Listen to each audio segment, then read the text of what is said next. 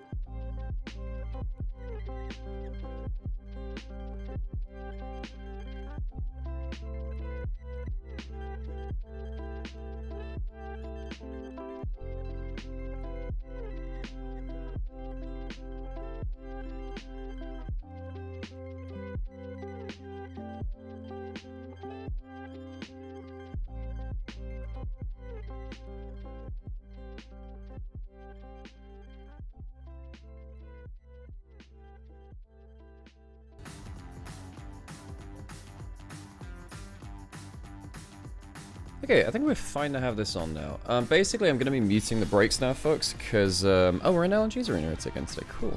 Is this like a, I wonder if they're doing like a road trip break to, why is that not working? That is not what, oh! There's a lens cap on it. I'm really, yeah, I'm really something, aren't I? There we go, hello. Hello, hello, hello, how's it going? Well, it's, what time is it here? Just coming up to just past 9:45. And I'm ready for some League of Legends, folks. I'm ready for League of Legends. First game of the day. Hey, thank you so much, literally, by the way. Appreciate that. So, Sam is taking Sundays off this year. That's one of the big things to, supposed to talk about. What am I going to do? I'm going to do that. And then let's just recenter. Let's recenter this a little bit. So I want to be sat like right here. So I want to be, make sure that's actually like that a little bit, actually. That'll work. Cool. That'll work. So Sam's taking Sundays off this year just because actually we need to have like a free day to ourselves. I'm gonna cover Sundays because I don't care to have them off. But basically what'll happen is on a couple of days a week, either Sam or I are going to be having a break. There'll probably like one day where we just take completely off. We'll see. To kind of keep things sustainable for ourselves. But what that does mean is today I will be solo casting the first series until Rafa wakes up from a nap and comes to come cast with me because I'm yoinking him from the LPL English stream. I want to go to get him in. So I'm going to go reach out to a couple of different play-by-plays and see if they want to come and cast. So keep your eyes open for that as the thingy goes on. As the split goes on. For instance, I am thinking about asking Quickshot if he wants to come on. And we did have a quick chat about that around Worlds last year. And I think there's some promise there. So, depending on his schedule, we might be able to get that in. I'm not exactly sure how we'd set that up, whether it'll be online or we'd find a place to do it in person, because we're both in Berlin. Maybe if there's a particularly big day or something which Sam's missing out on, we can go get him involved with that. But yes, I'll be solo casting the first series. Second series, though, we'll, what is this? Oh, it's just an advert. I've gotten on a bit of a hair trigger for that transition because it normally is rosters and stuff like that.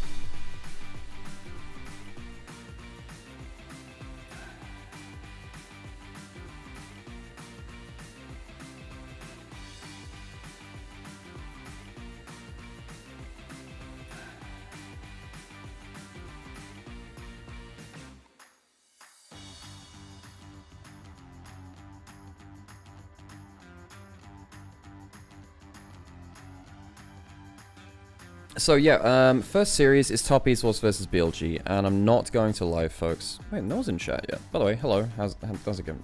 I hope everything's okay. I think everything's live. Let me check. Yep, that's live. This needs to... Right, this is public, that's fine, cool. Sometimes on Onivia it starts off as unlisted. I think it's public now though, it's cool. What are these? Oh, these are support champions? Enchanter supports. Well, Nico doesn't count as that.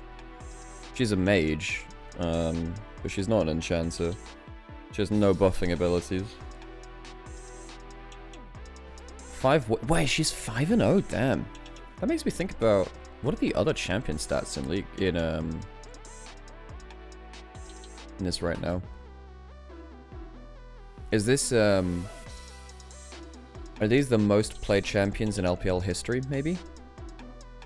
I think they're the most played champions in LPL history. To get like those kind of numbers, you probably do need to have that. I was checking some stats the other day, by the way. Ezreal actually breaks the Leaguepedia search function because he has over 5,000 results. So yeah, he actually breaks the he breaks it a little bit. Well, here's our thingy, as we call it.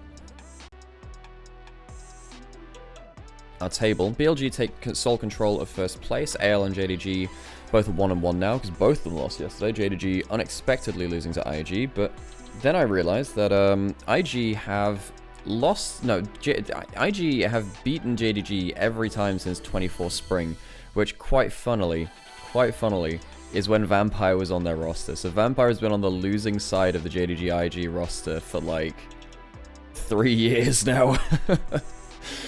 Oh god. He's playing again later. JDG versus AL. That's going to be a hard matchup for JDG. Because I think that JDG... Well, I think they're very strong laners. And then they make... You know, then they kind of... I think AL are... yeah, JDG are very strong laners, but... then they... Yeah, then they kind of, like... Can have some issues in their macro. And that's where anyone's Legend are probably going to blast them. First series, though. Top Esports BLG. Top Esports, their jungle support is not good enough to compete at this level, I don't think. Now, I like Nio as a player coming through from the LDL, from Top Esports Challenges. Fengyue also coming out that same team, but from a different era. But it does feel like weirdly, it feels like it's Cream versus the world, actually. Cream had a very good Silas game in game 2 versus anyone's Legend. But he's been a little bit, you know, yeah, he's been really trying. He's gotten some solo kills out of here, managed to kill Honky, as Honky's like greeted for waves and bits like that. And Honky was very good. He destroyed him in game 1. So both of them having a very fun mid lane matchup. The top esports are really struggling in bot lane laning phase and in macro. They are very much struggling to make ends meet when it comes to these games so far. And BLG on the other side, despite the game 1 curse, which they have put upon themselves through such means as Night Azir, should realistically be destroying this team. Now, the thing which I need to see from BLG is judging his early invades better. Early invades better. This guy's been dying way too often in some of these more high-pressure games. You know, I remember some games at Worlds, for instance, where he would lose the early game because he's been too ambitious with his early plans and it's not quite executed. On has been excellent so far. I actually think he's been, once again, BLG's best player so far. And a lot of people would be surprised to hear that. Oh, he got caught by the Kiana roll. That's what I didn't realize in that... That's what I didn't realize in that fight the last time I watched that replay. Got caught by the Kiana roll on the side. How did I miss that in the fight? Huh. I'm happy to see them making Knight player Azir, even if it's not his best. I feel like it's good for him to practice. I can see the logic for that. I can. And in fairness, they are winning the series. So I suppose it's not been at the cost of that.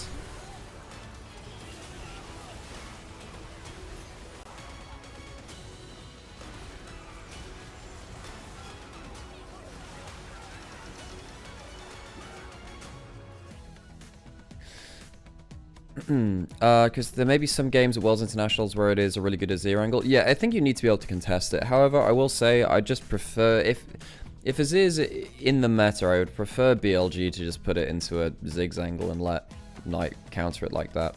I feel like that's just better for them as a drafting team because he is actually a very good Ziggs, and he's shown that before. So now we wait to see if they get when they'll get onto stage. I'm not sure if we're in Shanghai or if we're in Shenzhen. Not Shenzhen, Suzhou. Because I did see the intro for the LNG arena, which is in Suzhou. It's not in the Shanghai arena. To be honest, On is just very underrated all the time. A lot of the time. Well, that's because a lot of people don't watch On domestically and they watch him internationally, where he has had a bad track record for the last while. So, for instance, MSI last year was really not great, and then Worlds wasn't great either. So, yeah. So, I think that if you look back at Winter last year, if you look back domestically, it was Knight as by far the best player in BLG, and then there was On. So it's between the two of them. Hey, thank you for the follow. Appreciate it. By the way, gonna give TikTok a rest for today just because I haven't figured out how to get Rafa on audio for the TikTok stream. I think I figured out a way to do it now. I'm just thinking about it now. I just didn't think about it in time. And honestly, like, we had streaming on TikTok's been a really quite poor experience, actually. You get strikes and takedowns for basically no reason. It's very hard to go viral because of that, which is what you're there to be there in the first place, really.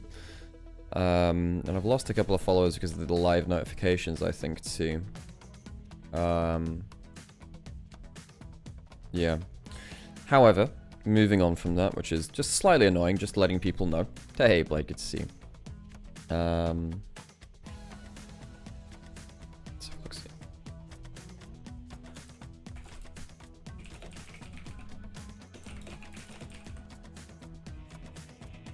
Yeah, so in terms of key matchups, wait, two casters actually predict top esports to get a game off of BLG? Well, BLG do have a bit of a game one curse. They don't exactly start the day very strong. And that is a bit of a worry. It is. It's a bit of a... So what you're hoping is that BLG fall apart in game one by their own means. Because that's definitely... You know, that's definitely something which has happened to a certain extent, right? I think in terms of key matchups, if somehow Top Esports managed to, I believe we're going to an advert thingy now. I don't interview. Let's listen to 赛前采访，我是洛星，在这里我们首先邀请到了滔博战队的打野选手奶油，你好，先跟大家打个招呼。奶油，大家好，我是滔博的打野奶油。欢迎奶油，我们都知道你的职业生涯呢是从滔博的青训开始的，这些年辗转了不同的队伍，现在又回到了滔博这支战队。那对于你来说，你觉得现在最大的不同和感受是什么呢？最大的感受应该是在外面积累更多的经验嘛，然后变得成熟一点，然后想在滔博打出更好的自己。好，那回到今天这场比赛，你们将要面对的是节奏和实力都非常强劲的 BLG。那你最想在这场比赛当中打出什么样的自己呢？让自己变得更勇敢一点吧，然后让团队节奏变得更正常一点。好，要敢开敢打。那我们也感谢奶油，我们期待你们今天在比赛当中的精彩表现。Hell yeah, you drink that warhorse. Who have we got from BLG? 同样在这里，我们也请到了 BLG 的辅助选手啊，你好，先跟大家打个招呼吧。大家好，我是 BLG 辅助纯。好的，欢迎。那在这里呢，我们也看到 BLG 现在已经是赛季初的2连胜了，不过看起来状态可能还是不算特别稳定。那你觉得是大家适应新版本的原因多一些呢，还是你们也在做一些打法上主动的新的尝试和调整？就是大家在比赛的时候还是会犯一些小失误嘛。那可以看到，其实这个赛季它的版本上面也有很多的变化。对于你来说，就辅助位而言，你觉得大家就是在这个整个时间段里面，哪个时间节点是最关键的？就是5到6分钟打野的第2个河蟹刷新点，那不会影响到打野到6的时间嘛？那个时间点非常的关键。好，所以也要在比赛当中多多注意。那我们也期待你们在今天比赛当中的精彩表现。I do kind of want to see if they sell them anywhere in Europe, because I actually quite like them. I say that as someone who's not actually attached like the product in an official way. I actually quite like Warhorse. It's like a flat energy drink. I go through like a lot of energy drinks right now, which isn't great in general, but it's nice to have, you know, options, I suppose. Really cool sets of matches today. Yeah, I'm hoping so. I'm hoping so. Yeah, Top Esports, they are huge underdogs here. I think realistically, 3 of our teams today are our top 3, realistically. Hey, how's it going? Sam is not going to be casting today. Rafa will be later, though, and I'll just wait until he's around. We'll just see where he's at, basically. Let's cool.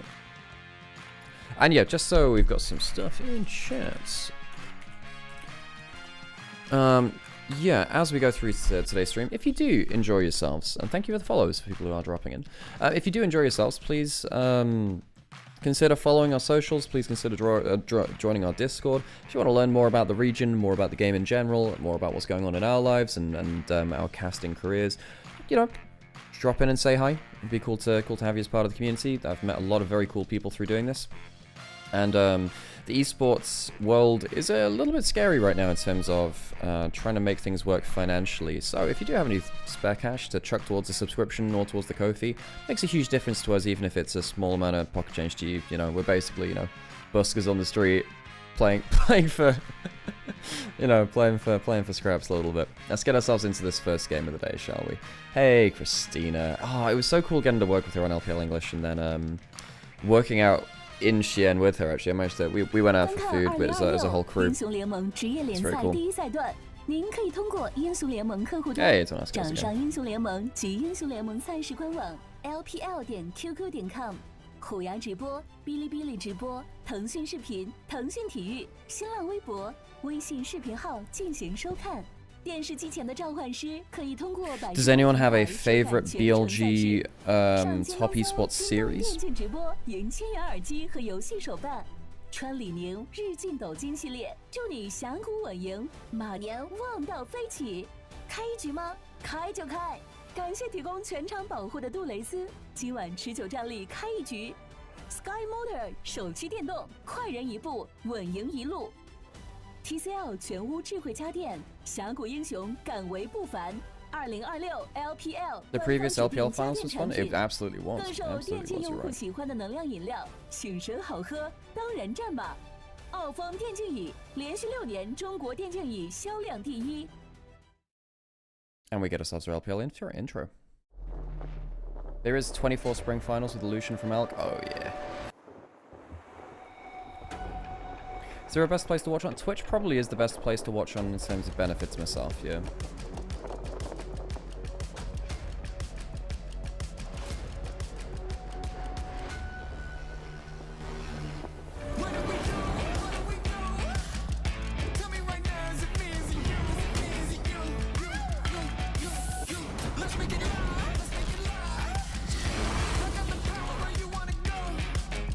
No worries, Blade. Thanks for stopping by.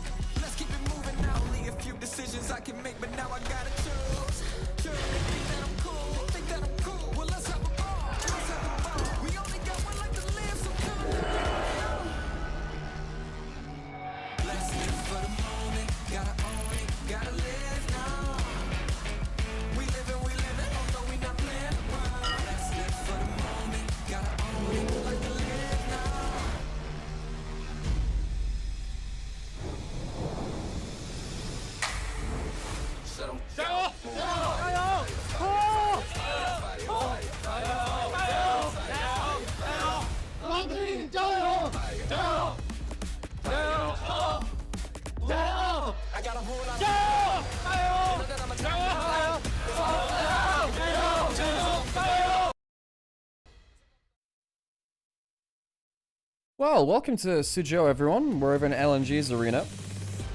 Let's kick off festivities, why don't we? Top Esports BLG. BLG and Top Esports have had a rivalry for quite some time, and BLG, last World Championship, were knocked out by Top Esports.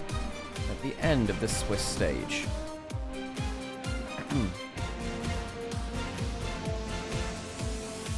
Realistically, Mookie, I should be turning it on to 1080 because the clean feed's actually not the high quality anymore.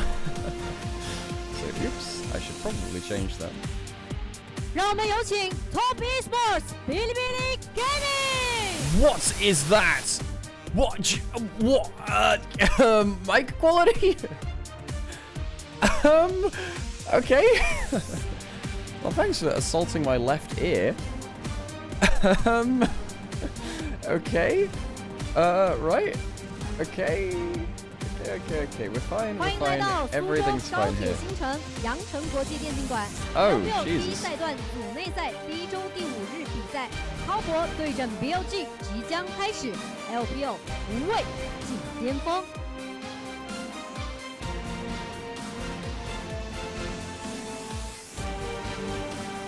Okay. Closer towards stage time.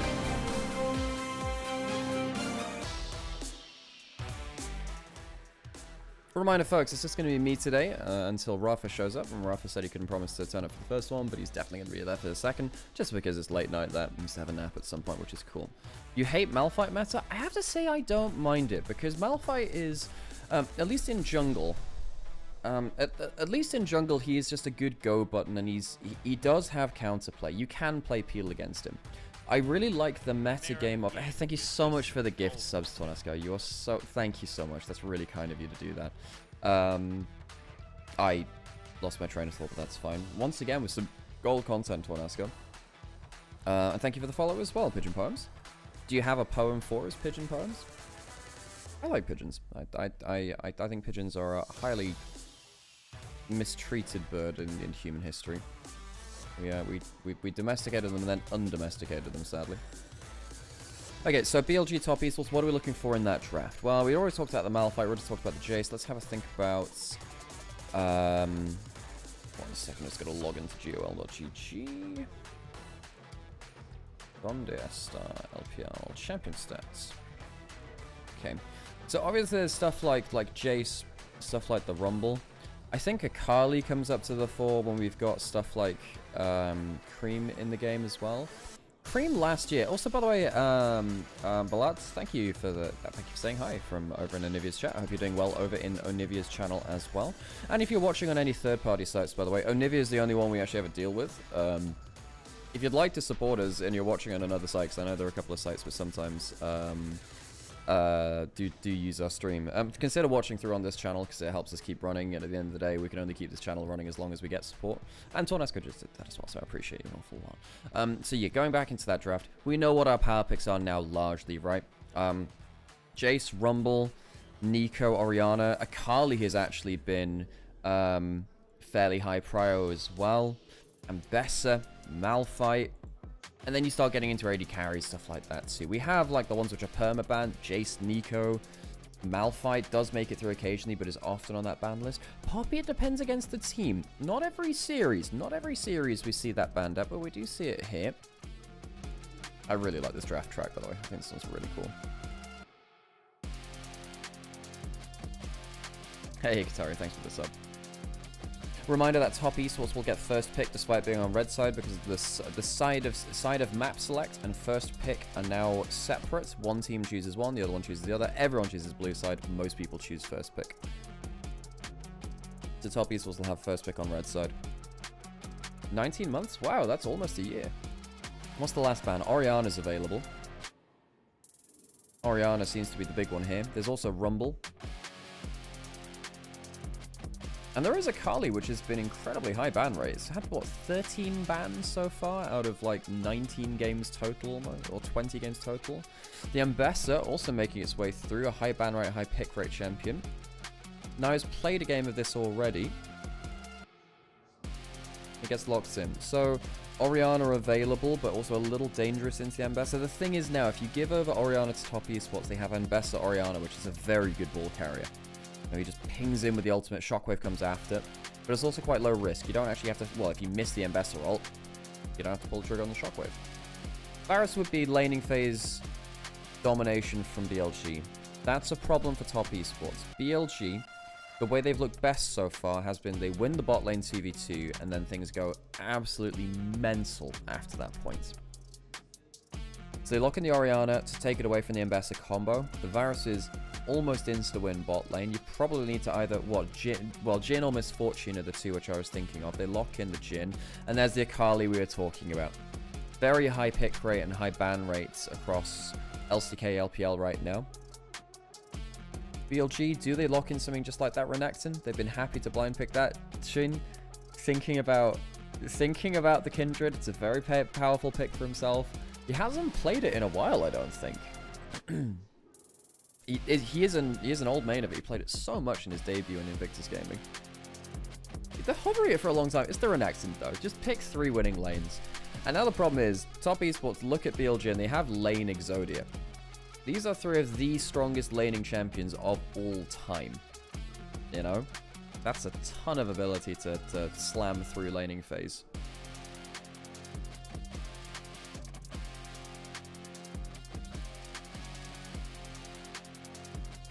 We're so screwed, Top Esports fan says in chat. This is the thing. Look, Cream is on Akali. He is one of the best Akalis in the LPL. This guy's really, really good. But I feel like they're already making concessions. Jhin is somewhat of a worse version of Varus. You're not as likely to get control of the laning phase. Going into our second round of bans now. BLG banning away the Sion. You could ban away 369 Cassante as well. Obviously a huge comfort pick for himself. Although if you did that, then... No, I think you ban away Rumble. Because I don't think... Top Esports don't have damage right now. Well, they have a bit, but they don't have a crazy amount of damage. Oh, sorry, Rumble's already gone. Okay, whatever. Ban away the Cassante then. Yeah, I forgot that the Rumble's already banned. I was not looking at it. There you go. 2 tanks away. What actually lanes well into the Renekton now? Well, nah, maybe? Renata banned away from On. Yeah, just to stop the laning phase domination. If you really wanted to... Well, you could go something like Karma, which is banned away from On, and go Varus Karma, which is really, really pokey in lane. But I think you need some more engage. You're probably thinking about Rel Nautilus here for On. I think that's a pretty easy slam dunk, right? But, end of the day, you would have to... You have the counter pick in jungle, where the Ambassador is likely to go into jungle. You can't really take the Ambassador into the Renekton matchup. It's too hard, really. So they lock in the Pantheon. Pantheon Orianna, it's a pretty good 2v2. Really enjoyed watching Pantheon over in the LCK recently. Not the support game from Life, but, you know. Oh, we get On! We get On for the first time in LPL. We haven't seen... You know, it's a 369 special. They wanted a tank frontline. And there's the Ral. I suppose Ornn, Akali, they play a little bit differently, of course, but they both do have that backline access, which they kind of slam into the backline. On did play a game of Shen support already. This is not a troll. This is not a drill. Alert, this is not a drill. Hey, thanks to the hype train, by the way, folks. It was very cool to have that during draft. And thinking about that Braum into quadruple melee composition. There we go. Braum can block the Ornn ultimates, can deal with the Rel and laning phase, and give an extra tankier member to walk into these fights for. I think BLG have slammed this draft, folks. I think Top Esports, they've picked some comfort, you know, 369 Ornn, Cream Akali. Jachi is a very competent Jhin player as well. For those of you that don't know him, he's stepping in for Jackie Lovis. He takes a break for a split, similar to the Shy. However, I look at Top Esports and I just think, how are you going to survive early game? How are you going to survive versus BLG in these lanes? They're a very dominant laning team from what we can see, and if they win bot lane and allow for bot side invades, this is another thing, by the way. The side of map select, blue side allows for easier bot side invades because of the way that the terrain of Dragon Pit protects the bot side red buff for blue side, but not for the blue side of the other side. So if you win bot lane, you can invade off of it with a winning bot lane. And after that point, it becomes quite an easy winning game plan for BLG. They win bot... Well, On has been exceptional in lane so far. His games versus anyone's legend were all peak in regards to that.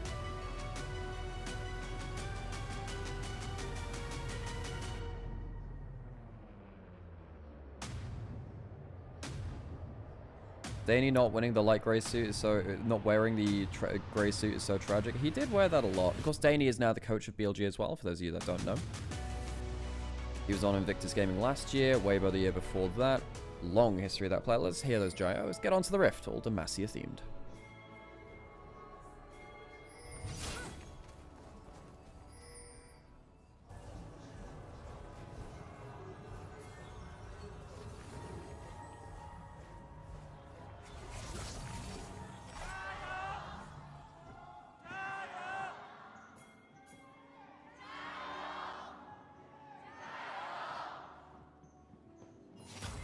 Oh, audience makes themselves hurt. All the damage into the crash down shield, actually. Level 1, probably at this point, going the way of top esports. Using that heal to think about getting that fourth shot on target. They get onto the Braum, though. Hang on, if they get that passive, that's a problem. Damage back. Level 2 is still going to be hit quite easily by Jachi and Fengyue. They get themselves the early push in on the early level 1. The question is whether the bounce back will be won by Viper and On. So if you start pushing around the level 3, still fine. Knight. Oh, he's going for the Winter Wonder Ori skin this time. Typically plays the Dark Star Ori. Crash down. Not good from Fengyue there, actually. Oh, sorry, Fengyue. Using the heal for sustain there, actually. Then again, there's no ignite in the laning phase. So it's not well. Yeah, I think that's fine. I mean, the heal's good for the movement speed, right? But don't always have to use it for that. Bin pushing in against 369, no surprises there. And we have a pause. You know what I need to do? I'm actually going to run 1 minute of ad break while we're in this pause, just because I realized that the pre-roll's really falling off quite low because I put my adverts on too early when I started up the stream. It's okay, so we'll do that now. And if you'd like to not see ads on Twitch, yeah, drop a sub.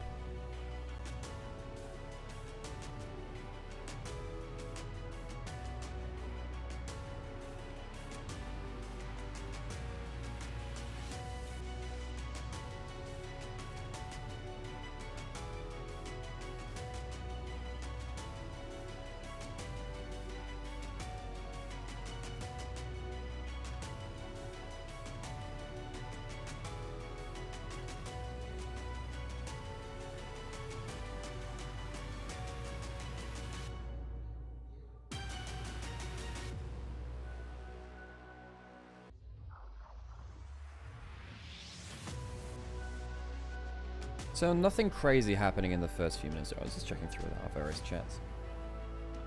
What's everyone up to today? What are your plans outside of LPL viewing? How's LCK going? I haven't watched that today. It's happening at the same time, obviously. I saw that there was like a huge game from Nongshin versus HLE.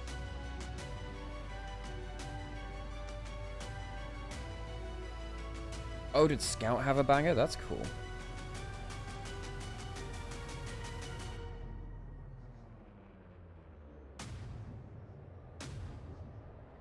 Dude, HLE, thought they'd be coming in with a bit more momentum than that.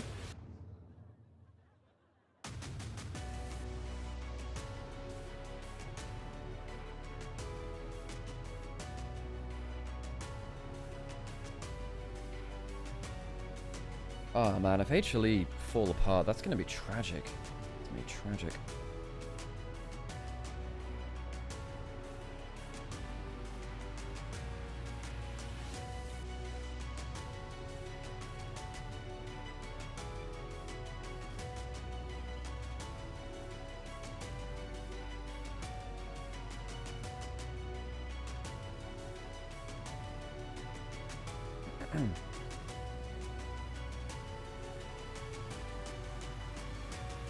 Let's have a look at some of the other upcoming matchups we've got in the week. Let's have a think about some of them. So we've got Anyone's Legend JDG coming up next. That's going to be big. And then we're into our 3 series days tomorrow. I have Summoning Insight tomorrow as well. And then it's 2 game days from Tuesday and Wednesday, 3 game day on Thursday and Friday. What are our biggest games of next week? I mean, IG BLG should be fun. Anyone's Legend Weibo also should be explosive.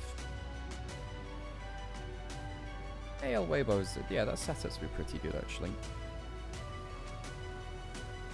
JDG NIP. We haven't seen NIP play yet. Who's on the NIP roster right now? Hoya, Guon, Care, Assume, and Draw. Yeah, Guon looked pretty good in Demacia Cup. Yeah, that could be a fun matchup. EDG need to get so much better at playing around objectives. EDG are actually quite a... They should be so much better than they are, but their objectives are less good right now. It's me being very diplomatic. IG top esports, that's going to be quite important. I think IG are better than top esports right now. You know, Rookie had an awesome series yesterday. Back into game. There we go. Nice, back into game. Okay, flashing force, trying to look for the solo kill. Forced the flash instead. 369 just about lives. And now he's got himself door and shield and a bit of heals. So it's flash for flash in top lane. 369, does he even lose any farm for this? I'm not sure he does. So Ben goes for the solo kill attempt. Doesn't really lead to that much. You see, if he had gone for the combat summon attack, gone for the ignite first, you know, perhaps it would have worked out better. Perhaps he would have got that kill. Cream losing out on a bunch of CS here. We did talk big about his Akali coming into this game. It was Durnby who called him the second best Akali in the LPL.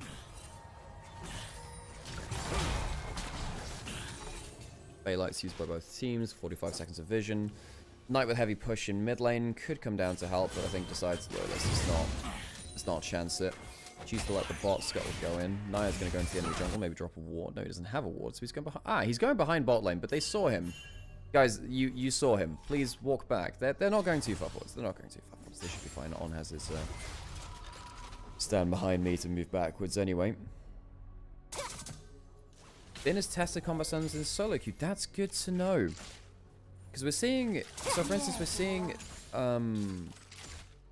seeing some like cannons take ignite and then use the teleport from the roll quest. Shun could flash into mid lane. Great trading there from that Cream. You see there the ball kind of corralling him into the wrong area. Good movement speed from Shun. Where's the E coming out from him? There, he's trying to flash out, and he will do. So flash down. Shun using that E for movement speed, threatening that stun. Yeah, the teleport for the quest teleport is very high. It is. I do see the logic there.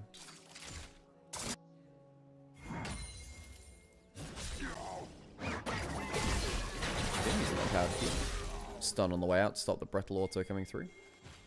They're not really getting a CS lead here. See, back in 2023, when we had the real golden year of Bin versus 369, we saw effectively... I'm going to steal that vision plant away. Trade between the two supports. We saw Bin picking very heavily for individual lane. He does have a 10 CS lead now, so he's getting something now, which is good. But we saw the 369 would play tanks for the team. Bin play a lot more for the lane and individual carry potential. Keep missing.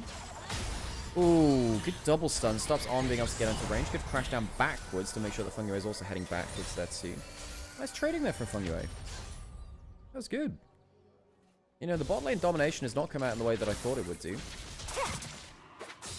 On and Viper doing fine, but nothing special. Bin's the one with the CS lead. Well, Bin and Nia both really destroying their lanes right now. 10 CS lead apiece at 5 minutes is... That's something which top esports would have loved to avoid. Dragon is available. But that trade in bot lane is allowing for this dragon to go over easily. Hey, Montes, by the way. I did see you in chat earlier, but hey, let's go. Do they walk up and contest this? I mean, Viper quite low HP. Shun walking up with empowered Q. Chooses not to do that though. And the cost of this is Akali once again losing another wave in mid lane, I think, or parts of it. You're going to lose a fair amount of HP, I think, if you go for this. Yep. Knight just using that. Yeah, hang on, going in with the ult. Does he get the full one shot? There could be an investor coming through. Good trade, but no kill angle. So he's using that for pressure. Sometimes Akali does that. Shin walking into bot side. Knight does have Shockwave. Nio does... Oh my god, he's got level 6. You need to be careful, Knight. He'll have to flash out of this. Shockwave onto Cream, who doesn't have that perfect execution. And he also has no flash. Shin, no! Misses. But then the ult from the Ambassador goes onto the target behind him. Orianna gets the first kill. And it won't matter. Cream is too low HP to change anything. Viper's walking forwards as the battle. Varus Cream trying to clean up, but all he finds is more mess. Viper with one last piercing arrow to take down the fight. A 4-for-1 in the bot river skirmish.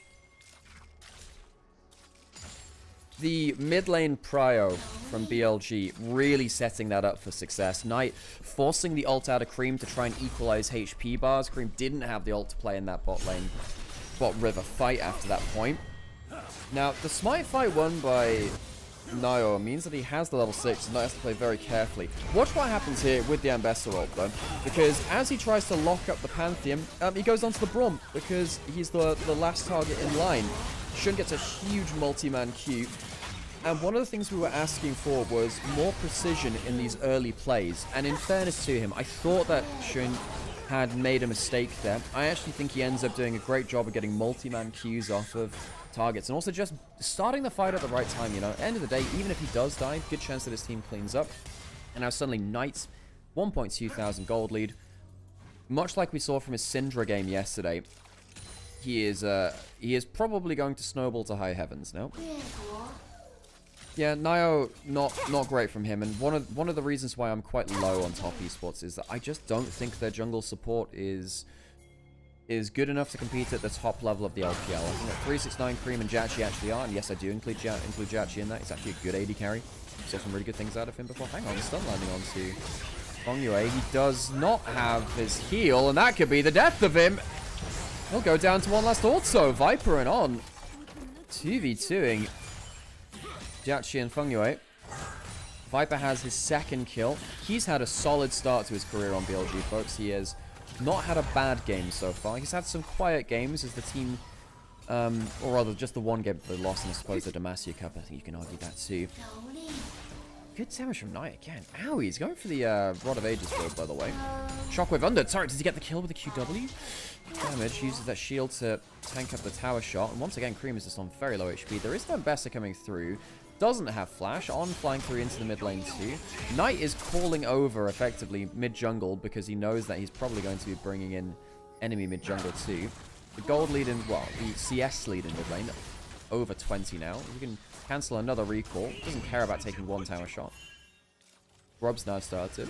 And much like the bot river skirmish, the mid lane priority has allowed Shun to walk up towards Grubs. Now, imagine if we saw more of this in the Azir, you know? Knight's laning has been pretty solid so far in, given the matchups he's played. The one game, I think, where he got a little bit blown up was the Talia versus Cassiopeia matchup. But he started another one. Again, the bonus of going towards the Rod of Ages build is that you have a bit more HP to play a bit silly like this. Now, Cream has his ult, but he has too little HP now to fight back. If Knight is a little squishier, maybe. Let me do that right now. Cream does have teleport to get back into lane, but...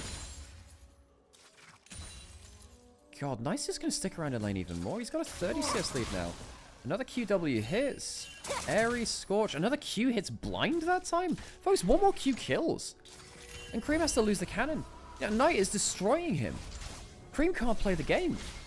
And this is the danger of falling behind early on with the role quests involved as well. You know, the more time you spend missing CS, the more chunk taken out against you, the later your role quest comes through. Top Esports tried to bring in jungle support, and it just didn't work out. They did. Hang on, ult going towards top lane. That's a flash. Yep, that is perma CC. And 369 HP bar hits 000. Refusing to recall further back. So this is also something which was noted by Noam Watley, by the way. If you recall too far behind mid lane turret, you actually lose out on your role quest a bit there too. It's a real pain. Cream is going to be probably, I would say, about 2-3 minutes behind Knight in the role quest now. Although mid lane doesn't matter when you hit it as much. It does matter for the power spike you hit with those boots and the fights you take around that point.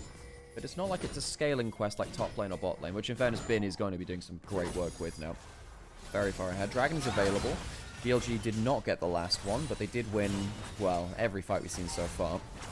Ghost pop by On from the Summoner Spellbook. Viper's over the wall, and he gets an ult onto the engaged support. Shouldn't goes forwards. Great pick off by Viper on the off angle. Shockwave comes through. They're jumping onto the Orianna now, but he's got a Braum protecting him. Cream is very much going on a one-way mission, and it's going out. He does not have enough safety, and he goes down. Dragon goes to top Esports, but every single kill in the fight, all 3 of them, go to BLG.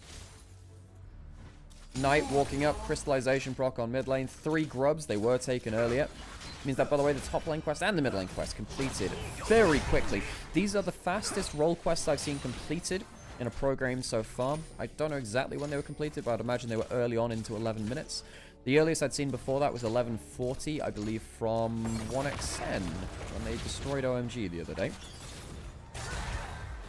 Spoiled for LPL mid laners right now. Knight and Cream on one screen, Scout on the other. True, yeah. Playing on Nongshim.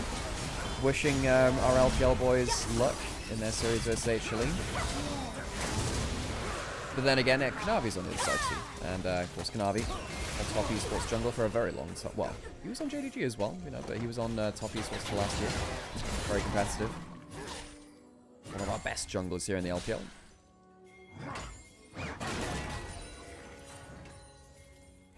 $2.6 thousand gold lead at 12 minutes, just for Knight. Has that Rod of Ages ticking up very early.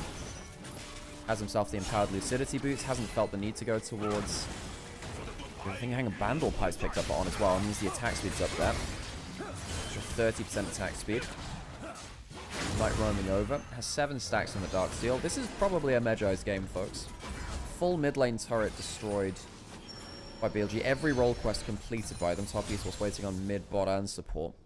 This is the worry. This is the worry about Top Esports compared to, well, any team versus BLG, but particularly Top Esports today is that, you know, the one on the screen. Top Esports laning phase is just not good enough across the board to stand up to BLG, because when it comes to the early skirmishes, it feels like, you know, one of the lanes will pop off hard enough to give BLG the better angle. Do you think the roster changes have strengthened or weakened in LPL internationally? Well, anyone's legend has stayed the same, but they've lost their coach, which is going to negatively impact them because Tade is so important to them, or was. BLG should increase their ceiling massively. We'll see what their consistent level's at. No, but Shun, he fixes the spirit of a team, as we've been saying. Even if he individually does go for poor invades, sometimes we've seen that already. You know, he's a guy which at least calls the skirmish as well, it seems like. BLG seems to be much more on the same page. On walking in, he's still quite tanky. He gets the Bandle Pipes active. Bromalt puts in, on making sure he's in range for the extra attack speed for that Pantheon. He does use it well. Flash away from the Shockwave. Top Esports have to back off. And once again, he can't do stuff because they're too pushed back. There's no one coming from mid lane. So much early gold against him now. Oh my god, the attack speed on the Pantheon means he's putting out extra auto attacks very consistently. Didn't expect Braum Pantheon to be as strong as it was in this game. Opening up the curtains, EUs. There is a shield from the Orianna. I think they'll just walk out safely. Varasalt used to force the Ambassador backwards. Pushing in towards the bot lane turret now. Why not? And Top Esports throwing out ultimates defensively to try and hold on to their own turrets. 3,000 gold lead in mid lane right now. 3,000! Nio spotted on a ward here. Knight knows Shockwave, did use it in that last play, but I don't think he cares too much. Still happy to stick around in bot lane. Has 2 level advantage. That'll increase when the Rod of Ages completes in 6 minutes time, or just under. Bin has been left on an island so far in this split. We've only seen the 2 series from him. This is the 3rd, but seems like with the role quest, BLG have taken the... Hang on a second. He's got Shockwave coming up now, and Cream did just use Flash. Turret goes down, so Cream has to back off very quickly. He's going for the Gunblade first item, which can be a bit of an issue versus Orianna, because you need to sometimes Protobell over the Q to get in range for ult to skip out of the Shockwave. Reese's Knight's not doing too bad here. There is a Dominus, and Bassa flashing away from it. Horn ultimate used to clear the wave. On coming forward to so Shinsu. Oh, 369. You thought you had the support of your jungler. You did. You just didn't quite realize that so did Bin. Knight teleporting up to the play. Another turret down. 15 minutes, 8,000 gold lead. This is more what we saw from 24 BLG and 23 BLG. An early laning lead giving BLG an extra knife to shove between the ribs in an early skirmish. Walk forwards with a huge gold lead. Don't look back. Jachi, he might have his flash blown here. Presumably, it'll be blown by the shockwave. There you go. Another summoner down. Appreciate the follower there, but the follow down, by the way. Wicked Raven. Herald. Another prize for BLG.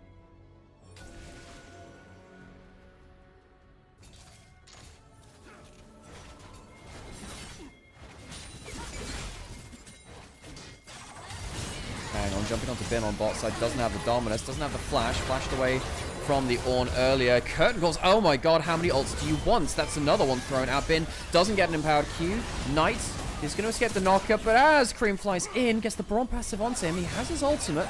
Onn's quite tanky right now. Viper in a bit of a strange position. Not exactly sure that's the terrain for him. Bin goes down, but Top East wants to use 1, 2, 3. I said, well, 2, 3 ults for him.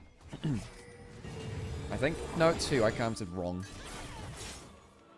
Top East was big investment to bring down Bin for the first time in this game. He's still ahead himself, by the way, 1,500 gold. Is Shun being back the reason for BLG's sudden stability?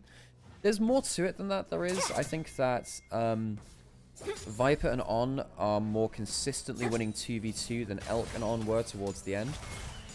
In fact, that's something which has happened somewhat in last year, really. Compare it to 23-24. Elk and Onn were not winning lane as consistently for BLG.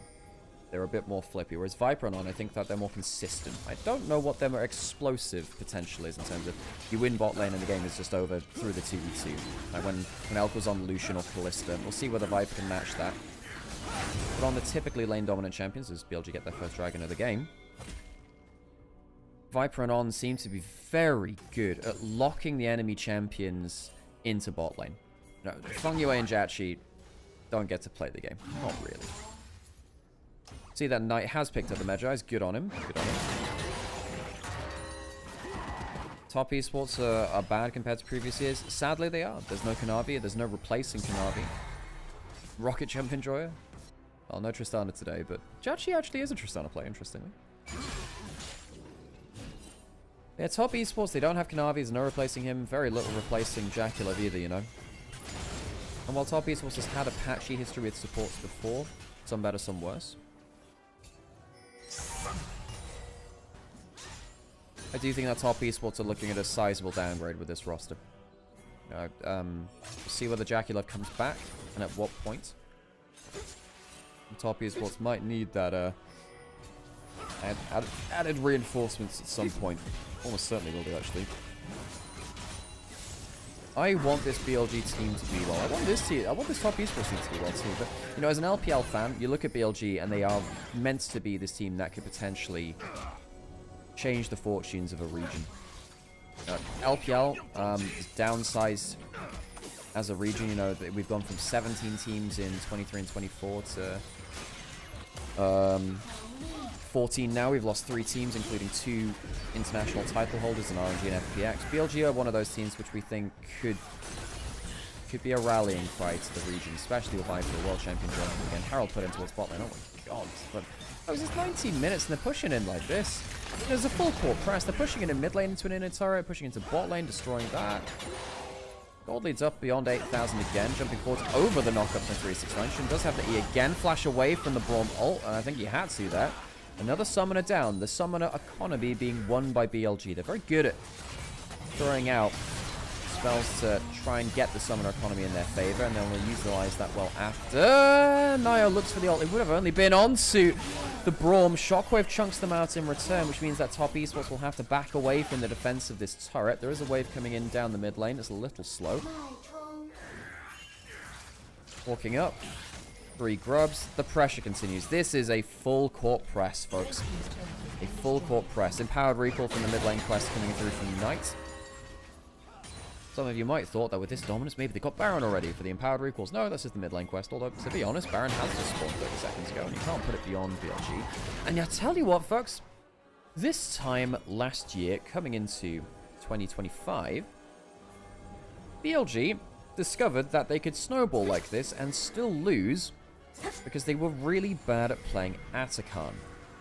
Atacon doesn't exist anymore, folks. So instead they can play around side lanes instead. They do commit the teleport top side. The shield used to block out the Ornn ultimate. Pantheon ult similarly used. But yeah, one of the biggest buffs to BLG. There's no Atacon anymore. You can't throw at that objective anymore.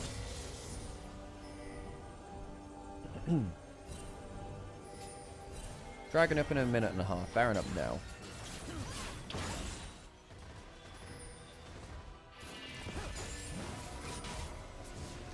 Cosmic Drive completed for Knight. 2 items for Bin, the Black Cleaver Shojin. Nasty core for the Renekton. Shin with the Black Cleaver too, so if he jumps forwards and gets that triple auto from the W, someone's effectively at 0 armor already. On the other side, I mean, Bin 369 does have, you know, an upgraded item, level 15. Once again, the siege continues. This would be the 3rd and final Ats turret taken. There is a shockwave available. Gotta be careful. Shin could walk up for that triple auto. Again, that Black Cleaver doing some work. Jumping out of the Jin W. Another turret down. A couple of turret shots taken by Shun. Wow, that was a bad pronunciation. I'm trying to fix my pronunciation of Shun. Which is not Shun. I'm trying to do better, folks. I'm trying to do better. Oh my god, they pinged out so many walls. What do they do? No, they lost all their inner turrets already. And everyone is so self-sufficient that it's really hard to get kills. Now, Bin still has Dominus and Flash. Folks, you're not killing him. You're not killing him. You know, the Ornn didn't have his ult. It's not like you could throw that at long range. Would have had to commit like 3 flashes to have a hope of it. And even then, he probably flashes away. Bin might recall before the next dragon. There you go. Orianna doing the same. Now, something which 369... Well, 369 and Knight both like to do, actually, back on JDG in 2023, was walk to an objective, then teleport back to the side lane, rather than teleport into the flank. Hey, Raph, how's it going? You doing good? How are top esports still alive? Well, barely. It's 10,000 gold lead at 20 minutes. Knight had like a 2,000 gold lead at 12 minutes. Alone, individually. Flash forwards from Fengyue. Knight does have that shockwave, and Viper's spell shield hasn't even been blown. On pops the Bandle Pipes, and now he's an enchanter. Fengyue has been diffed by one hot bag of air, which is somehow also a musical instrument as well. Scotland, explain yourselves. The Ornn ultimate onto Bin, but they just don't have the damage. Where is the damage? You've got CC, but it doesn't feel like they have anything else. 369 holding the door shut. Shun has got on a one-way mission to kill down the Akali. 2 dead. He'll give his life for that shockwave dashed out of by Nio. He might live. On puts up the shield. Poor curtain call. It's just curtains for the game, I think. Before 24 minutes, BLG have inflicted an atrocity upon top esports. Another tower down. Dragon was taken in the midst of that, and BLG, Rafa, buddy, I think we were correct in calling this a ritual execution. This has been sure something. This reminds me of that BLG 23 summer, that BLG 24. This is a hell of a way to play out a game. And if you want to reignite some faith in you, this is how you do it. Incredibly powerful laning. Skirmishing off of pushing lanes. Transferring that into good objective fights. BLG used to be known as bad late game in 25. Look, 369, it's honestly pretty good. Oh my god. Get yourself a jungler like Shun, folks. What a guy. What a guy. I have very fond memories of running into Shun in the hotel lobby in 23 summer and taking a picture for Mazal and Shun, who's one of his favorite players of all time. Got very fond memories of that. Used to get we got like handmade noodles for breakfast in that hotel. Oh, it was so good. And yeah, BLG, turns out if Atacon is gone, they feel a lot more confident. Shun can happily jump into 1v3. Jumping out again. They're trying to put ults down onto it. I just don't think it's going to be that impactful. The shield blocks up the Ornn ultimate. And there's just nothing left for top esports. There's just nothing left at all. 2 die again. BLG protect every single member. Doesn't matter. Shun is diving in like a madman. He's 2.5k ahead. Knight, the real hero of this game again. 5k ahead individually. Baron will be started. And it's not often that you see an Orianna able to walk in an Embracer, but, well, such is life. And Knight will take another kill for himself. 25 stack Megis, 4 items for the superstar mid laner. Baron will be taken at 26 minutes. And that will likely be signaling the death push. Now, he doesn't have himself ultimate now, but the extra move speed from Cosmic Drive and from the Magi's keeps him very safe. We saw this in the Syndra too. So what this is what happened to the Jhin. Had to flash away from the Shockwave. Has to do that multiple times this game. By the way, folks, yes, Sam's taking Sundays off this year, which I think is a completely fine thing to do. And Ruff is going to be joining us for, well, I see him in chat, so I suppose whenever we next get a break to chuck him in. We're yoinking him, folks. Gonna be asking around for some flavor players to see if they'd like to come and cast some, you know, cool League of Legends. I hear some of that happens in the LPL. 14,000 gold lead for BLG. There's still turrets to take. Is this going to be a 20,000 gold lead game? I wonder. Viper, an immaculate game from the Varus as well. His positioning has been genuinely very, very good. His most important play of the game, I think, was that arrow over the wall. I want to say it's second dragon fight onto Fungyue. Impressed by every single member of BLG here, folks. Shun and On have been on the same page, bailing each other out of harsh situations. Knight's laning, Viper's playmaking in fights. Bin's self-sufficiency. Nio goes unstoppable, but, well, you can't cleanse death. Greatest of all CC. Gold lead goes beyond 16,000 gold. That's a Pantheon ult onto the Nexus. He has a GA. He does not need to care. That's another couple of kills. Why not? Chachi has to cast his ult from the fountain. Normally the fountain is from where all hope springs eternal. A double shockwave and Eon to the fountain. Bin has a guardian angel to keep himself alive. A triple kill to Viper. 23 kills from BLG slammed into the hearts of top esports. That was not close. BLG are levels above.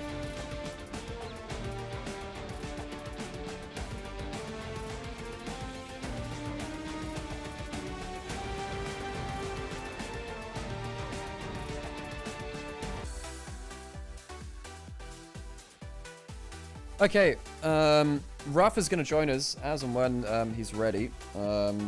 Not sure if Ruff, you got anything you got to get ready, but well, that was genuinely just a ritual execution. This is just not fair. There are levels between these teams. BLG looked fantastic, and one of the things that we were worried about for BLG was, well, do they keep this up for game one? You know, or rather, do they have issues in game one of the series? It seemed like they had that in some of their other previous series.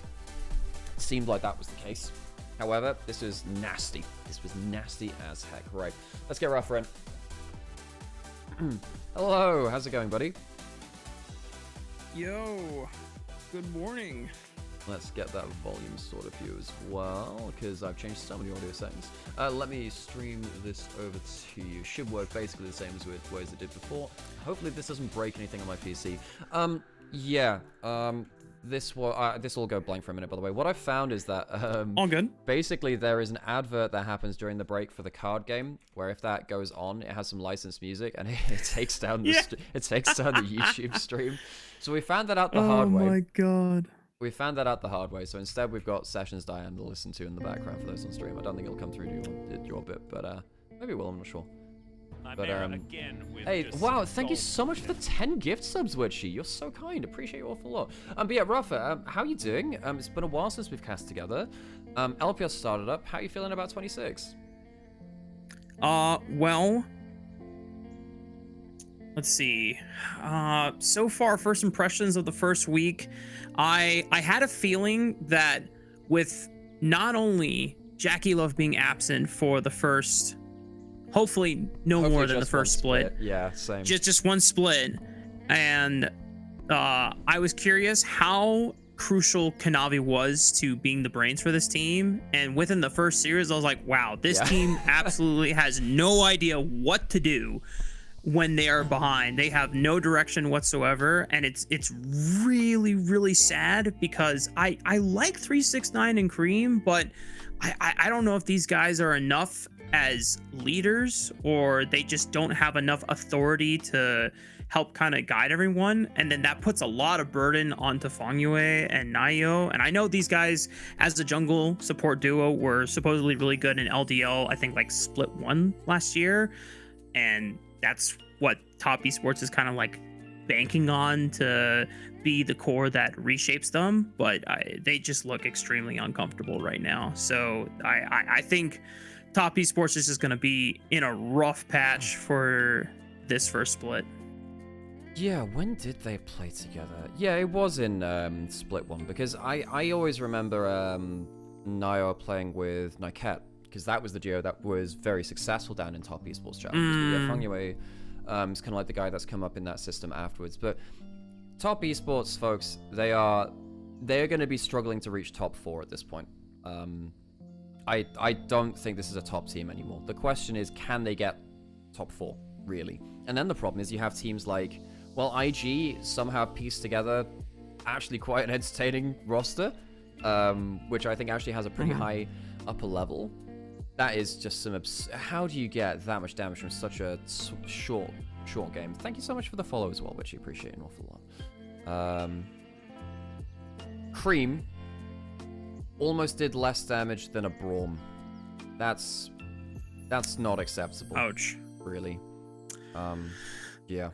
On a signature champion too. That's And we've seen a couple of we've seen particularly Karis happy to give over Orianna to play the Akali.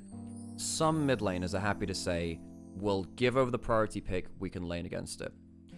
Cream is meant to be one of the best Akalis in the LPL, and I still think he is. I don't think you can do that against Knight, though. Knight is he's just a level above when it comes to the laning phase like this. And imagine we see more of this than his Damazir, Rafa. What do you make of the Knight situation there, huh?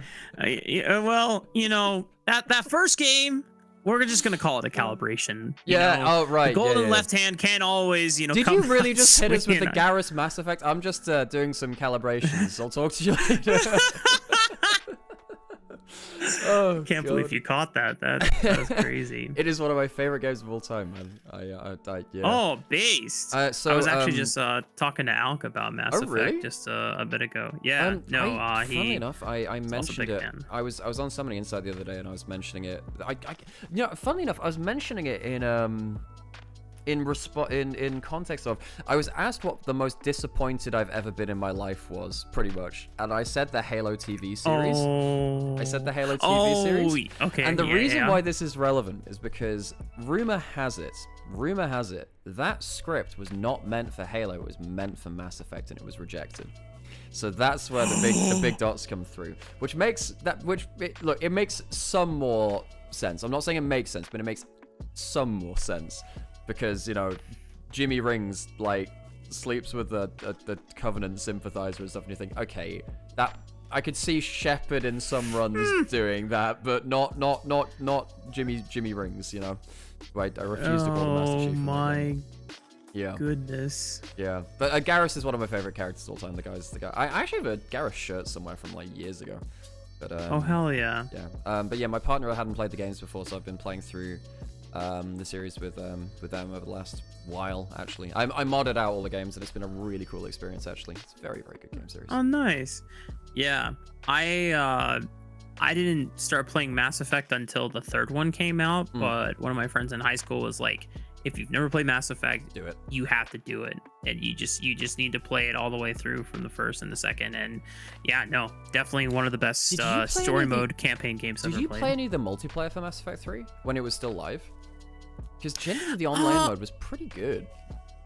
I tried it, but I would always just go back to Halo Reach or COD. That's fair. It's a very different. I was a simple man back then. It was just. Yeah. I was living in like North Carolina, so everyone either was only playing Modern Warfare 2 or Black Ops or Halo Reach, you know. And if you were playing Halo Reach, you were in like the nerdy theater crowd, and so I was like, okay, well, do I want to play with the jocks or do I want to play with the I feel like in like our generation, we were just on the tail end of like the super hype of like Halo 3 multiplayer, which was like, Halo 3 was really cool, because effectively Halo Reach was when it started becoming more. Well, of course it's night player of the game, no surprises there. True. Turns out he's very good at Orianna. Who could have told this? Yeah. Jesus Christ, 30% damage share, 201%. That, you know, actually that's even more impressive, because he got so much gold, he was still 200% gold efficient.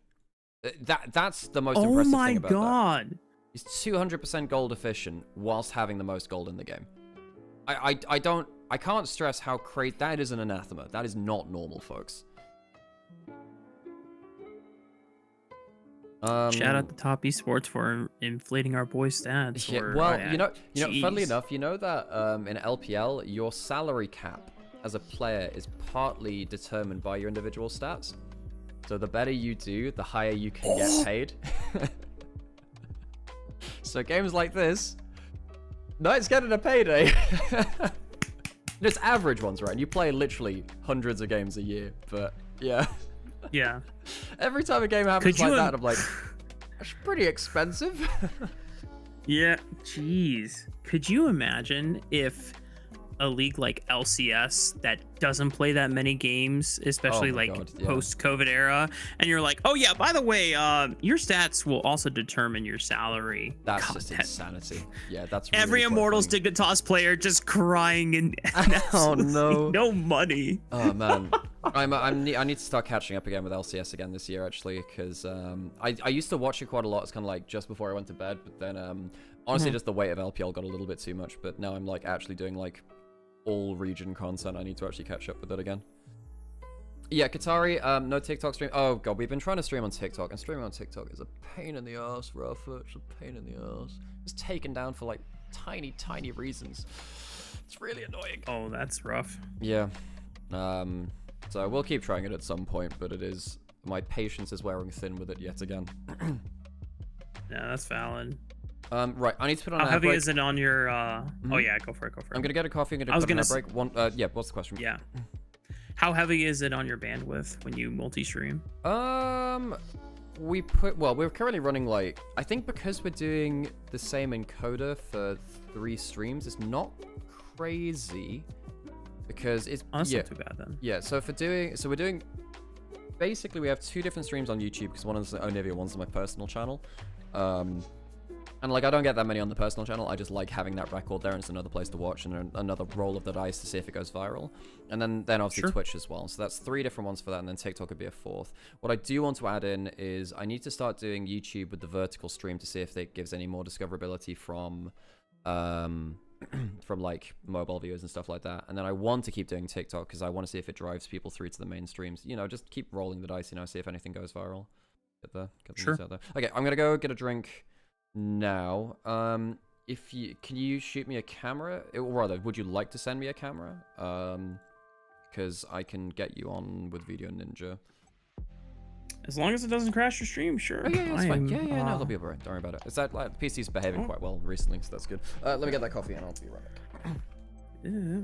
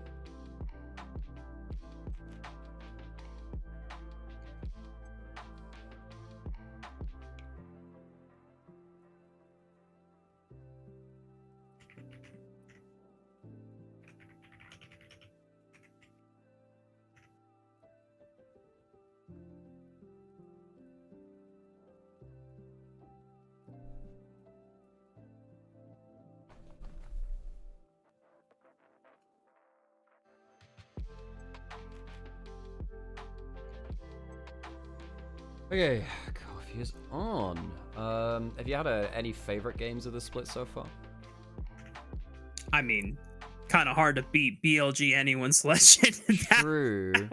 Well, that was awesome. Tell you what, I really loved IG JDG. I think that might be my favorite LPL matchup. You know, well, Weibo JDG is also kind of like weirdly funny too, but yeah, that IG JDG game 1 was just something special. I need to go back and watch it in full because after BLG and AL, I hopped into your chat and I was kind of just like lurking and passed out. So I didn't see the full series, but I heard that IG won. Let me show you this. I posted on Twitter. There's one team fight, end of game 1, where effectively the whole game comes down to can Malphite land a big engage onto Rookie. He's flashless, but he has a Zhonya's. He steals a Baron, then walks up to bait the engage, Zhonya's, and then Jway ults in such a way that the Malphite is going to get CC'd, so he has to ult before that lands. But because of the timing, he can't hit Syndra before they come out of stasis. So like Rookie and Jway like somehow finagle it to a point where they completely nullify the Malphite engage in a 4v5 and get like a game-winning Zhonya's bait. It is one of the best team fights I've seen. It is so good. That's probably my favorite play of the year so far. Am I winning the cast? I don't know. How do you win a cast? Oh my god. Fucking no, right? Oh. I keep watching it and I'm just like, how does that work out? Like, Jway put his...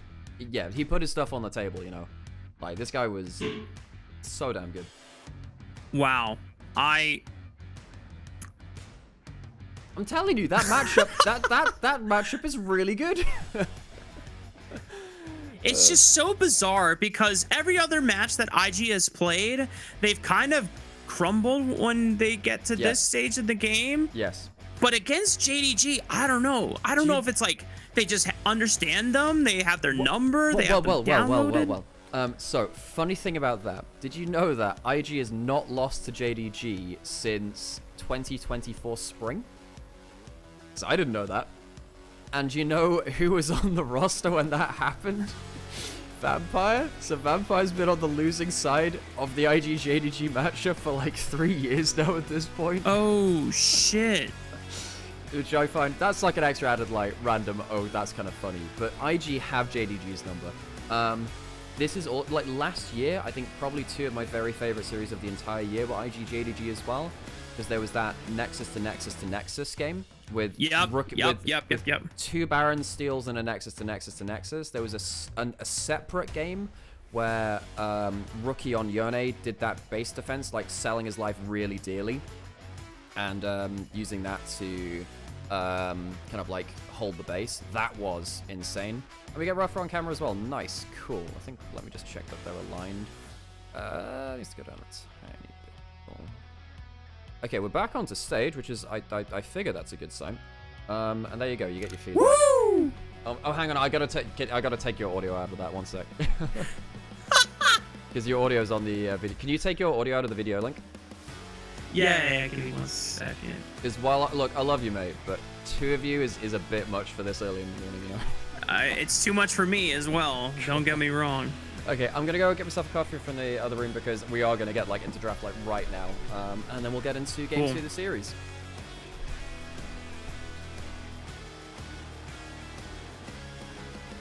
Gamers, I do not have.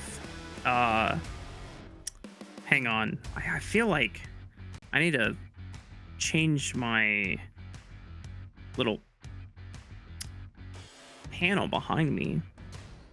Is this all I have? Pokemon and LCS? I feel like it would be sacrilegious to throw up LPL English. Do it. Well, it just says LPL. You can't read the English part. Well, you know the music, time to dance. Let's get in the draft. Woohoo! Right, let me put you on full screen. Cool, Bam. Cool.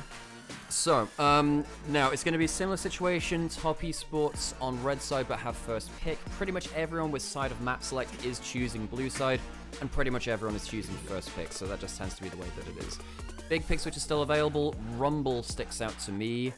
Anything else? No, Nico's gone. Rumble's the big one, and Zed Jungle. Zed? Did not expect that. Did not expect that at all.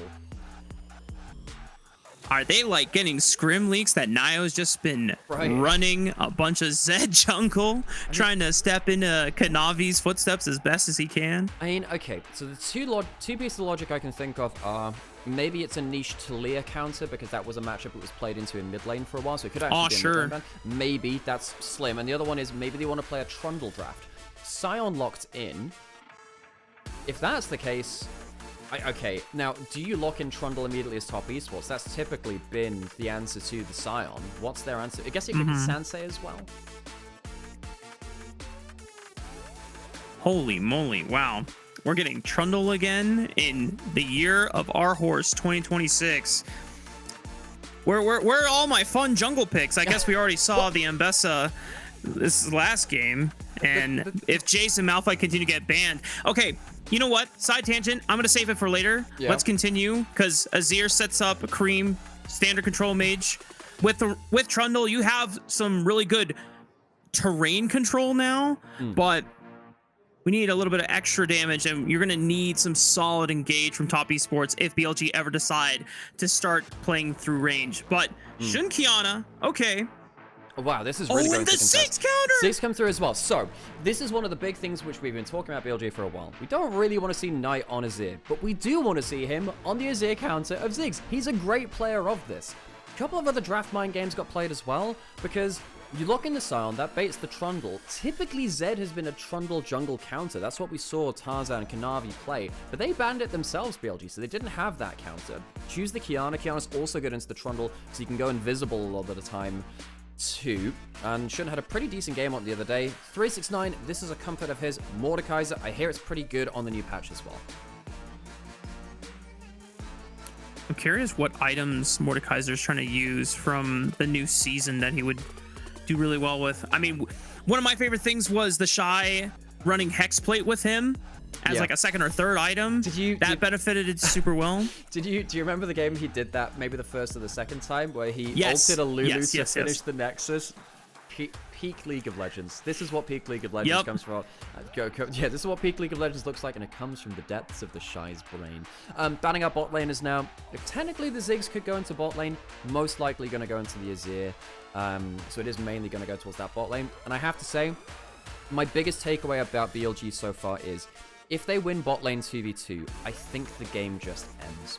Because what happens is, Viper and On are so consistent at applying pressure in a winning lane, at least what we've seen so far. It allows Shun to constantly play the map with extra backup, which is the way that he loves to play. This is the way that BLG 23 played. This is the way that BLG 24 played. You can change the nameplates of Elk or Viper or whatever, but if they had a winning bot lane, that would be the way that they'd snowball through games. Jackie and Fungyue need to have some way to contest in that lane and make sure that Fungyue can actually be on the map to stop this Kiana now from just running over things. Mans just wants to invade and steal camps from his jungle opponent every day, all day, here in the LPL. I can respect that. Yeah. And the fact that Viper and On is now giving you the best, most reliable bot lane win condition of doing that so far here in 2026, like, you can understand why BLG have made this change in hopefully raising their potential ceiling, not just allowing them to lead the league once again domestically, but to lead again on the world stage. Yeah. So Misfortune locked in. We talked about the importance of winning a bot lane matchup. This will help you with that. Now, there are some worries about this. Misfortune into Ziggs, kind of rough, because you open up your ult, center of that Ziggs ult is going to hit you every single time, and you got to move your ass. Sivir, it's pretty fine into the Misfortune. You can push for that ricochet very early. You can spell shield. I actually quite like the Sivir here quite a lot, because it helps keep your Ziggs safe as well in a way that you don't often get to do. Thinking about going somewhere else, though. Viper will not choose his champion for now, the Alistar instead. I think they're trying to figure out what would give them the best push, because Shun would still like to have ways to be able to play through Viper and On, and whether it's Viper and On getting an early advantage, early push, so then On becomes unlocked like he has been so far here in 2026, and that has allowed him to leverage Shun as best as possible. You have to blind your support, and with blind Alistar and a Poppy still available, that does make things kind of easy for Fungyue. Yeah. However, fun thing as well, this is a conversation that I started last year around the Trundle meta, so it will be that Poppy locked in. Yes, it does work well with the Alistar in lane. Whole thing about this lane anyway is that the Sivir just carries your Alistar through lane. You ricochet your way through the lane, Alistar just exists. He just has to hit level 3, level 6 at some point. He's fine, the Sivir will push, and there are very few things you can do about that. The bonus of picking the Alistar here is what it does into the Trundle. Trundle is picked to deny the Scion value. What Trundle does is it removes your power to have tanks through resists. Alistar is not a tank through resist, he's a tank through damage reduction from his ultimate. So Alistar is one of the best anti-Trundle champions in the game because it allows you to still have a tank frontline whilst also not giving him a great ult target. So as long as Bin is not giving that free ult in a good position, On can kind of take up frontline duty as well. We come around to the overall composition now. I actually really like what BLG have put together. I really like this kind of frontline backline split they have. Sivir Ziggs is a nasty combination. As long as BLG can cancel the bullet time before it hits Ziggs and Qiyana if they are within range, they really, well, the Ziggs really shouldn't be, but as long as they can cancel that, then I think they're in a really good position. If the Trundle has a good game into the Sion, maybe. That's a win condition as well for top esports, but for that to happen, they need to survive through to teamfights, Rafa. That did not happen at all in game 1. Nope. BLG, from what I caught, 17 minutes into the game, they had already kind of blasted them in the laning phase, and there was not a single winning advantage for any side of top esports. And I mean, here, at least going into game 2 as we hit Summoner's Rift, top esports at least have this Misfortune setup, which historically has always been a nice AD carry to try and guarantee some lane push. Maybe some Gyos from the crowd here. There we go. There you are. Take a while. Thank you for doing it on command.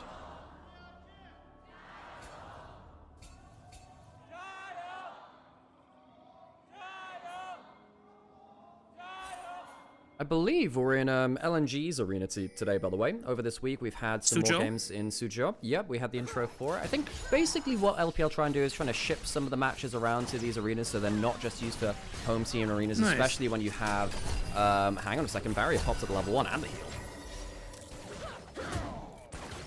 Exchange of summoner spells, just almost a common currency for both of these bot lanes to try and do here at the highest level in LPL and maintain that push. And even though we talked about Misfortune historically being able to reliably get pushed, I mean, this is Viper and On for a reason, who are trying to reestablish themselves as one of the best bot lane duos coming into 2026.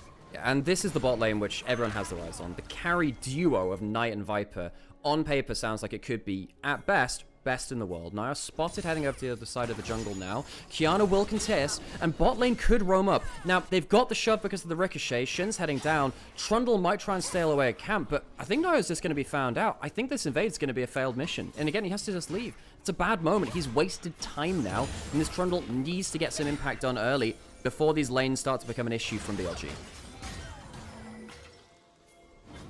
A quick shove into the wall from Fong Yue. Decent damage on.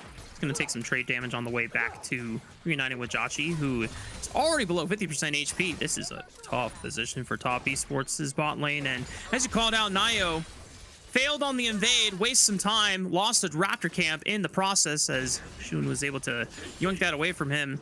Already, one of the things when you are trying to beat Trundle early in this game, you don't want to always ignore your farm, because while yes, you skirmish really well super early on, if you fall behind, especially to something like Qiyana, I mean, her item spikes ever since junglers figured out, you know what, Profane Hydra and Axiom are really cheap, and you can get those 2 items before Trinity Force junglers often get their first one. I see you're also an enjoyer of, you know, Propane Hydra and Propane accessories. I hear that's a wonderful booming business right now. Yeah, and one of the big things about Qiyana into Trundle is that you can just permanently stay in Grassblade, and Trundle can't do anything to you. So in an individual 1v1, that's a problem. And even worse, there are some cases where the Trundle Pillar works against you for the Qiyana ultimate too.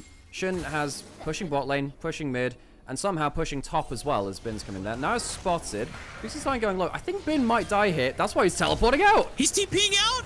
Oh, but the flash from Naya so he could pillar and interrupt Bin's teleport. He flashes, trying to see if he can get anywhere close to Shun, but he's all the way in the depths of his own blue jungle, and it's first blood for top esports as Fong Yue is going to at least push Knight off the minion wave, give some reprieve over to Kareem. Knight be forced to flash away here as well. Fong Yue is going to try to get in there. The steadfast presence does interrupt Schwinn briefly. Hang on, this could be a flash thrown by the Poppy now. He does have to get away from that. Really good patience from Knight. Good discipline on using that on using summoners. He'll recall, come back in with the tier. He'll be full HP. Looks a little bit dodgy, but I think with the HP that Fong Yue and Cream are at, it won't really lead to that much. Comes back in with actually doesn't come in with a tier. Comes in with an Aptone and a Mana Crystal. Was wondering if he'd go towards the tier item. Chooses not to. And Knight doesn't have to blow the flash in that whole sequence of events. That's definitely the most important thing. We'll get look at the replay here. It literally looked like 1 second before the TP was canceled. So close. Oh. It takes the flash, and I think after this point, Bin kind of like just frustration flashes. I don't know whether he expected to be still slowed from the Pillar of Ice. Or in this case, I suppose the Pillar of Filth. Right on the bot river now. If this leads to anything. Pillar does connect. Oh, nice combo there from Nayo and Fongyue, able to connect that heroic charge. He gets a nice slam onto On's Alistar into the wall. Top Esports, they're up 2 kills so far in the second game. And it's led to a 1,000 gold lead. Great stuff. The Poppy Alistar, not Poppy Alistar, Poppy Trundle combo working very well there. Pillar into wall stun, and you're not at the point where the Alistar has the ultimate to shrug it off and be that frontline tank. Fongyue has been everywhere. You know, one of the criticisms I've had, the biggest criticism of Top Esports is I don't think this jungle support is going to be good enough to compete at the top level of the LPL. They've had a great start in this game too, especially after a disaster game 1. If they're going to get a better foothold in this game, it's probably going to come through from them. Watch to see what happens, particularly when Fongyue gets that level 6 as well. That Poppy ultimate could be a game changer in those team fights. And then for BLG on the other side of things, you're waiting until now you have that Ziggs ultimate. You're getting towards the point where Shin's going to get himself onto the board with first item. He's already got, you know, the triple longsword build, the old Talon build from days of yore. BLG are getting towards the point where they're very happy to fight. Now the team has really made a strong inclination to go for the first dragon. While Trundle has been a part of first 2 kills of the game, he didn't get any of the kill gold for himself, so he's not necessarily in a strong position to try and move on and Viper by himself with his presence to see if he can start some dragon stacking. But BLG not really investing into that time either, so I imagine that we're just going to be waiting for grubs to spawn with the dance that has been going on back and forth. The fact that Cream was poking his head over into the bot side tries to relieve a little bit of pressure here from Jauchi and Fongyue. Bin with the farm alarm and top side, level 6 to level 6. Damage from the Q there. 369 goes down to half HP. Of course, eventually the Mordekaiser can really take over in this matchup and take the Sion out of the front line. This is, you know, this is actually a composition which Weibo played a game of. Thinking about it, I only just remembered this now. Last playoffs, there was a really fun composition where we saw the Mordekaiser and the Poppy. 369 ults to make it a 1v1. Well, he knows that Schwinn is right on top of him. Nayo is trying to beeline as fast as possible. Supreme display of talent at the ready. Just a quick flash by 369 to get out of harm's way and reposition to the safety of Nayo right there. And that does mean that Schwinn is going to hold on to his ultimate for now. Fongyue's on the roam again, is in top side. Could again look for that Bundle Poppy combo. Grubs spawning in a minute, so they're not available just now. Showing good presence there. You know, gets that flash for free. Ah, this is a problem though. Because the Poppy's on the roam, you've now got this bot lane into a position where it can freeze on you. And that can be a big issue. If you do... Hang on, jumping on 369. No ult this time! I fear, Nymaera, that 369 experienced a lack of object permanence. Thought that Schwinn was not going to be there in that bush, and unfortunately, you forget that Schwinn and Bin are really good friends in real life. So, you know that sea turtles, they stick their heads into coral reefs and they think they're safe because they can't see anything. 369 has discovered some sea turtle gaming right there. Nayo will get the first dragon of the game. There won't be a contest, but the cost is, as you said, that top lane play. 369, no teleport. 369 gonna lose himself a minion or two to that tower as well, and the kill goes to Bin. Now, I will say, in this game, I don't think Sion having gold matters too much. He's still up against the Trundle, which can be a big issue. What it does matter in is holding a side lane versus the Mordekaiser. That's the big thing that gold will do. And we've definitely seen BLG want Bin to be able to survive on an island. It caused them a lot of issues, actually, against Weibo when Zuka was getting so far ahead of Bin in that first series they played. And you can see that sometimes, I think, messes with the instincts of BLG.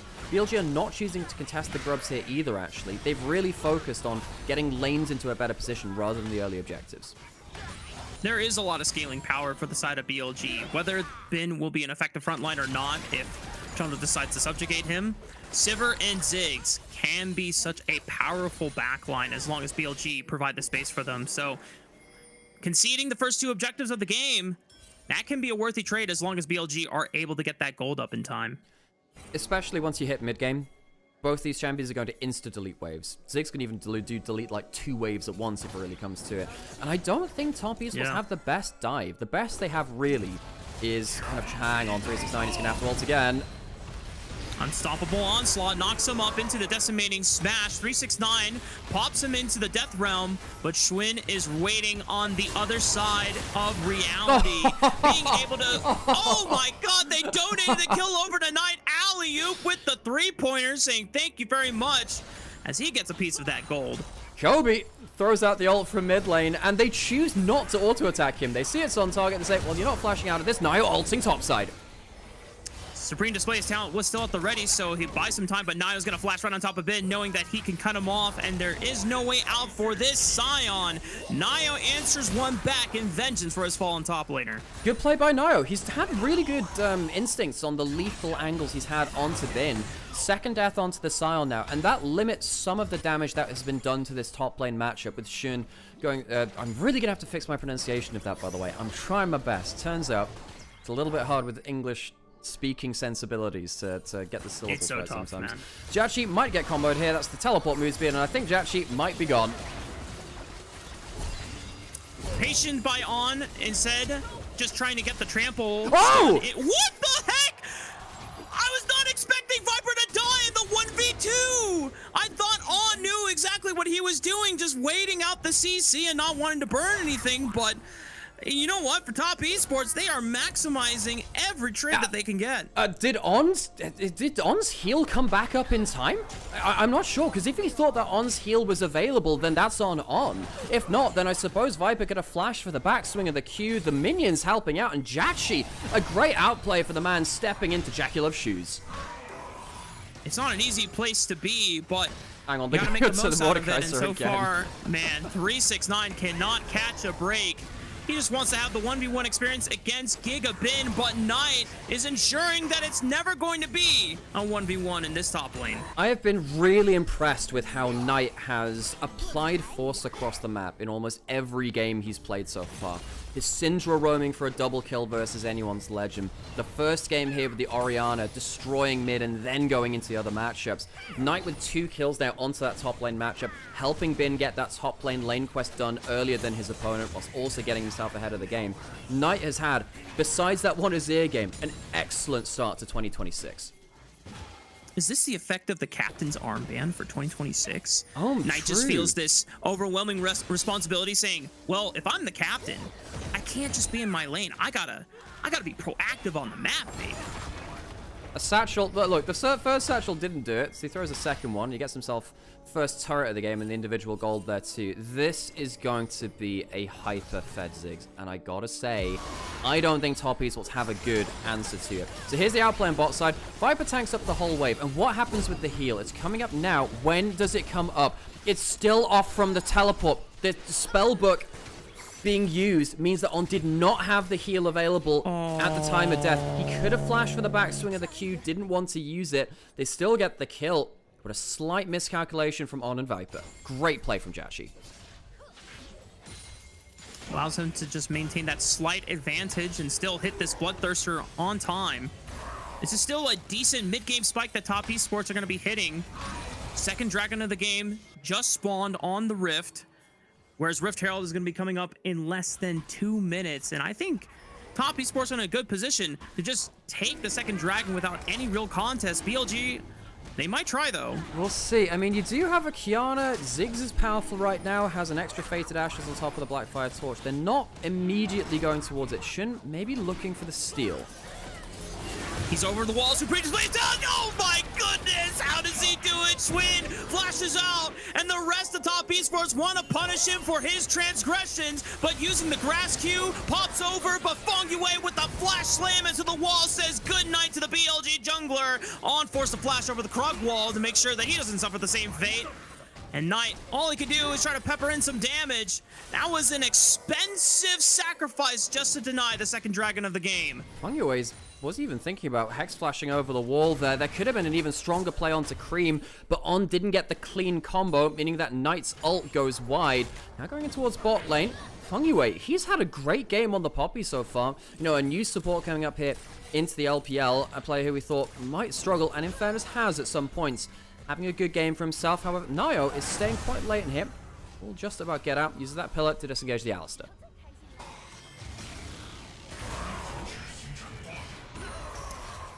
So, on the one hand, by denying the dragon, you delay top esports from getting a super early soul point, but now you are down Flash for what is this, 4 minutes at this point?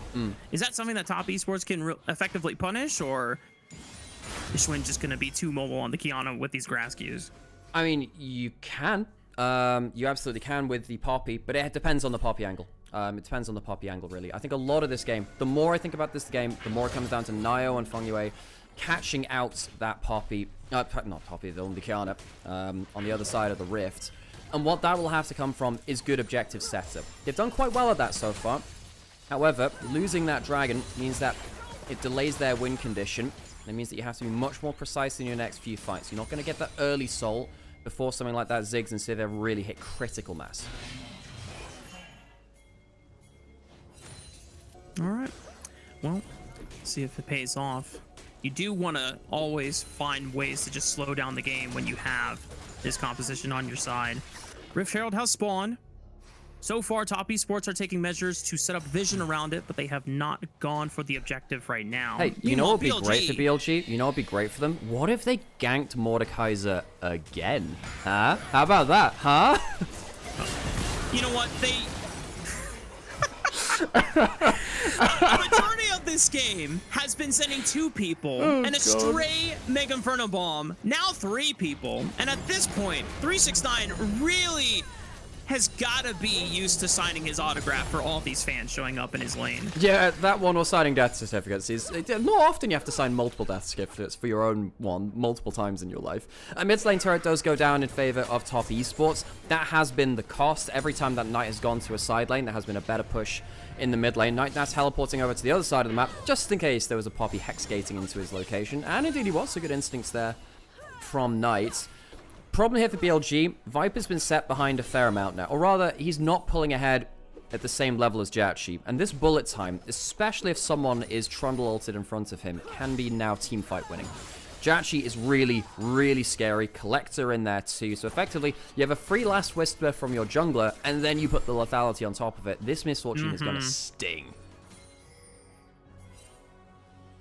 Actually, a nice combo I didn't even think about until you just mentioned it now, Alex. That's why they pay me the big bucks in, you know, Twitch subscriptions and stuff. There you go. There you go. Dude, just leave 369 alone. Holy, this guy cannot catch a break. Forced to flash, and 3 members dedicated to the top side. Sure, BLG will drop the tier 1 turret, but they're going to try to do their best to see how many plays they can get on this tier 2. Knight using that fast fuse passive from the Ziggs to just do unreal damage to the turret.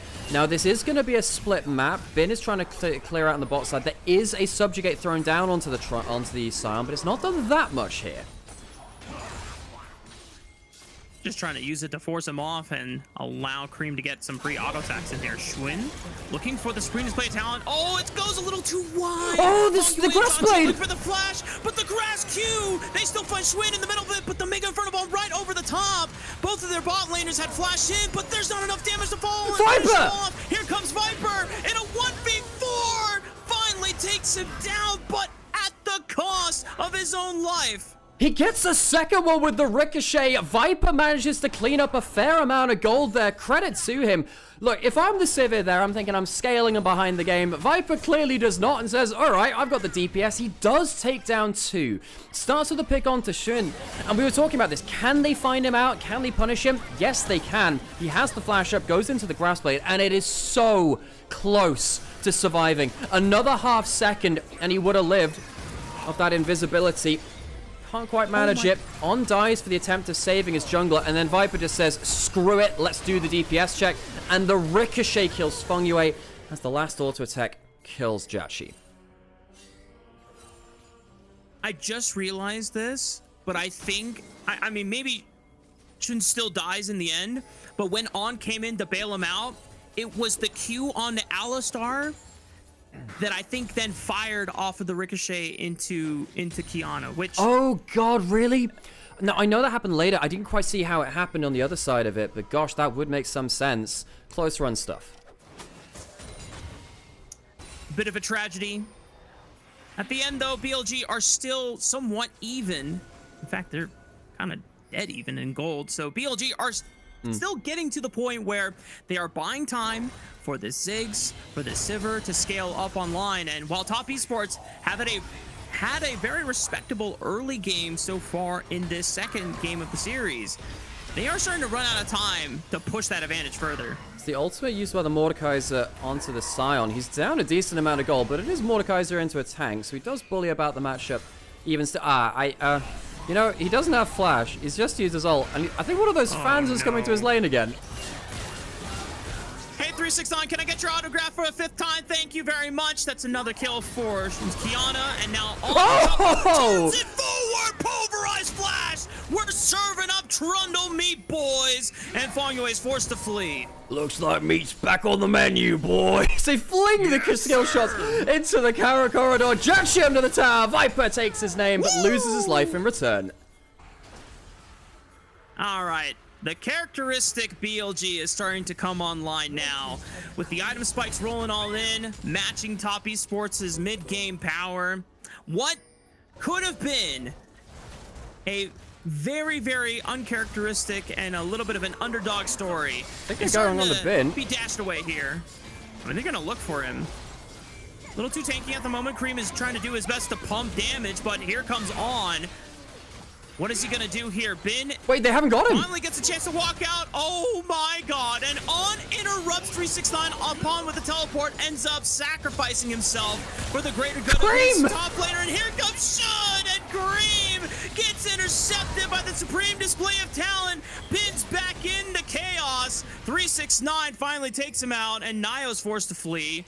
This is starting to devolve into pure clown fiestery. 369 once again 1v1 against Shun. Can he win it? Not this time. Riftmaker not enough, but Naya with a quick flash chomp, and we'll put an end to the Kiana. Another teleport is coming in. Who is joining the battle this time? The new challenger is Fongyue as he slams Knight into the wall, setting up the bullet time for Johnson. Oh, Viper! Viper treats one back. The action never stops here, Nymaera, as I think On wants to look for an interception by taking the Hex Gates, but everybody's got to calm down now. We have been fighting for the past minute and 30 seconds now. Mate, for a little while, I thought the LPL had somewhat slowed down. A lot of the back end of 24, a lot of 25, the game seemed a bit slower. Seemed like we'd taken, put the gloves back on. The gloves are off now. We explode beyond a kill a minute. Initially, it's the play of the Poppy Azir using the wall to set up and make your own wall stun combo. And they can't quite kill Bin at first.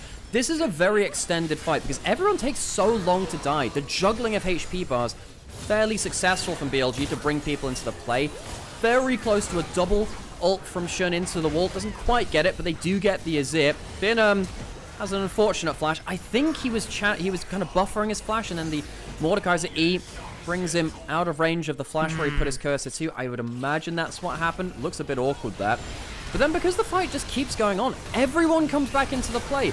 Hex Gates get used, teleports gets used. I'm not even sure who comes out ahead from this. I suppose Top Esports too?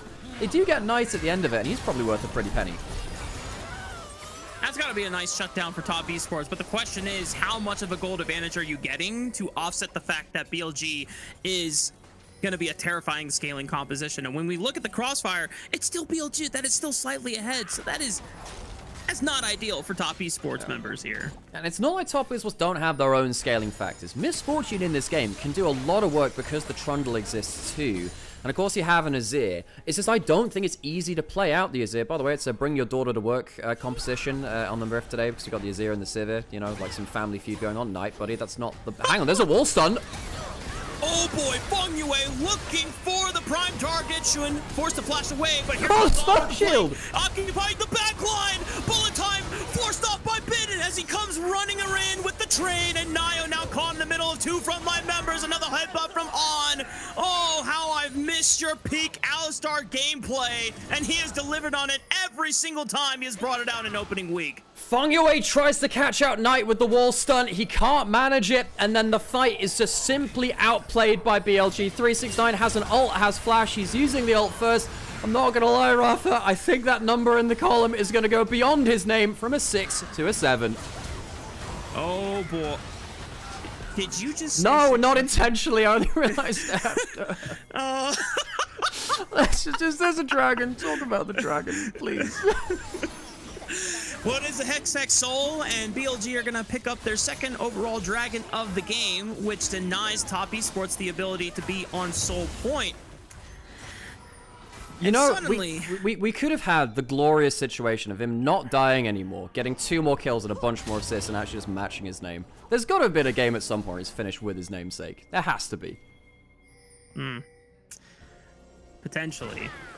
This was a huge fight. Back at the replay. Yeah. Like the Poppy tries to go for the wall stun, and Shun completely outplays. Knight flashes away too, and then suddenly you've got yourself into a choke point against the Ziggs and a Sivir. And Sivir shows Grandad how the future is done now. Completely outplays there with the spell shield onto the ult, and Cream, sadly for him, doesn't really get as much done in that team fight. Does pick up a top tier 1 turret though, and a little bit of extra gold in your pocket. That's all you can really do when you are scrapping for any remnants of gold and starting to fall behind the curve now that BLG find themselves with a 3,000 gold advantage at 25 minutes. Baron has been on the map for quite some time, but somehow the spirit of Otacon has compelled both of these teams to just throw fists at each other for the past few minutes. I was just saying in game 1, one of the biggest things for BLG is that there's no Atacon to throw at anymore. BLG never found out how to do Atacon last year. It was consistently a thorn in their side. Honestly, for the whole LPL, they struggled with that objective. The LPL as a region has not been the fastest at picking up on objective changes. It took them several years of figuring out how to do Herald. It took them several years of figuring out how to do Grubs, really, as well. LCK was ahead of them in figuring out how to do that objective. And we'll never see what happens with the Atacon, because, of course, that's gone. Bin has been ulted. Nio's here. This is oh, no. Wow. Ping pong? Huh. I'm not going to even try to figure out how that worked, but you know what? Bin is alive. That's all that matters. I mean, he lives. Knight, we'll see if it does the same. Oh, great satchel. Oh, my goodness. And here comes Shun. Fong Yue flashes out the Supreme Display of Town and charges him into the wall for the stun. Cream trying to do his fancy feat, but cannot dodge every single skill shot. Poppy Hammer does knock out Bin, so it prevents him from being able to land a decimating smash, and the rest of Top Esports do manage to get the hell out of there. A Baron is available, but Top Esports could easily rejoin the fight and contest him on the pit. Hang on, goes for the combo, 2-man knockup. Where's the damage? Pulverized flash, no damage follow just yet. Nio is the first target. Bullet time rips on and forces him to back off for now. BLG looking to now play off a bin as he goes in for the flash slow. That's all you need to set up the decimating smash, and there's no more misfortune for the next 45 seconds. Rafa, I think I'm ready to say it. Game is back. BLG is back. The vibes feel immaculate from this team. Beating out anyone's legend the other day after a shaky first series versus Weibo. This is the kind of gameplay that we wanted to see more of from BLG. Yes, Top Esports have downgraded, but they're a team which you still want to see BLG put to the sword, and they're doing that. Baron started. Top Esports, can they contest? I suppose they can. They force BLG off of the objective. Objective resets. Top Esports not going to get caught out here, and BLG are not going to play a dangerous game. They are still ahead of the curve, 5,000 gold, but they don't want to dash away that advantage any too easily.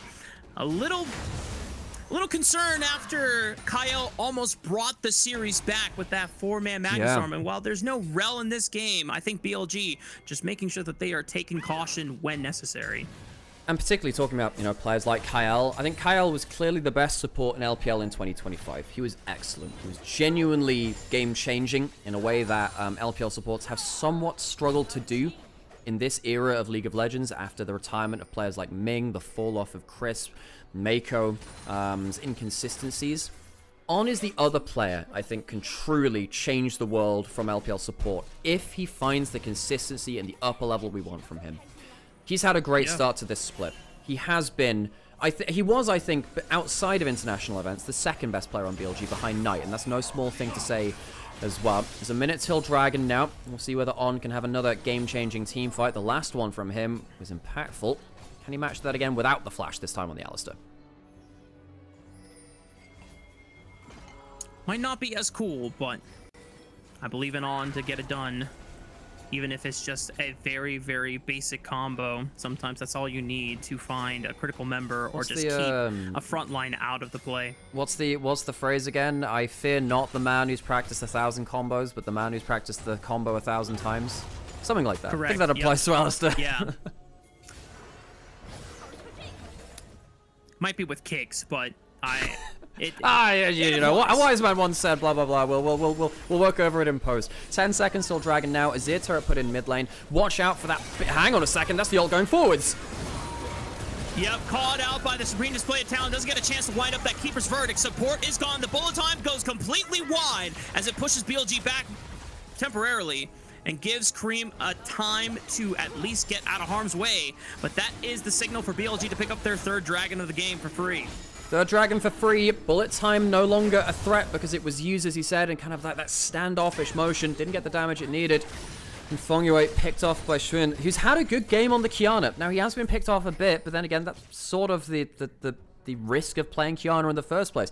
I think Xun, after having a rough first series or two, I mean, against Tarzan, you somewhat expect it, but then also JDG on Weibo gave him a bit of a runaround, actually. This has been a much more solid series from him versus Nio, a matchup which, you know, we expected to go somewhat in his favor. It's good to see him take that matchup and run with it, though, and be a genuine team fight threat. Now we see whether BLG can transfer what is now a significant late game lead into a game-ending one. On pop the Ghost from the Unsealed Spellbook, trying to see if he can find an angle. Flash is now available once again. You can see that On is posturing and trying to force Shachi to respect his presence. Grass Blade in. Bin is in with the Unstoppable Onslaught. Everyone is forced out of the pit. Nio Wood had to use his flash just to make sure that he didn't get caught by the CC train. That God. Holy night with the damage. Didn't even see that he had picked a Medjay Soul Seal at some point.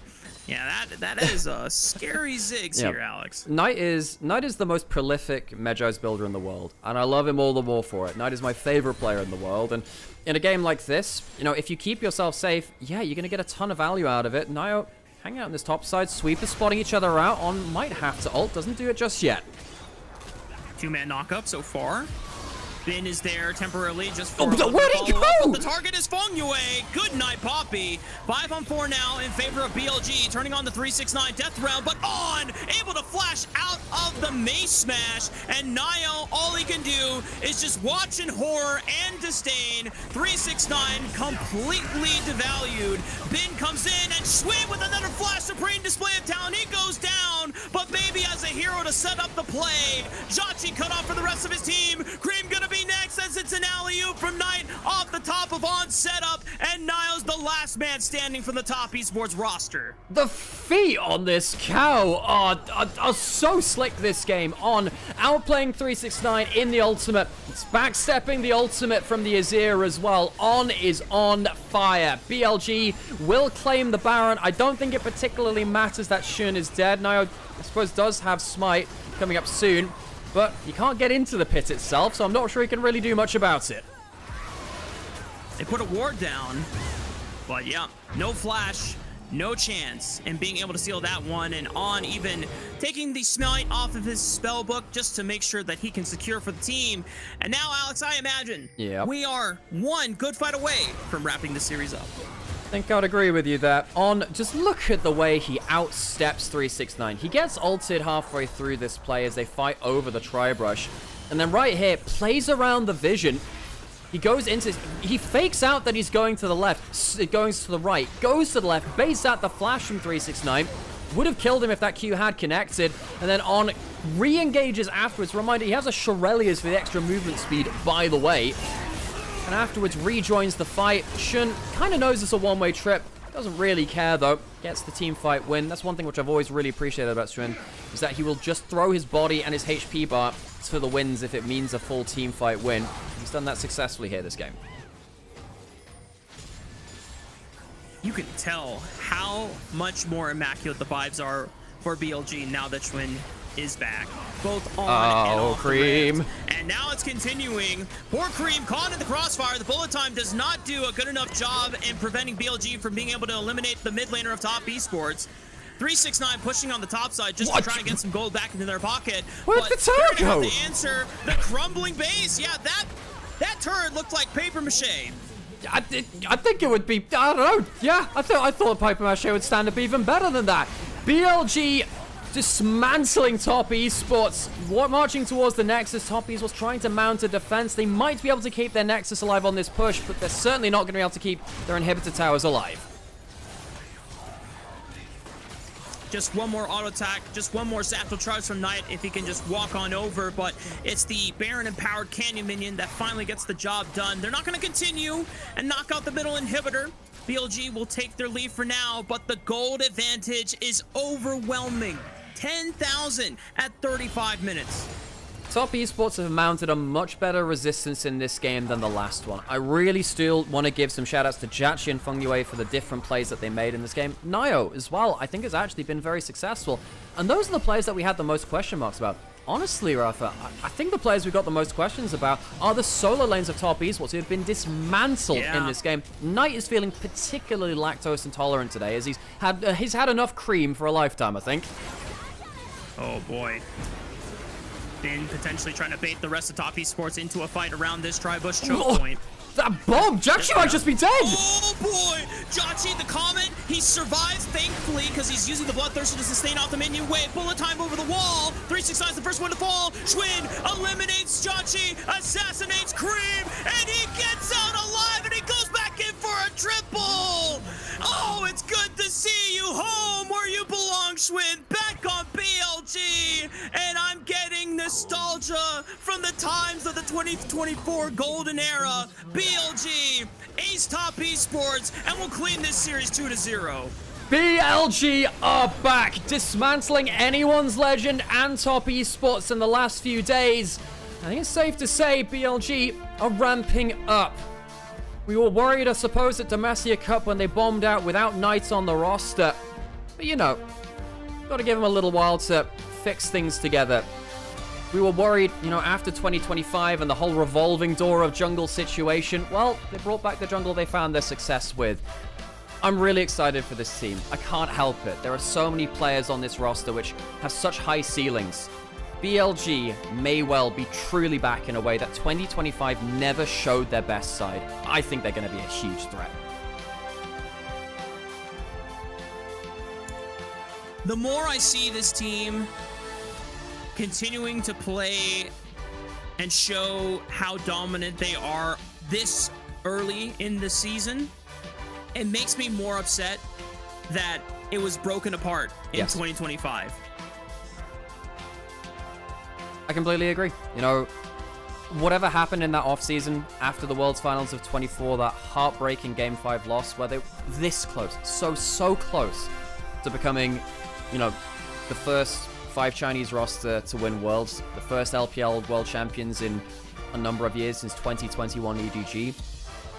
There was something special about that year. There is still something special about BLG. 25 is a year that they'll want to forget. I think that they've got something really good going on. Of course, they changed the that's obvious. That's milquetoast. You know that already. But the big thing for me is that On looks fantastic.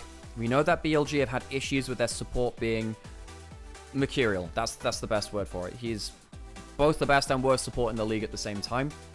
The series which he's shown so far, we've only seen the good side of him. He's been fantastic. Yeah. I think that Knight's laning has been some of the best that we've seen in a while, and his teamfight positioning has been excellent. He is applying himself across the map. All of these things are good markers if you know the history of these teams. They feel like they have that creative playmaking potential again, and they've already beaten anyone's legend who did keep their roster together. You'd expect anyone's legend to be coming in at a better level at the start of the year, and BLG would have to build up to that. They've already beaten them, so where's the ceiling? Exactly. Anyone's legend was de facto the team to beat going into Split 1, and BLG have already done that. So they have another round robin match against them at some point this month. It might be later in February before we get into Knights rivals and eventually playoffs, but BLG are on track to already be favorites to defend their title and be back-to-back champions again. And they need to have this level of uptick, right? Because BLG were an embarrassment at the World Championship. They were. Yeah. They lost on home soil in the Swiss stage as a team that were in finals the year before. That is not acceptable for a team that has the aspirations, the lofty aspirations of BLG. Now, Top Esports are not the strongest team anymore. They're absolutely not. They are firmly mid-table, I think, in LPL now, without Kanavi, without Jaculov, without Hung as well, who is actually very good domestically despite his international failings. That's not the series which will give you all of the litmus test that you need. What I really need to see them now is against a team like JDG and see, okay, how do they deal with what could be the strongest other lanes within the LPL? And then, of course, the big test will be, if they make it international, can they do that against the LCK teams, which I'm not going to lie, I've been catching up with LCK, Rafa. I think LCK is look, they always do, but I think that the entire cohort looks really terrifying right now. The playmaking across the board, the macro across the board is really scary. BLG will need to show that they can make it stand up, make their stand on the international stage. That's always been the big thing, right? They've made it so close before, never made it to that top position. It's harsh competition right there, but that is the goal they've set themselves. A huge, I'm not going to call it a last hurrah. We don't know what happens with off-season stuff. This is a big investment, though, bringing over Viper, bringing over Daney, choosing to let go of Elk, who's been in this roster for so long. It is ambitious. They need to find results. Yeah. This is their best attempt to push this ceiling farther than it has been before. And considering that the farthest that this organization has gone was World Finals against a T1 that could have literally one Silas performance difference of having a completely different timeline, right? And for BLG, I really hope that they can continue building upon this great start that they have. Obviously, there have been some mistakes and a lot of over-eagerness to get some things done. I think Schwinn is recalibrating, coming back to this roster. But with each series, he's getting better. And we know what his peak can look like. And I think I'll defend him in the case that I think you gotta F around in order to find out what you could do with this roster again. He was on JDG. He had to play with Scout. Yeah, he didn't have that anymore. Oh god. You know, after we get done with the stream, I'm just gonna have to go find just one of the many Garrus clips of calibration, and we will make a BLG meme out of this. We will, don't worry. I guess we'll leave things. There'll be some highlights on the stream. There'll be an interview, and then we'll run an ad break now, and then I guess we'll get ready for what should be a much more close affair in the second series. Now, I know that both AL and JDG both lost their series yesterday, but on paper, they should still be two of our top 3 teams by my eye. JDG have just this random bogey against IG. I don't think that will keep them from a top 3 spot. Hopefully, we'll get ourselves an actual banger series there, because this was, on paper, this wasn't going to be a close series. In practice, it also wasn't either. It's good to see that, so BLG aren't just randomly tripping up or whatever. Second series, though, that should be the one which you actually gain some more tangible information out of. Completely agree. And for me, I think the race also has to include Weibo to some degree. I don't know what their ceiling actually looks like, because the late game discipline errors that they had against BLG were really tragic, because that was definitely their series to win against BLG. We'll leave it with interview for anyone who's Mandarin speaker in the chat. I'm going to put on an ad break. If you want to see the interview, subscribe. I'll be back in a few minutes. Okay, Rafa, I'm going to go grab myself a drink. I'll be back in a few minutes. And again, let's see speak Mandarin. There is an interview for you. 这么大的优势呢？第一局就是3路对线都是优势，然后我们节奏比对面好，很快就能拿下了。所以从这个方面看起来，就是这支全新的 BLG 的磨合其实也是非常的不错。你自身的感受是怎么样的？就是觉得赢比赛挺简单的，没什么压力。哦，对于你们来说没有什么压力啊。那可以看到啊，现在这个全新的版本呢，对于各路的生态都有所变化嘛，尤其是上路对于你来说也有非常多不一样的。那想问问斌哥，你对于这些改变个人喜欢吗？最喜欢的地方是哪里呢？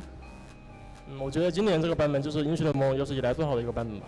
哇，那就是说你最喜欢的一个版本了。那其实有看到非常多网上的，不管是观众也好啊，还有一些主播也好啊，都说这个版本对于你来说是加强的，你认可吗？我觉得说的没错。是因为你自己就比较喜欢这种对线，还是什么原因呢？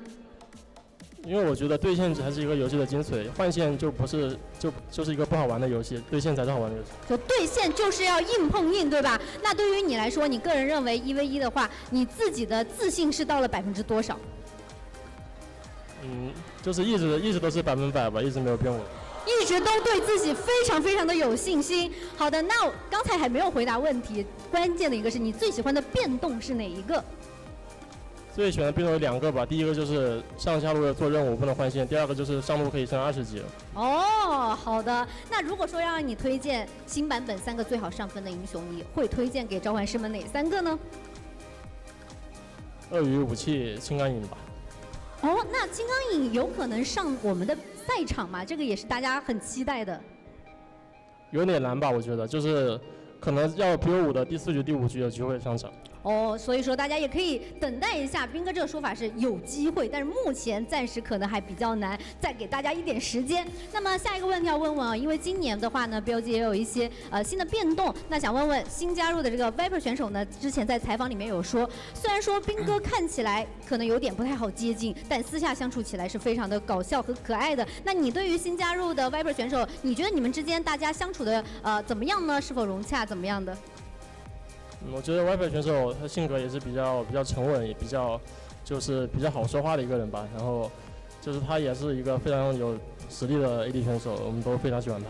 好的，大家都非常喜欢新来的 Viper 选手。那最后一个问题，你刚才也说到比较沉稳嘛，那前天也就是16号，也是斌哥你来到 LPL 的6周年。那想问问，从6年时间，你从最青涩的阿斌，再到现在成熟的一个斌大哥这样的一个角色，自己也有很多的改变。那你今年之前有说到了自己由内而外也有一些很多的变化，那你自己觉得最大的改变是什么呢？就瘦了一点吧。好，瘦了一点。好的，我们也非常开心，斌哥能够来到我们的赛后采访。那对于自己之后有一些什么样的展望呢？现在已经来了6年了，可能后面还有7年、8年这样子。就是希望至少可以打到10年吧。好的，我相信各位粉丝也都非常的期待和你一起看到你有更多的高光时刻。好，再次感谢斌哥来到我们的赛后采访。那今天的第1局的赛后采访到这里就告一段落了，我们稍事休息，一起来看看刚才精彩的 spotlight 吧。He looks skinnier. He does. Yeah, he does. Okay, now I gotta do that thing where I mute the stream probably before the random advert which, like, shuts down YouTube comes on. Yep. Let me do that just in case I forget things. Tell you what, one thing which I have been impressed with, the actual turnaround time between series hasn't been crazy. Like, when they actually go between series, it's felt like reasonable transition times now, which didn't used to be the case way back in the day. Any particular? Okay, well, who's your dark horse? You were talking about like battling for 4th place and stuff, and you talked about was it Weibo? Yeah, because I think Weibo was surprising in a lot of just the creativity they brought into team fights, because it's not like any of those members are new, and I think that's what you're going to get when you have a lot of smart creative individuals. I think obviously JJ was taken off the IG roster, but I didn't even think that he was necessarily a problem. Maybe he just didn't fit with the overall style that they wanted, and Wei gives a better click for them. But it's really nice to see Zika on a team that it was not LNG 2025. I feel like I personally think Zika low-key showed Bin the truth of AP Jax, and once he started bonking him with the Dusk and Dawn, Bin's like, that looks really strong, I should try that as well.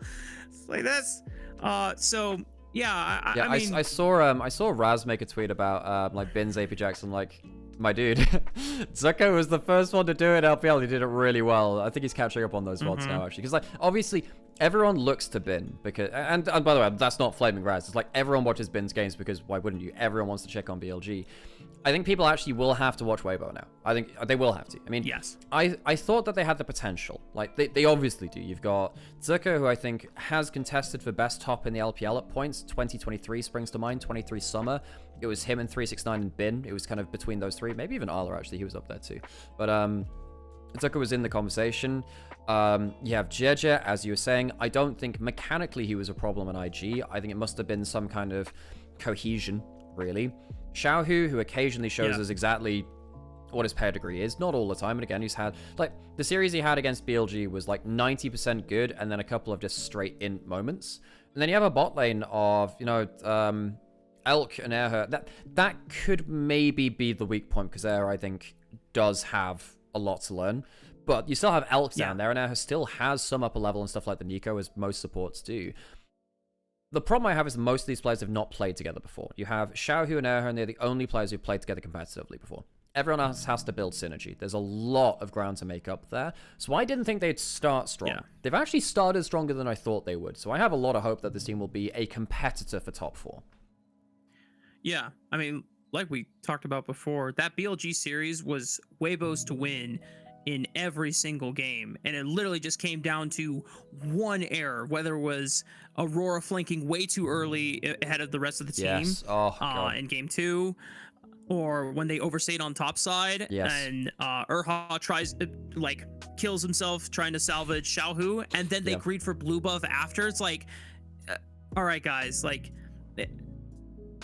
we're not rookies. We should know kind of better on this, but maybe that's the trouble of trying to get the cohesion down, and maybe you're just communicating, yeah, this is totally fine, and you're just kind of trusting blindly, because it's like, well, this guy also plays League for quite a while, so he should know what he's doing. And it's like, oh, okay, maybe we shouldn't have stayed on blue buff, maybe we shouldn't have done X, Y, and Z. So Knight gets himself another player of the game. Look, for that last game, yeah, no, I do get it. That Ziggs was disgusting. I think actually player of the match gets interesting. Oh wait, I thought they'd go to another graphic. I was wrong. I think for player of the match, this is the thing. Like the last series versus Anyone's Legend, I felt, look, realistically, Knight was the player of the game in the wins. Oh, On was 1 vote off. They voted. Okay, there's 1 for Shun. Okay, in fairness, Shun put his body on the line. I don't hate that, but that's a very tight vote. But for the last series versus Anyone's Legend, I thought in the wins, Knight was the player of the games.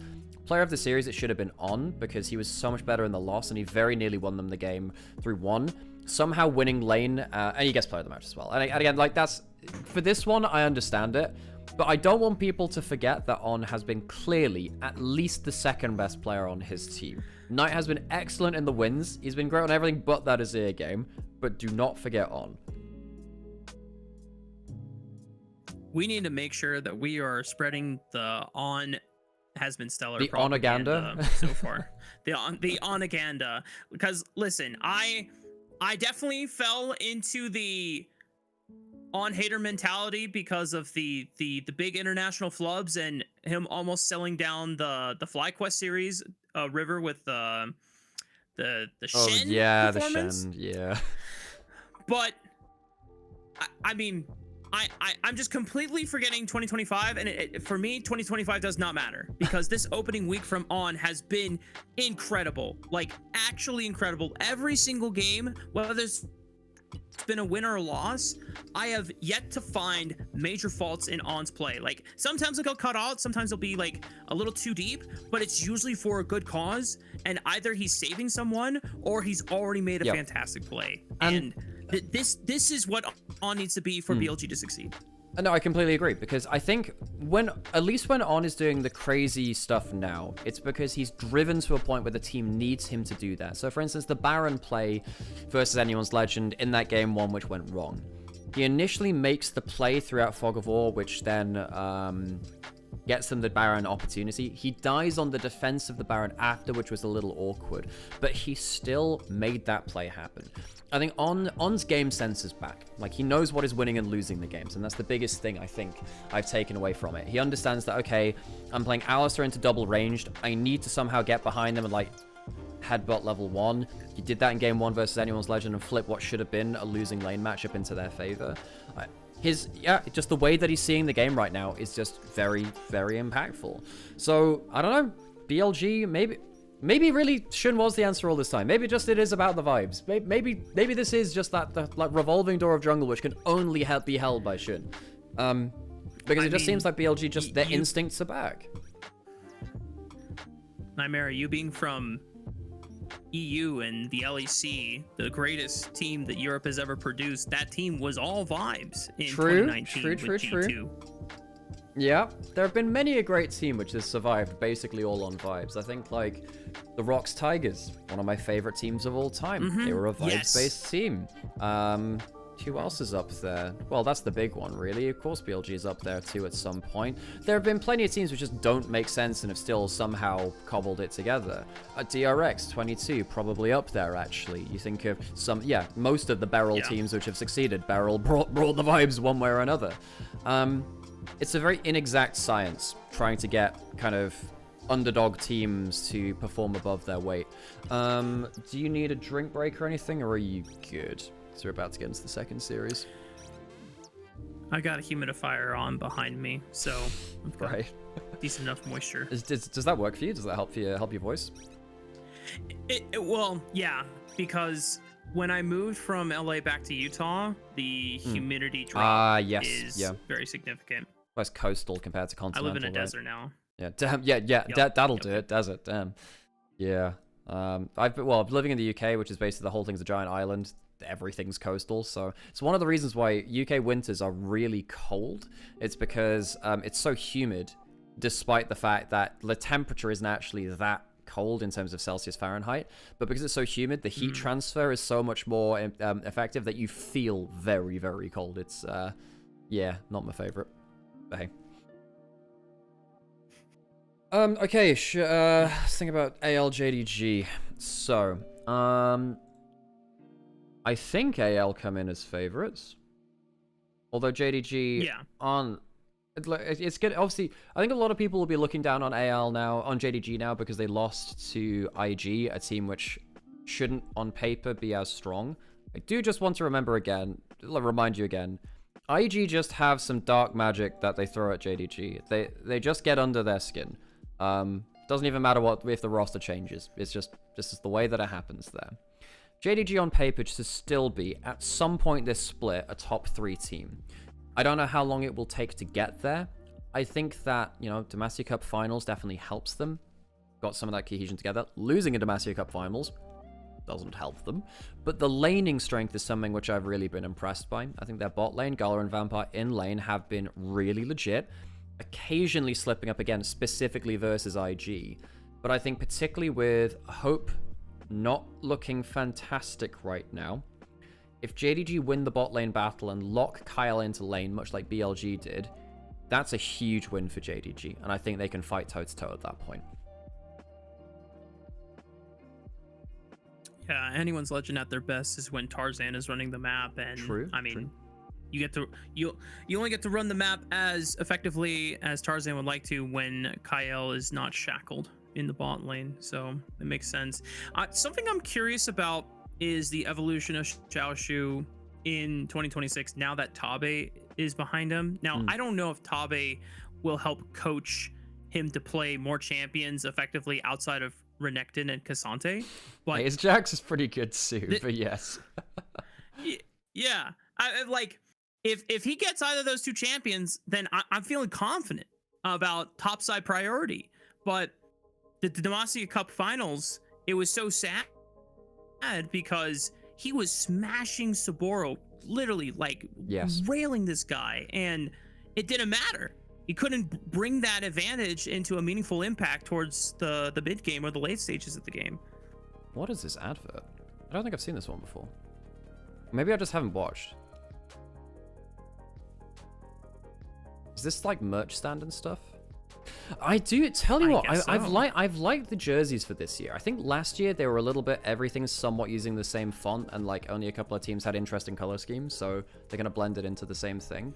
Like for instance, the Weibo jersey, it kind of reminds me a little bit of like old Sweet Packets, but I don't care too much because it's so different that it's pretty cool. And I've always liked the BLG jerseys because they have the most interesting color scheme. So. Oh yeah. But I have one of those. It's cotton candy. Yes, you're right. Yeah, cotton candy or candy floss, whatever. I've heard it called both ways across the pond. So I'm not sure like what is the. Both. They're both. If you give candy floss to a raccoon, they try and wash it and it disappears and they get really sad. that goes into the water. Yeah. Oh no. So in German, this is a fun fact too. In German, raccoons are known as Waschbärs, wash bears, because they wash their food. And that's yeah, because they're very clean like that. I had another fun fact about them too, but oh no, I had another German fun fact. That was it. So this is a little German lesson for you. I really wanted to learn what Sion screams in different languages when he ults. So when he screams cowards in German, it's Feiglinge. I've learned that one. I haven't figured out the one for Chinese yet. I don't know if anyone... don't know if anyone else has got any other interesting languages they'd like to, teach us how to speak Sion in, but that one I know. Yeah, I have some German... So I was casting LEC, and I kind of like... look, it's me. I screamed that out on an LEC cast at some point, and I had some German friends who were just like, what the fuck, Alex? It's like I was like studying for homework or whatever, and I was like, why is there German on my English LEC broadcast? My caster is role playing. Yeah. Oh, Jesus. Okay. Honestly, I'm here for it. It helps for the immersion. Yeah, I know. Sometimes, yeah, you just got to get into character, folks. If we can't help you get immersed, then honestly, who can? That's what we're here for. Anything else in terms of the storylines of AL versus JDG? Well, the big thing is Tabe versus Zolt team. And Tabe kept the roster together, then jumped ship. The traitor! He's jumped ship. Tabe is this one guy that will keep rosters together and then just completely leave them afterwards. Somewhat happened for BLG going from 23 to 24. Knight joined, of course, and they went to a World Finals. Tabe had already gone off to Anyone's Legend. Not Anyone's Legend. Yes, he did at the end of the year. He took spring off and he went to Anyone's Legend in summer. Yeah. So he stayed in Anyone's Legend. Still had Xiao Hao, I think, on it, right? Yes, that was... Or Croco? No, that was Croco at that point. It was... Croco, Kyle was there. They brought in that... It was kind of like piece by piece. Start of that year, they brought in Shanks and Hope from WE, who were there in 2023. Summer, they brought in Tabe. I'm trying to remember if at that point they had Croco and Kyle before that. And then... God, who was top lane? I'm losing track of timelines a bit because it was a little bit like building pieces piece by piece. Like over that while, but then basically they built up into a real behemoth because Anyone's Legend were never relevant, never. They were very much at the bottom of the pile. I'll actually put the actual stream volume on by the way now because I think we've done away with the danger advert. Hey Sam, how's it going? Sam's gonna say hi in the background. How you doing, buddy? Hi Sam. Okay, well you can have you can have that then for a bit. Go on then. Hey baby, how you doing? I swear to God. Damn, you just risen me up in front of your brother like that. That's crazy. I don't get that many opportunities these days, dude. I'm gonna take the opportunities when they're there, man. That's how it is. You know what? Shoot or shoot. Fair play. Fair play.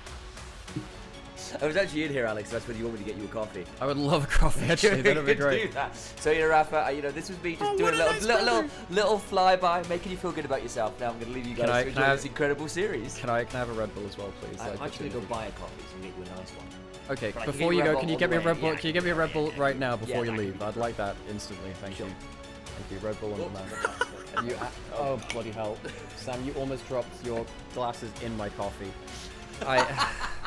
Now, Rafa, this is our very professional LPL English cast. We're very good at being professional. And yeah, Sam did almost drop his glasses in a cup of coffee.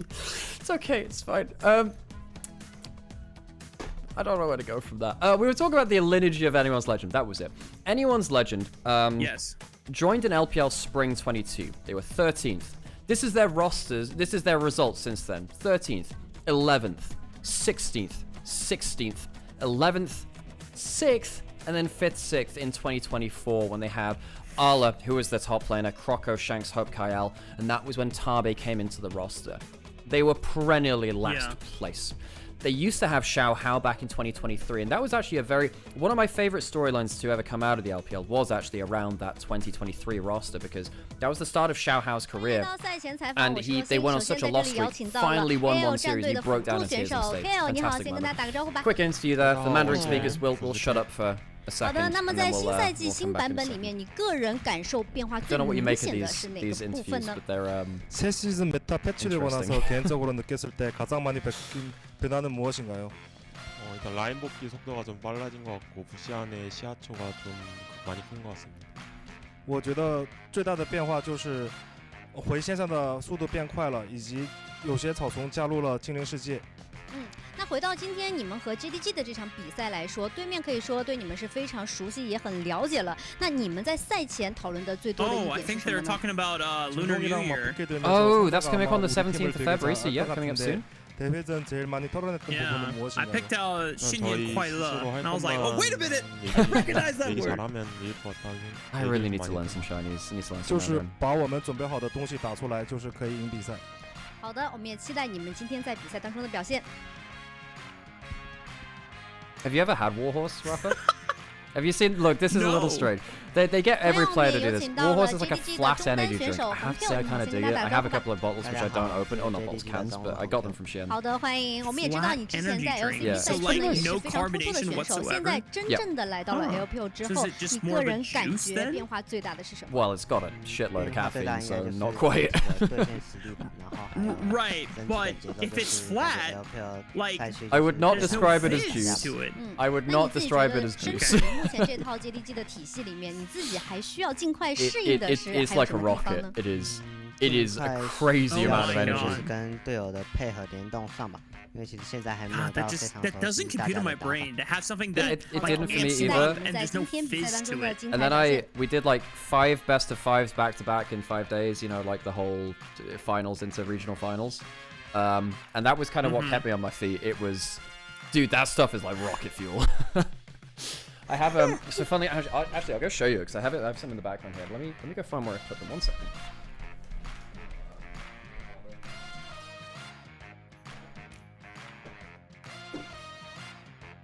For anyone who is curious, it is currently 4:14 a.m. So I have some LPL branded Warhorse energy drinks. And not only that, these are Ginergy drinks. These are gin energy drinks. Oh, So oh I have my God! I have gin energy drinks. This is from 2023 LPL. See if it focuses on that. Yeah. So I have, and I have, and of course, so I took 4 of these, and I have 4. So I have 4 gin energy drinks, which I'm not going to be eating these. I'm not eating. Well, I'm definitely not going to be eating them, but I'm not going to be drinking these anytime soon because I kind of want to keep them as a memento from my time in LPL 23. Players going to come out onto the stage, and I guess we'll welcome NUS Legends JDG to the arena. I don't know where they're playing. I'd imagine they're playing over in Beijing in JDG's arena. Tends to be. So we get the big old crowd.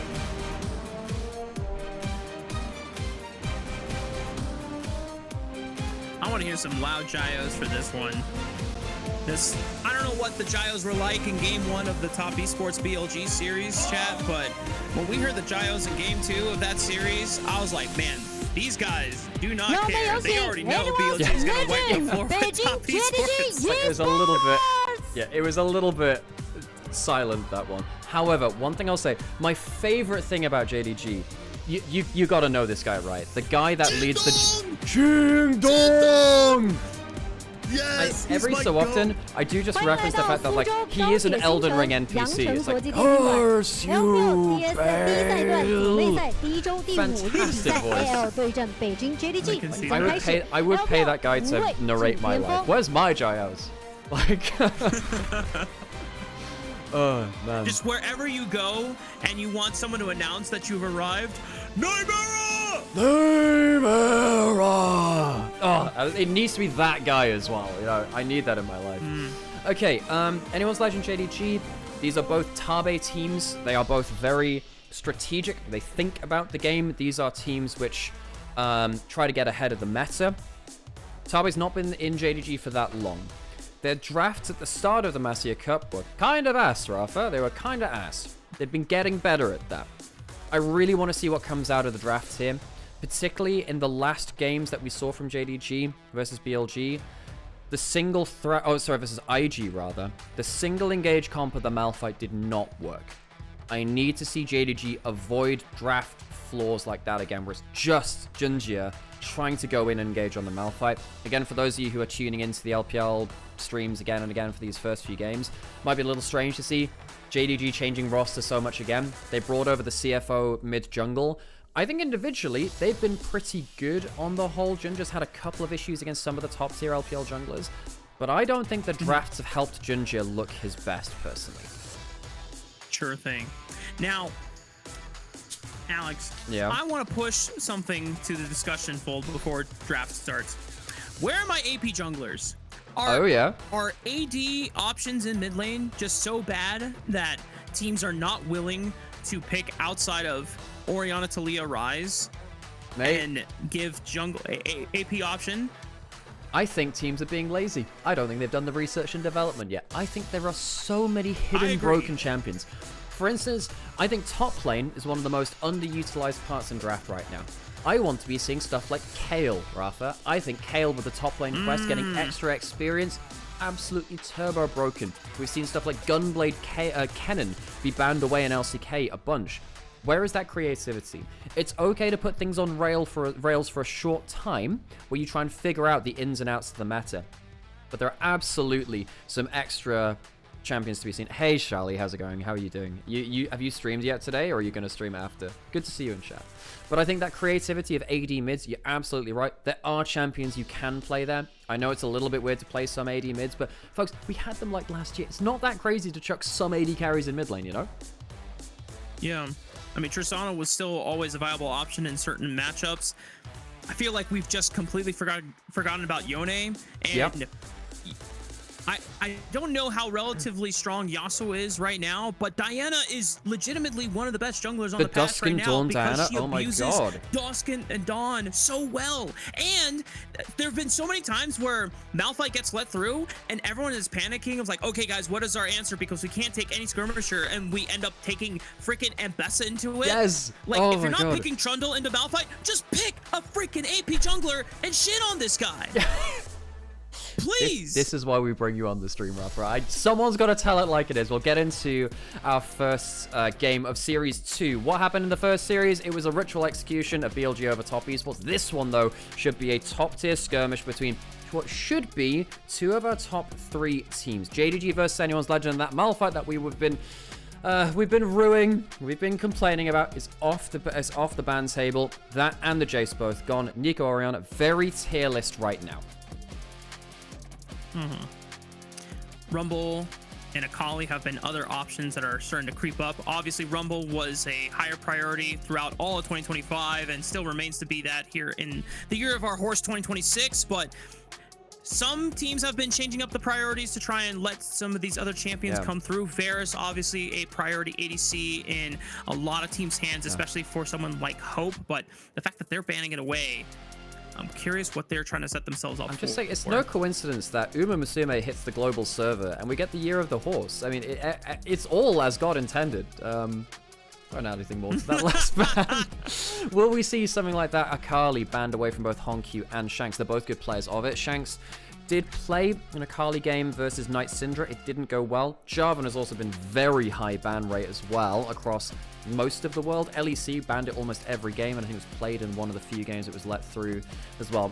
Again, is this going to look a little strange, folks?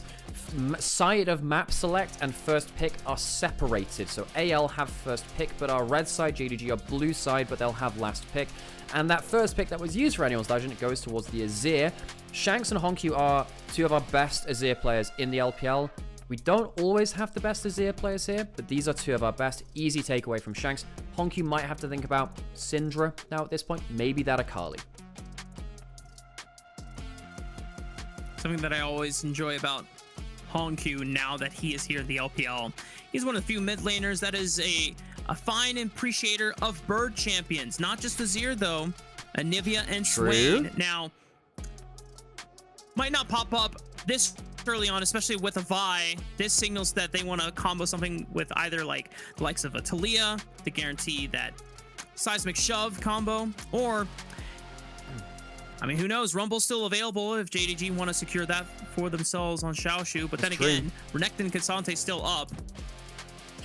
I mean, I think you trust Xiaoshu on it. Now the problem is you have AL have a bit of an issue now where if they take the Rumble, you're into a Vi. which can sometimes just kind of permagank you and cause you some issues. You don't have the best combo for it yourself. I suppose they think about Pantheon now or Wukong. They go Yunara. They choose not to lock in a jungler. That could come back to bite them, you know, but it is Tarzan. He has a deep pool. Now, suddenly JDG, it is a good takeaway from the Vi Rumble. You kind of need to take that away realistically. That combo is too good. Maybe Xiaoshu has to go towards the Renekton you were highlighting first.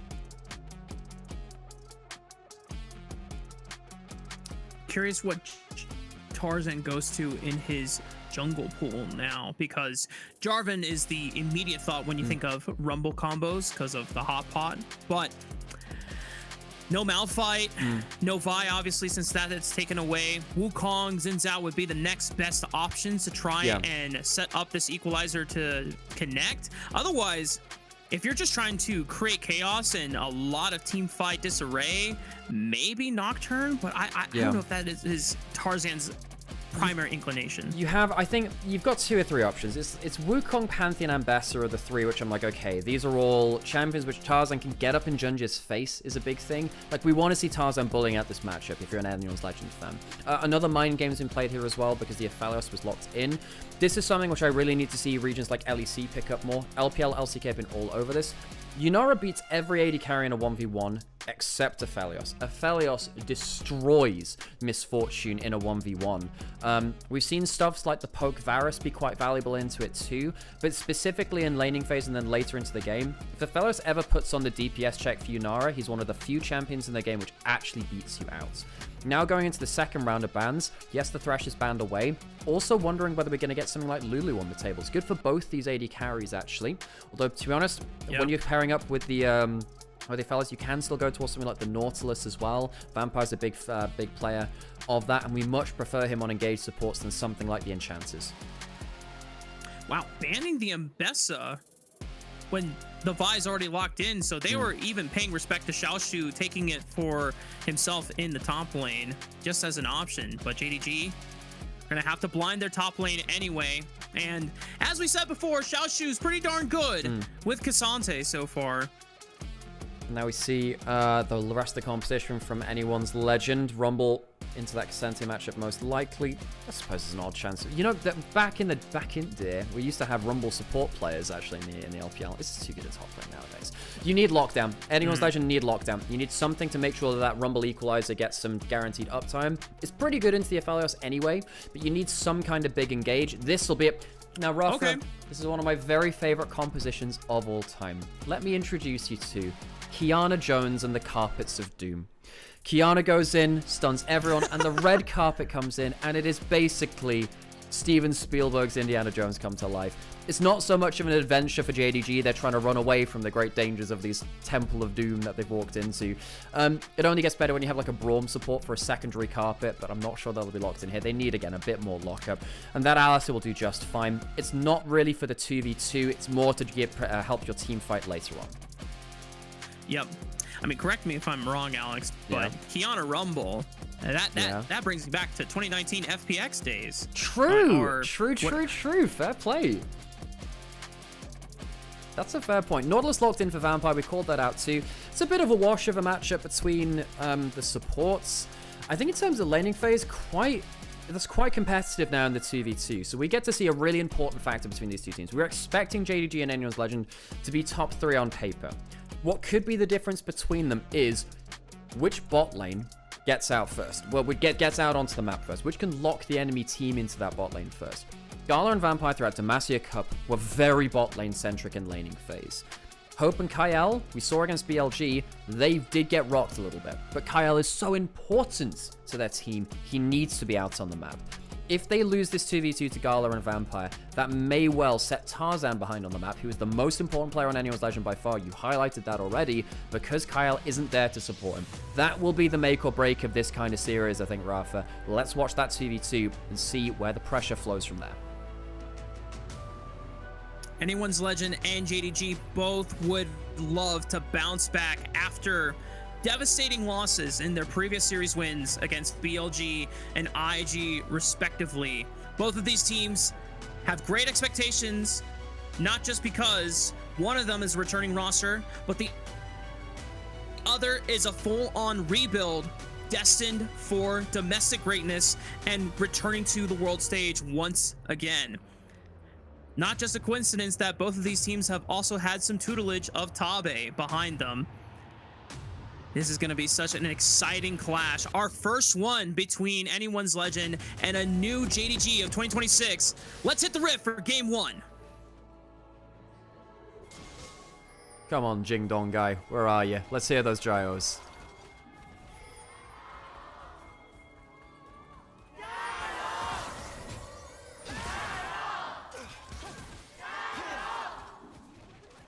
Crowd mics not in the right position to hear our great shouty man himself.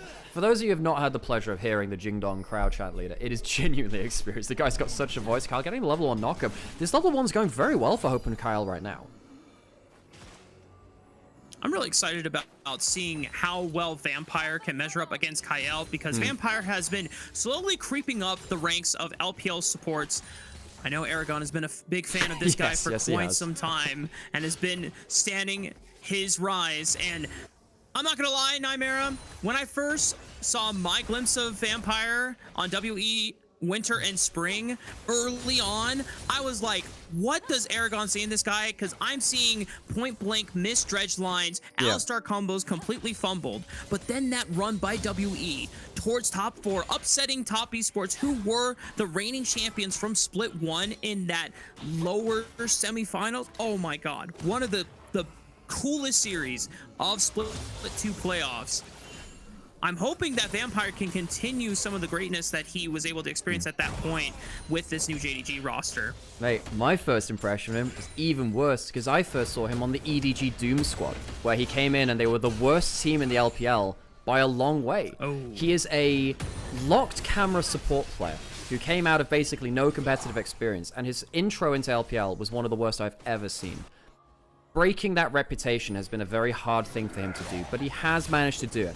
His laning phase and team fights are genuinely some of the very best amongst all LPL supports. What I need to see from him next, because you're right, he's evolved over the last few years. I need to see that macro get better. They hit the level 3 first, the hook lands, it's only onto Alistar who pops the aftershock, should be fine. It's a decent trade for JDG, but Kyle knows his limits there, keeps his AD carry safe. I need to see Tabe and also the assistant coach in Xiaobai get them that bit of those macro chops on top of them instead of just that laning and team fight. Level 3 hit now from Hope and Kyle, but I think the bot scuttle will already be taken by Ginger. Oh, Kyle, no! Available. Kyle! Oh, tries to look for the pulverized combo, but oh, no! And now Kyle gets sold out because Tarzan had to flash away from the dredge line. JDG take first blood, and on a flashless Tarzan, he could be next. And poor Shanks just says, sorry, man, I gotta take this base. I'm not bailing you out. Oh my god, and the teleport, what is happening? Shanks teleports in, has to flash immediately. Disaster from Anyone's Legend, who immediately put the game on hard mode, giving Ginger an early lead, a kill over to Honkyu as well. And it's Taz and Kyle, the best parts of Anyone's Legend, who come up short. Huge mistakes from the jungle support duo of Anyone's Legend, who carried them to fame and international reputation. Kyle just completely fucks up the combo. What else can you say? I mean, even at that HP, it's a full HP Vi. There is a chance that realistically they don't one-shot there. And then the mistakes made at that point. You know, you've already flashed in, failed your combo. You had lost mid lane prior and bot lane prior to do this anyway. Sometimes Anyone's Legend do this. They get very ambitious about their early game plans. And it ends up like this. They didn't have the priority. They lose the kills. And now their two most important players on the map are now behind. Getting flashbacks to early Split 3 regular season where Anyone's Legend, off the back of a couple international events where they were dominating over there, they come back and it looked like a shell of their reigning dominance. It wasn't until we got to later in the regular season and a little bit of the playoffs that they were able to pick up some of that momentum back. But yeah, this opening sequence by Anyone's Legend is super weird. Now, it's not the end of the world, but it does give JDG a little bit of momentum now because early power spikes coming online for Honkyu, where he's invested into tier 2 boots. He's going to be roaming on the map a lot more often now.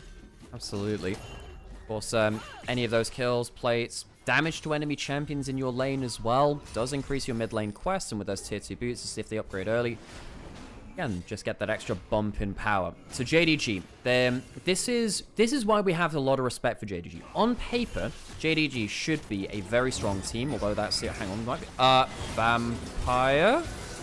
Oh boy. Well, Vampire giveth, and Vampire taketh. You see, that's the Vampire I knew from EDG 23. Yep.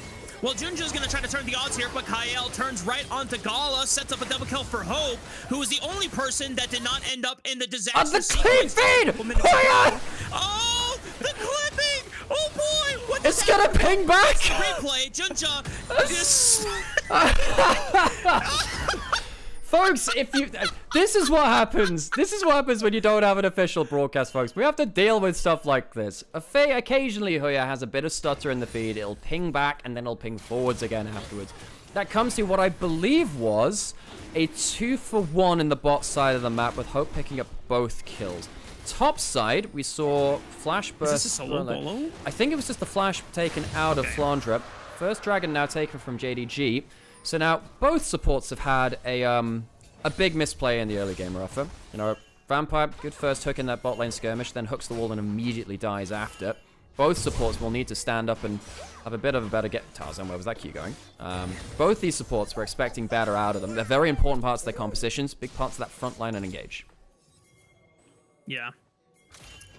Now, I know that the top teams will not let a single series lost, you know, get in their heads, but we definitely woke up on the wrong side of the bed to start off this series on anyone's Legends side. We're missing Alistar combos, we're missing Qs on Scuttlecraft. I mean, this is like Rafa level of play. Come on, Tarzan, you're my goat for a reason. We gotta lock in, buddy. Yeah, like I have my patented, you know, Nymaera charm, you know, just the where was that going? Bot lane, I mean, it's still, the thing is, Hope is now really quite far ahead. Now, he has a cull as well, did get it slightly after Gala. Now, we have talked about how hang on, level 6 is up there. You can go for the very bursty trades if you want. No, level 6 is for the supports though, which makes it a little harder to stick the landing on those plays. But yeah, back to that matchup. We do expect Aphelios to be a really big point of threat into the Yunara specifically. The problem with Yunara, and this, folks, this is the meta play pattern, basically. The best laners for a long time have been Yunara in bot lane, Orianna in mid lane. So what we saw after that was Syndra into Orianna, because she can actually win the early lane in a way that basically no other mage can. And then Aphelios into Yunara, because he wins the DPS check against them. The thing about both those champions, and this is relevant to what's happening in this game too, is that then you get yourselves, like, 2 immobile carries. And that's why we see so much Malphite coming out of the jungle, stuff which punishes those immobile carries. All of this has influenced the drafts that come through in our current picks and bans. So when you see stuff like the Malphite ban, it also opens up the Aphelios back into the Yunara, because the draft research and development has led to this kind of situation. Yeah, and you can even tell that the Aphelios was pre-planned with the Jarvan initial ban as well. Yeah, that's a good point. The draft phase. Tabe doing his homework and leveling up the draft so far, as we are getting further and further into the first split of our 2026 season. Vampire on a roam here, trying to cover mid lane and play through Hongq, but Tarzan is right there with the supreme display of talent, and Vampire says, my bad for breathing, and stepping there. Meanwhile, Flandre, no flash on this guy. Cease and desist, it's too easy. And that sets up JDG. Rumble, why is he so loud? Why is that Rumble sound effect so loud? Just tiny screaming yodel flying out of the mech. Hook onto Kyle, doesn't have the ult yet. Oh boy, level 5, forced to flash away. Junja, no cease and desist to follow up, and Tarzan keeps him locked down thanks to the ice cues. But JDG now have health bar advantages and trying to play for these grubs. Vampire's in a lot of threat here. That's a great hook over the wall. Kyle has to pop the ults. Oh! Kyle barely gets gets level 6 and hits the damage reduction, but only has one combo to contribute before he gets bitten. Shanks, and no! ends up killing him, and Tarzan is forced to flee the pit, trying to stay in as long as possible, but JDG, off the benefit of Shanks selling out his support, are now up 6-2 in this first game. Much better positioning around the grubs on the top side from JDG. Stationing the Nautilus in that one brush, that banana brush, allow them to just throw hooks to the first target in. When Alistair first got hooked, didn't have level 6, couldn't be that tank frontline, and then manages to get onto the Kiana just after. 2 good hooks in a row from Vampire are to the benefit of his team. You know, this is already after the most important hooks happened, because Alistair is basically 0 HP. Has to pop the ult defensively. That Shanks goes in, and I don't get this one, Shanks. You are ulting, well, you're shuffling in for, realistically, a half-health Nautilus who's already used his hook. That is not a valuable shuffle in. Bad fight from Shanks, poor positioning from Anyone's Legend. That early game is well off the boil here, Rafa. We expect better from Anyone's Legend, who we typically refer to as our strategists, our thinking person's team. They're meant to be approaching these fights with more poise, but they're losing the early game now, and JDG are just approaching the terrain better for most of these fights. Yep. At this point, Alex, I'm just waiting for Anyone's Legend to take a chill pill and just say, all right, guys, have to concede the They first chilled. few There you go. seconds of the Knocked game. and all. They knocked out the cameras for a quick second. Yeah. It's like, all right, let's Don't take a look, I'm reset chilling. right now. Because we know that at their best, Anyone's Legend are the team that come up with the creative pincer, multi-flank angles all simultaneously and just overwhelm a team before they have a chance to be able to react and respond and neutralize all these threats. Now, this is the second dragon being started up at Anyone's Legend. They have ultimates available.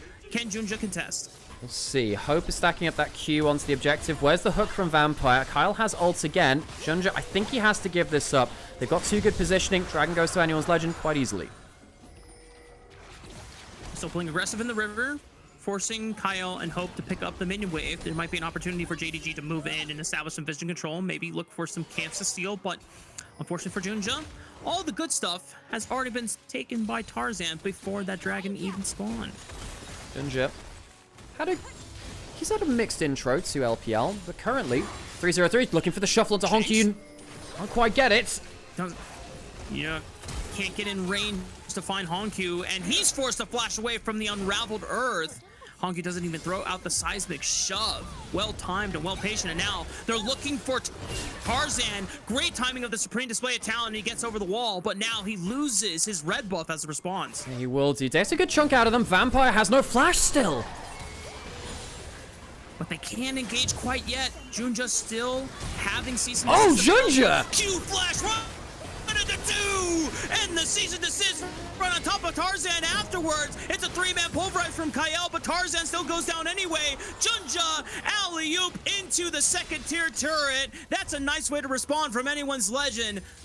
But JDG really showing their aggression and their boldness in this series so far. Vampire roaming top side. Flandra has flash. He might have to use it. Vampire doesn't have the ult. Where does he see that hook coming through?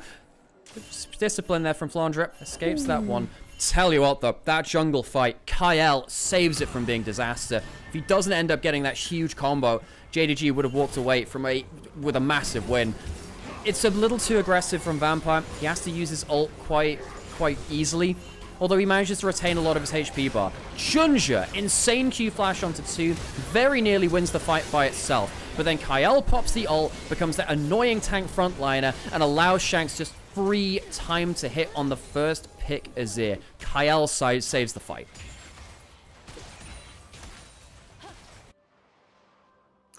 You know, we had some calibrations from Shun in the previous series and overall, Yes. and now Kyle just calibrating on the Alistar. Honkyu gonna show up to Flandra and saying, hey, can I get you to burn flash? Yep, thank you very much. Not gonna lie, I actually don't know if he needed to flash that. I feel like he could have walked his way out. Let's be honest, he probably would have been teleporting back anyway. Summoner down for 3.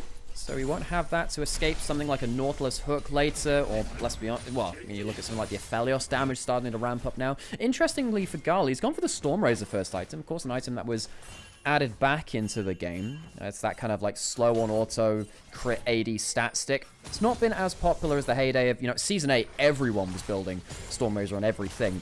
Yeah. Partly because Infinity Edge was kind of ass back then. Gala, for that first item, it's not a bad one-item spike. It was not great. Yeah, it was like the Kai'Sa Xayah meta where everyone built Stormrazor because it was just by stat value, just the best item for AD carries in the game. Yeah. Because usually, so far, the Aphelioses have built Collector as a first rush item. Just look for that extra burst and all-in potential. Rift Herald is the focus, though. Okay, so now... Legend trying to see if they can find an angle through the right side. Kyle has that ult. Let's see if he has to use it cheaply. Herald secured. So anyone's Legend, they didn't have the positioning on that again. I do like how when JDG have been positioning around the grubs, and this is something that Vampire did on Team WE as well. If he's actually at the objective early, he's really good at finding that one pocket of vision, just threatening hooks from within it. It's one of the reasons why his Nautilus has been so potent for him. It's been one of his best picks. You see Xiaoshu heading towards bot lane. I was wondering if there would be... Hang on, Talia's out of vision on top side as well. I think there's a play coming onto the Azir of Shanks. No, looks like it's dissuaded.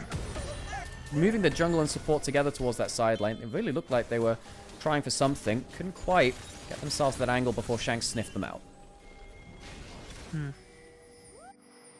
Shanks still down a flash for another minute and a half. Kyle forced to come to the top side just to make sure that his mid laner has some protection and ways to dissuade a dive from taking place. As JDG members were starting to circle around like sharks in the water. Xiaoshu still answering Flandra on the bot side. No flash. I think this is a dead Rumble. All out, trying to threaten Flandra. Yeah. Equalizer going to be thrown down, trying to kill the minion wave and slow him down, but there's no way that Flandra gets out. And you could see that Tarzan was trying to get there as fast as possible, but Xiaoshu continues to show his dominance and mastery on the K'Sante champion.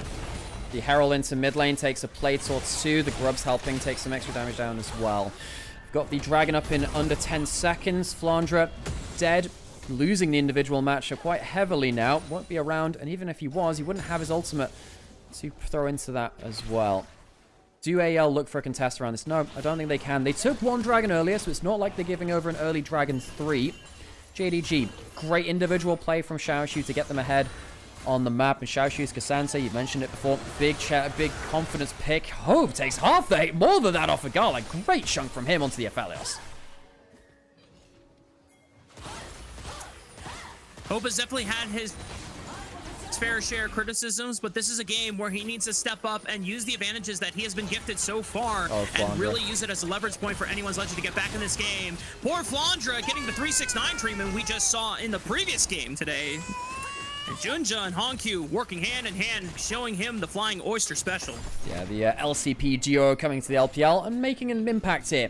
Flandra, one of my worries about him as a player is that if he falls behind in an individual lane, he's not necessarily great at retaining individual pressure. Now, I have no doubt that he'll still have teamfight impact. He's a great player at impacting teamfights. But of our top-tier top laners, he is the player that is most likely to fall behind in an individual matchup, and that could be a huge win condition now from JDG. Xiaoshu's K'Sante is one of their best scaling options. Come on to Vampire. I'm not sure what Tarzan's doing there. Tarzan! What happened to my goat? Why is he washed? What's going on? Anyone's Legend are crumbling, and the rest of JDG have the pressure advantage. Great pick by Vampire, but maybe just a little too optimistic from Kyle to force that one in the first place. Another seismic shove is going to force the ultimate out of Kyle's Alistar, and JDG continuing to put the pressure down, knocking out another tier 1 turret at 18 minutes. A moment of madness from Tarzan, who's now 1.5 thousand gold down, 0-3, as we've been saying, the most important member of anyone's Legend. He's having an awful game. On the other side of things, you know, I think Honkyu on the Talia has been very, very impactful. Great game out of this new mid laner onto the global scene. I'm gonna go back to this replay of, I don't know what Tarzan was thinking. You see Gala and River. Honkyu spotted as he jumps in. I mean, you have flash, but trying to flash a melee range hook is not great. Just, I don't understand the logic. You're not bringing in your Rumble. You don't have an Azir at the plate either. This would have to be a quick pick and out, and I don't think they had the tools for that. Not great from Tarzan at all. absolutely bizarre. Kyle intercepts Junja and makes sure that Shanks does not get the focus of a cease and desist combo, but at the cost of his own life, another tier 1 turret falls in favor of JDG, and they are just blitzing the map right now.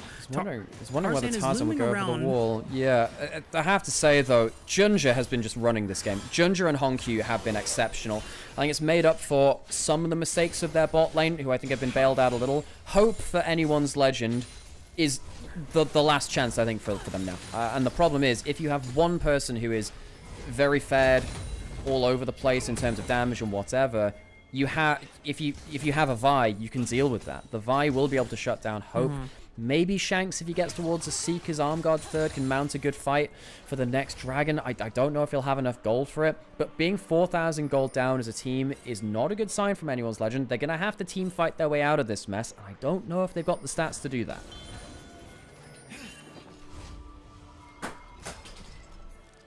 They really have to hope that JDG are gracious enough to give him a freebie and catch up in gold. Flandra down a second item, while Xiaoshu is effectively a very strong tank at this point with both Unending Despair and the Canic Rook turn. Tarzan, thankfully for him, he's at least able to pick up some very cheap items. Teleport behind. Try to do his best to impact the fight. But this is a massive flank. Flash from Kyle or someone else. And now the rest of JDG are trying to corral members of anyone's legend before they get out alive. Xiaoshu on the right side flank. Supreme to play his talent. Only hit one. And look at anyone's legend trying to chase away Junja. But he's led them all into a small corral choke point. Tarzan, the first one to fall. Flash dredge line to land onto Kyle. And Honkyu is ready to fire another rock. Hope? As rocks just continue to fly. And Hope is trying to do everything he can, but he's caught in the middle of it all. And JDG completely steamrolled the Pandas into the ground. JDG wait for the teleport behind. The classic teleport flank of Tabe teams. The opportunism shown by teams led by him tends to be to their favor. Beating out the team which he showed that to last year. Xiaoshu, excellent fight from him on the Kasante. And despite it not being an...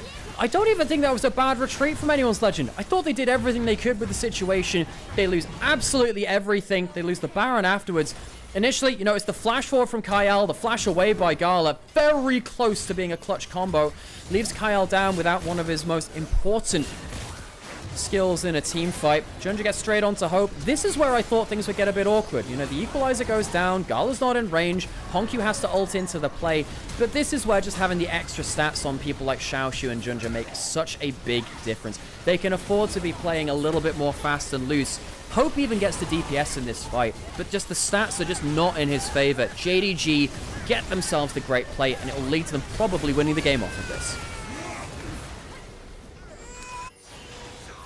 This is conclusively JDG's game to close out now. Anyone's legend, they are at the mercy of whether JDG make a mistake or a series of very terrible taking the bot mistakes. side. Another key on ultimate. Tarzan looking for Junja. Maybe he can pick up a shutdown bounty if he can just get one more combo. But Junja keeps his distance. Tarzan cannot get him! Flash available. Looks for an ice cube. They clip Honkyu as he was trying to escape with the Weaver's Wall. That's one shutdown into the pockets of anyone's legend that immediately shores up a few hundred gold into their pockets. But it's still 7,000 in advantage for JDG. But what can they get done in 35 seconds? And we'll see. Kyle forces the flash out of Xiaoshu. Junja has no ult. Used that in the pick before. Hook goes wide. Anyone's legend successfully diffusing the Baron situation. There's no push on the map from JDG. At least they don't have them in the sidelines now. This isn't a bad response from anyone's legend. Dredge line though, right onto Kyle. He intercepts it, pops the ultimate. Xiaoshu getting broad, critically low. Gala? Quarter of his HP is what is left. Gala with the Moonlight Vigil goes a little wide. Might have hit in my fridge back at home. I checked on it after this series. And the rest of anyone's legend continuing to fight on back despite the massive gold deficit. Excellent response from AL. They managed to pick off the mid jungle in the bot side of the map. Junja doesn't die, but he does lose his ultimate and most of his HP, so he can't start the fight. Here's how it started out. It's the Water Blade into the ultimate from Tarzan. They fly in with the Azir as well. Honkyu comes down to try and rescue him, but then he just puts himself out of position. Anyone's legend, well, credit to them. They're starting to try and think their way out of this mess. should have started that a little earlier, sadly. They're very far behind in gold still. JDG 6,000 gold up. Even with the negative power plate for now, it'll probably go into the positive after this tower. Anyone's Legend are still on the back foot.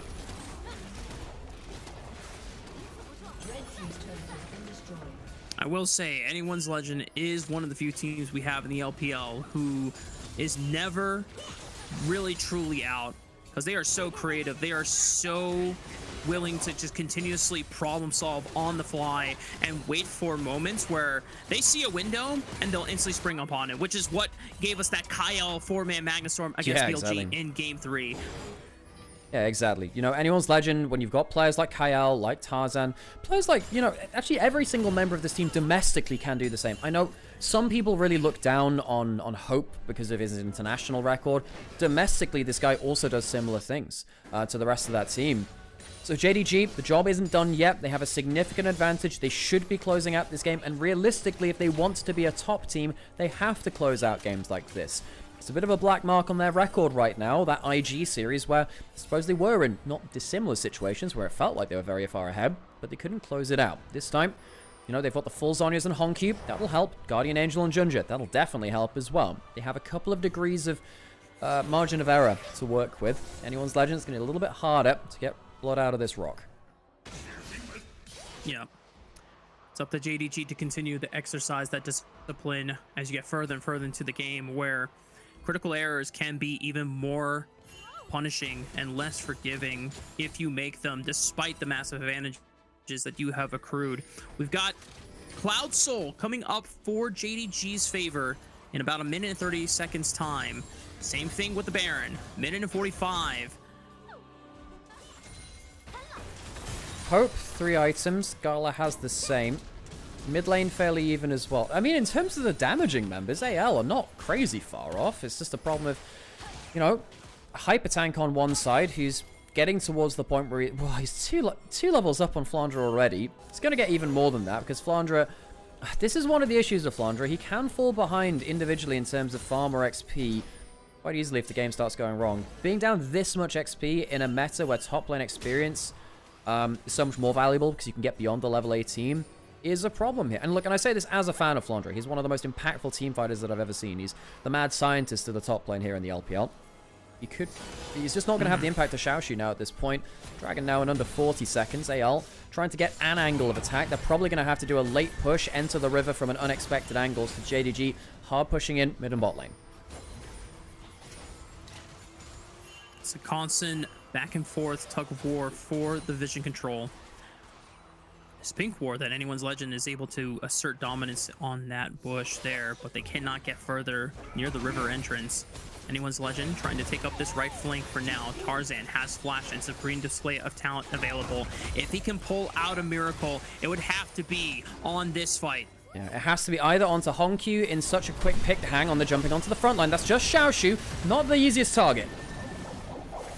Shanks forced a flash away. Honkyu was threatening with another combo. Comes in with the Weaver's Wall. Tarzan's down! Secures the Cloud Soul. The first target. Tarzan flashes away. Moonlight Vigil goes wide once again, but the cease and desist allows Junja to lock him down and put to rest the Panda Jungler. Now JDG are trying to turn onto the backline. Shanks keeps his distance against Junja. Going into trouble, but he's got Vampire to back him up, and Junja comes in for the alley-oop and punches them clean through all of their skulls. JDG find another wipe on Anyone's Legend, and will begin the victory march into the base for Game 1. Anyone's Legend can't overcome the early deficit, and really the heroes of this game for Jingdong Gaming are the mid-jungle from CFO. The game won't end at this fight. They're going to go back off for the Baron, but they did get themselves another huge fight. They get themselves that Baron afterwards. Honkyu and Junja have had such an excellent game. Xiaoshu as well with the individual matchup lead over Flandre. The top side of the map has been magnificent at playing through from ahead. And Anyone's Legend, they just gave up too much early. Go back into this fight. Honkyu was the lone casualty of this fight. Walked into melee range of an Alistair. I suppose that will happen to you after all we were just glazing him. Yeah, probably not the best fight there from the young mid laner on the LCP. You can see the chase down from Flandre, tries to kill Gala, but at that point the damage is already done. You've lost the soul. You're not able to get the burn damage you needed. Fight over. A little curious on JDG not committing to trying and end the game there, but Baron was the safe call at the end of the day. Once we get back to live, I really want to look at what summoner spells are going to be available, because those are the windows, those are the kind of variables you can take into account as anyone's legend. It is a 10,000 gold deficit, so chances are extremely slim, but we have seen anyone's legend pull back games that should not have even been thought of as comebackable. Yeah, the question is it still a throwable game? It's actually pretty hard from JDG here. You have GA still up on Ginger, a GA on Gala, a Zonya's onto Tonkyu as well. Tarzan, I don't think he has the damage to insta one-shot someone. Kiana, at this point in the game, you're expecting them to do like full team one-shots. Ginger's pushing it quite hard, but this is one of the great things about Vi. You can actually be a split pusher because you are really safe. And with all of this, you have a level 19 Kasance. Yes, you can go beyond level 18, specifically as top laners now, folks. On the 2026 season, they're jumping onto Honkyu. There we go. And he doesn't have flash from before, or actually he does. He finally uses it and gets away, but Tarzan wants to look for one more combo, but he got clipped on the unraveled earth, and Gala finishes him off. Anyone's legend without their jungler. Once again, Kyle caught in the crossfire as well. Double kill for Gala, and now JDG have an effective 5 versus 3 as they push into the base. I think that'll be it, Rafa. Anyone's legend gets shunted back off of the Nexus. Doesn't quite land that way. This time, Gar lands the ultimate. That might just kill him. Oh my goodness. There we go. Aphelios, long range, execution style. Anyone's legend, bite the dust one after another. And JDG with a hell of an opening punch will take first blood in the series. JDG spin up the Mac rounds, call a shot out of orbit from that Aphelios ultimate to finish off the game. JDG sucker punch Anyone's Legend in the early game, and they can't recover. They just can't recover. Anyone's Legend, we expect better from them as the team which were across the average of 2025, the best team in the LPL. If you look between winter, spring, and summer, and of course the international events, they're the team which had the best reputation. JDG, though, have the coach which led them there. And I have to say, the early game plays, I think the draft as well, worked out pretty damn well for them. It says a lot that they got champions like the Azir, the Rumble, Yunara, all very, very high tier champions, and they couldn't make that draft work. The Alistair too, actually, that's another S tier one. You just look at that draft. Now, JDG had a lot of things to be afraid of in terms of like the S tier champions on the other side, but, they really played well through the early game. They didn't look back. I don't consider Vi to be crazy high priority right now. Junder is making me think a little bit differently about that, because that's the second game now on the Vi where he's looked very, very potent. Vi is just one of those champions that has a very simple win condition and a simple playstyle, but it is reliable, and if your teammates understand what her strengths are, then you can instinctually play around them. And I want to give credit to JDG, but I also have to continue putting the spotlight on Anyone's Legend, and the fact that them tripping over themselves in the early skirmish gave the window for JDG to punish them and leave them completely flabbergasted for the first 15-20 minutes of that game. Yeah. Thank you so much for the sub, by the way, Angie. Great to see you. What is that, 27 months? Wow, that's almost a year. Crazy. Yeah, so we're going to get into Game 2 after the break from this, but JDG, this is why, even though they lost to IG, we thought this would be a good series. We thought this would be the close series between the two. These two should be top of the table, competing with the likes of BLG. Looks like BLG is a step beyond them for now, but JDG have put together a very impressive project. And for Anyone's Legend, look, I want to see Anyone's Legend be a good team. I want to see them be up there at the top. Realistically, they are our best benchmark for 2026 because they should be coming in similar level to 2025, similar level of play, level of strategy. We should be able to use them to say, okay, has the LPL at the top end improved or gotten worse?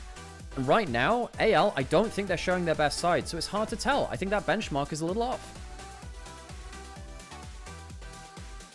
Yeah, I'm trying to figure out if Anyone's Legend is going to come back and just shake off game one and say, you know what, we disrespected JDG. This is technically their first time playing against this JDG roster since when we got Anyone's Legend in Demacia Cup. Well, I don't even remember if they played against each other, but it wasn't even the starting anyone's legend roster. Yeah, It was. they only played the one secondary series, and I think anyone's like because they were seeded directly into quarterfinals. I think anyone's legend came up against. Yep. Was it LGD or was it? They came up. I Yeah. think it was LGD. Something like that. Anyway, they won down at the quarterfinals, and I'm pretty sure because JDG faced off against EDG in the quarterfinals, and they beat them. So they didn't play against anyone's legend, either of them. Yes, you're absolutely right. It was the sub roster. Shanks did a decent amount of damage. Hope did too. But realistically, you know, you look at Tarzan's damage being so low, and that you can't have that from a Kiana, especially Tarzan's Kiana. You know, Tarzan is the beating heart of anyone's legend. Realistically, Tarzan is the beating heart of any team which he goes into. The fact that he was this low value, making huge mistakes like jumping into that top river fight where he just jumps into melee range of a Nautilus, gets CC'd and died. You can't afford to see that from a player that's meant to lead this team to success. Yeah. I mean, my pre-split expectations were having Tarzan and Knight try and contest each other for best player in the LPL, straight up.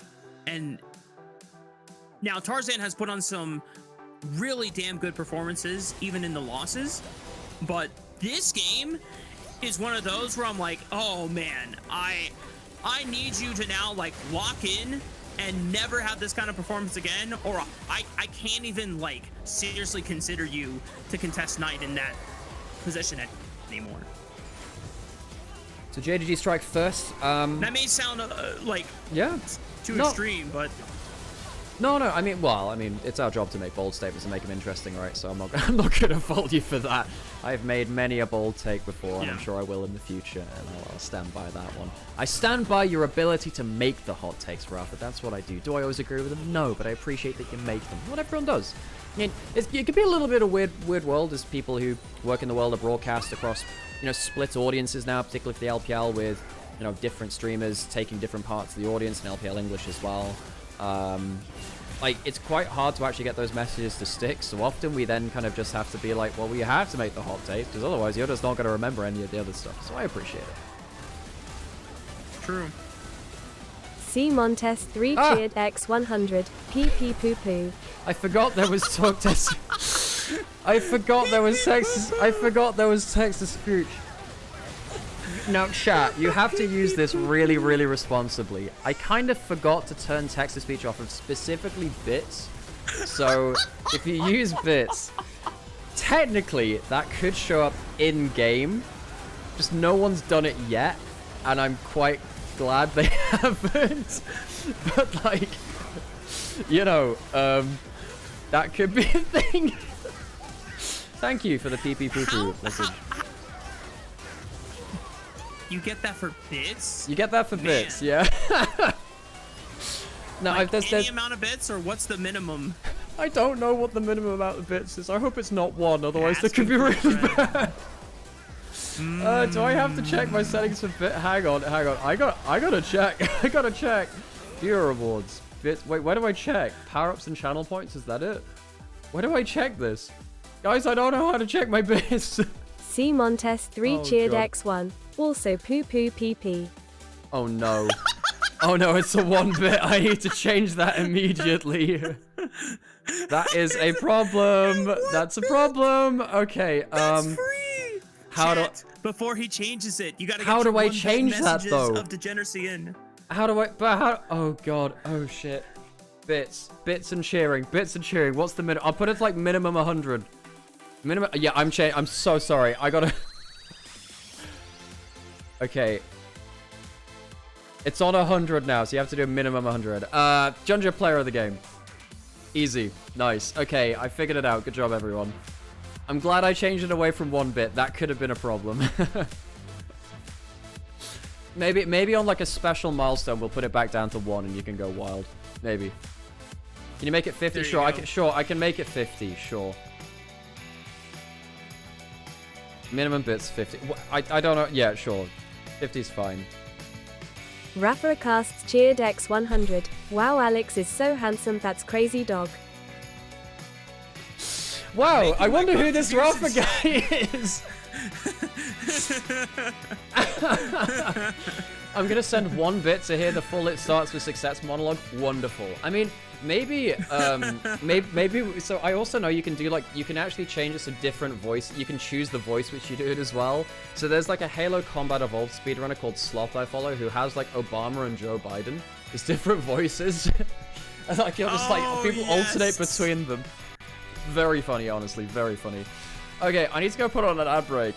God, that almost the first time that actually gave me like a freaking heart attack, folks. I'm gonna go on a quick break. We'll leave it. I need to probably mute the stream, otherwise there'll be that one advert which turns up and crashes the YouTube stream. True. What is this? Wait, there's this. Wait, did we get like a hype train from Bits? That's actually kind of funny. Honestly, that's kind of peak. There we go. Okay. All right, I'm gonna go on a quick break. I'm gonna go take a quick bar break, and we'll be. Wait, what is this? C Montes 3 cheered X50. Dino Dance, you're welcome for being the comic relief. The funny thing, okay, I need to find out. 07. Where is the text to speech for this stuff? Is that on my overlay? That might be on my overlay actually. I need to figure out a way to do that with different voices because I need to get specifically the SpongeBob one because if you make SpongeBob say some really strange stuff, the voice mod just goes wild. Okay, right. Be right back.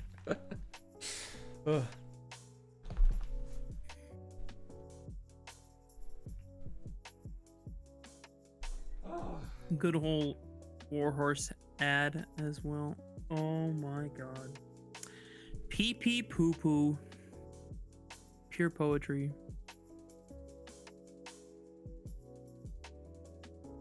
Oh, it's Freak. I wonder what they're asking Freak.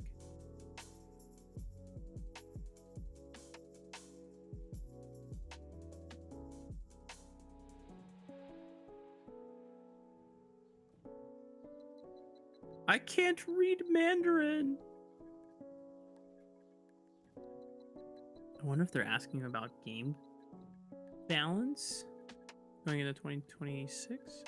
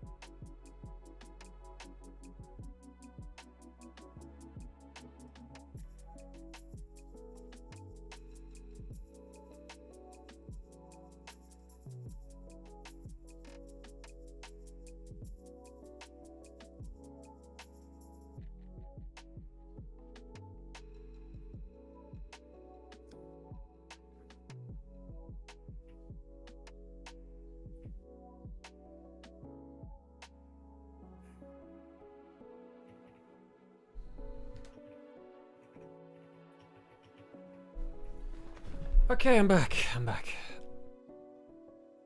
Pee pee the poo poo.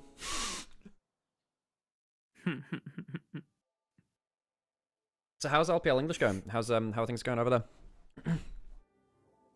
Brought on more new people just to expand and make it so that it's not that's crazy too much on the schedule responsibility on yeah, which is really nice. And I at the end of the day, LPL is a great training ground for casters who really want to cut their teeth, and obviously not every caster we have on the LPL English team is of the same level, but I think what is that's not apparent the problem, though. That's not a problem, rather. Like that's it's not meant to be. At the end exactly. Of the day, like it's a free broadcast, right? And you want to do it. So. Exactly, yeah. Those guys want to do it, and it benefits them in the long run. And I think at the end of the day, as long as you're passionate and you are proactively trying to improve yourself, it doesn't matter what level you are. This is basically the same thing. Well, I mean, lots of broadcasts have now done it, because we did that for LJL, the VCS folks did that for VCS. I mean, technically you go back, well, UEB was a bit different because I think they were trying to like get like as much kind of like talent in there as possible to kind of like fill in the gap of the LPL games that weren't being broadcast in like, when was it, 2018 or something like that. But yeah, it's really good that there's a broadcast out there for that, because, you know, we stopped doing LGL, VCS, well, obviously got rolled into LCP, so it's actually, and then obviously ERLs are a mess right now, so it's really hard to get genuine experience anywhere. And then particularly you look at, well, I don't know, just esports casting industry right now is in a very difficult spot. I don't really know where the pipeline leads anymore, because it seems like a lot of talent teams are either completely full or even downsizing in the sense of LEC, right? Because it's got 3 less members than last year with no guest spots as well, I don't think. So yeah, it's the pipeline is in a very difficult spot. So having a broadcast to get some experience with people who are genuinely motivated, it's something, you know. Yeah, especially in NA talent development. While there's definitely people that can come up and get really good and be like tier 1 worthy. The problem is that, like, no disrespect to the LCS broadcast team, because I love them to death, and I'm so happy that I got to work with them for 2 years, but they have no reason to leave. They're still fairly good at their job to the point, and they built up credibility over the long term. So even if they have like we know when some broadcasters kind of check in and just don't really like show up their best, but that's okay, because they've been doing it for 13-14 years. And all that matters is they show up when it comes to, you know, playoffs or finals of the big games, and then when they get to internationals, everyone locks the fuck in. And that's for the entertainment side of the product. That's all that matters to them. But also because we're in a different landscape with co-streaming, it has changed what people want in a traditional broadcast product as well. So yeah, it's a difficult spot. It's a difficult spot. Yeah. So anyway, I'm glad that LPL English is doing what they're doing, and like I hope that like the development actually like it's one of the things that we found with LGL, because we worked with, I don't know, 12, 20 people odd throughout that project when we did it over the last over the couple of years we did from like 2020 to 22. People actually need to commit to it is the thing, and that's what you're really looking for. We actually did like a full interview process. We interviewed like 60 people odd in this one time, and trying to like figure out who was actually motivated to be a part of it. You know, one or two people, even people which I actually am good friends with and like I have a lot of love for, turned up and said, well, you know, it's just something to do. I'm like, well, if that's the way you're viewing it, actually that's not really what we need from this. We want to give this opportunity to people who want to take the most of it. And Melvin Izzle was one of the people we brought on. Melvin Izzle's great. I love that guy. We actually started at the exact same time, Melvin Izzle and I, because we started both on the UK unit. The first time I ever cast really was LGL, and then the UK University Esports League in spring 2020, and we started on in exactly the same split. And actually, one of the things that I think actually kickstarted my career is effectively there were 2 play-by-plays at that point. One of them was Greyheart, and I got paired with Greyheart, and we did really well together. And I actually wonder what would have happened if I wasn't paired with him at the start of my career. I wonder if it would have taken me, I wonder if my career would have gone in a different direction, because Melvin Izzle was paired with the other guy basically just due to scheduling things. And we went on to do an awful lot of cool stuff actually. But Melvin Izzle, I would give feedback to him, you know, every other week, and then we started doing that on UKEL and LGL as well. So I got a lot of love for him and a lot of the other folks in the LPL English broadcast. So I wish them well in their development. It is not an easy thing to go week in, week out and try and improve yourself. It often takes, you know, a lot of criticism of yourself. You got to take a knock every now and again. Even if you're really good, you got to take a knock every now and then. Let's look back into the game though. We're going into game 2 of JDG versus Anyone's Legend. Anyone's Legend looked kind of pants in the early game in game 1, and despite some clutch playmaking, they couldn't overcome that. Junjie was player of the game. He was excellent on the Vi. Very, very good game from the Flying Oysters jungler alongside Honky in the mid lane as well. And I think the draft from JDG, despite giving over so many S-tier champions, it worked out very well for them with the Vitalier and the Nautilus for the extra point to click as well. Let's see if they can match that in draft numero 2. The one. Hablo español. Sí, hablo un poco español. Estudiado por 5 años. Yeah. 5 años. Not bad. Not bad. Well, we're returning to simple, reliable execution ultimates from the jungle pool that is being banned right now with the Malphite and the Jarvan once again being taken away from Junja. And something tells me here that Anyone's Legend, having been coached by Tabe already, maybe they just have an insight to what Tabe wants to drill them on first as he opens up the 2026 season with this new JDG roster. Jarvan gone away again. Seems like that is just not going to be allowed over. In terms of our jungle pool, we're then looking at, well, Jason Malphite are gone. We're looking really at Pantheon, Wukong, Shinzao. Those three. Those are all on the table. In terms of carries, well, the Orianna's gone. The Azir's gone. We're looking, I suppose, at Ryze is a big one. Akali. Jack's banned away now. That's quite interesting. You don't normally see that in the first rounds. First pick will be Anyone's Legend on red side once again.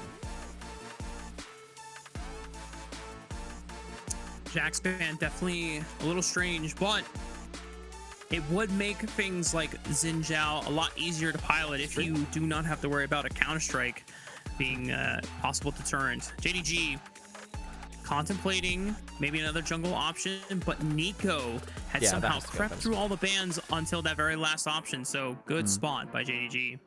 Varus, easy lane pressure. One's going to be easily locked in. So Gala and Vampire, do they have an answer to this? Typically, Gala goes towards something like the Misfortune into this, because it allows you to have that sustain against the poke. You can threaten with your ultimate. Your early laning phase is good. Wouldn't surprise me to see Misfortune plus an engaged support, maybe Rel, Leona. That'd be normally your go-to. Leona, yeah. Oh! This was banned away from Vampire before.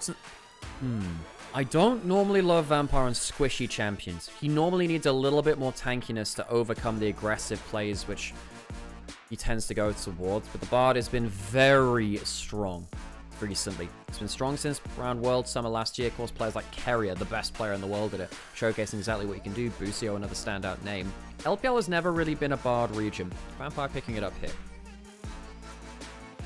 I like that JDG are waiting to secure their AD carry option because more than likely, this Varus isn't going anywhere else other than Hope's hand, so there's no reason to pick up another AD carry that you would think would get stolen at this point. But JDG prioritizing one of the powerful junglers that Jax probably could have done a number in. But Anyone's Legend looking across, seeing a Bard, and saying, you know what?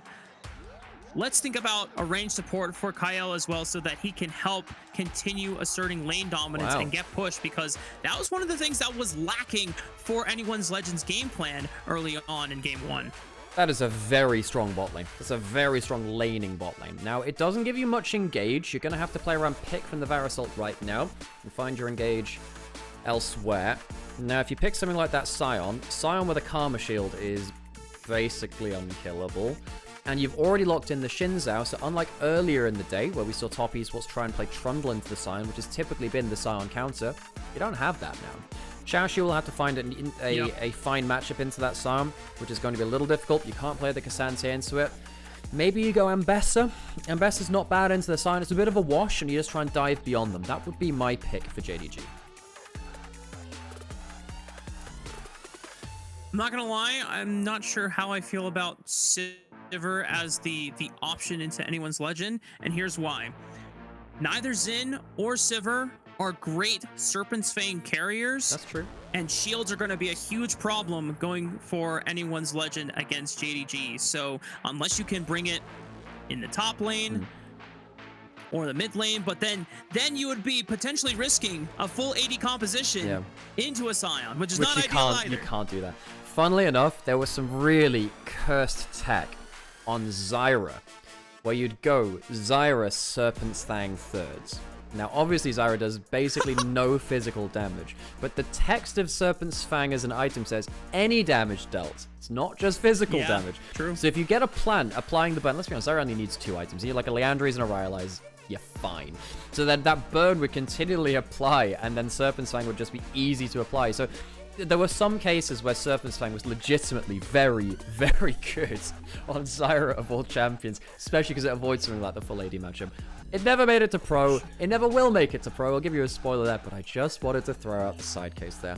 Ambessa banned away from Xiaoxi, removing some of those top lane matchups.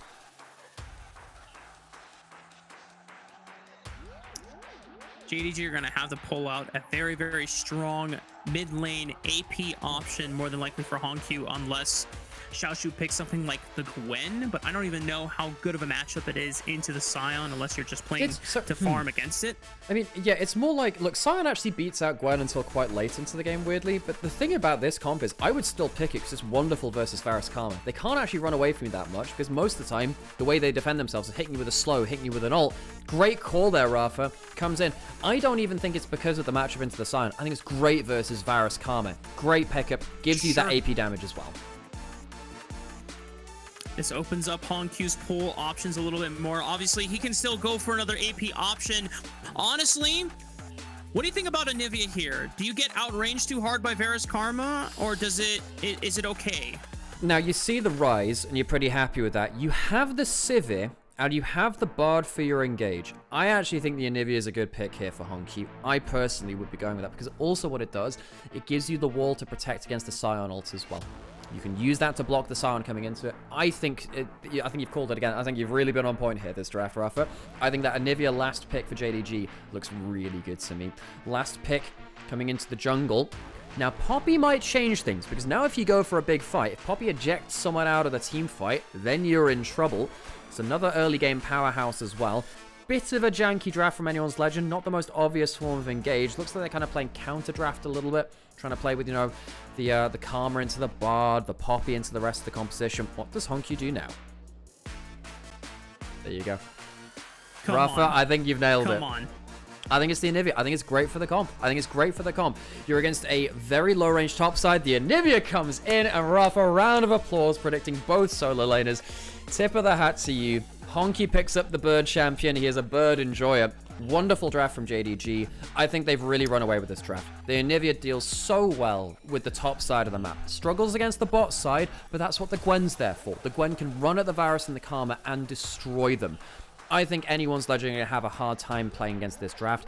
And sometimes, you know, we have known Anyone's Legend to be a bit of a... No, they've changed their coaching stuff, but we've known Anyone's Legend to sometimes drop the ball with their drafts. JDG, they've been a lot more on point on that now, and I think they come away with the advantage.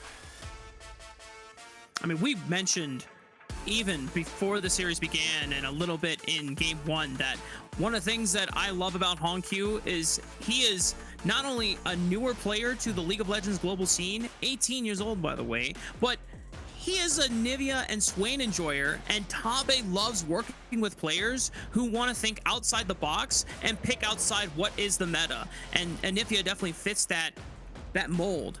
I had no idea that Xiaoshu even had a Gwen locked in his pocket, but already you can start to see the influence of Tabe trying to not necessarily be the one to say, okay, you guys will now learn these champions. It's just, oh, you guys play these champions? Okay, well, this is a good angle, and I think you guys can do really well with it. And giving them that motivation, that confidence, and the lift to be more than just the individual kind of base level themselves. This is how JDG can be a top 3 team in the LPL. On to the Rift then, perhaps for the last time today. Let's hear those Gyos.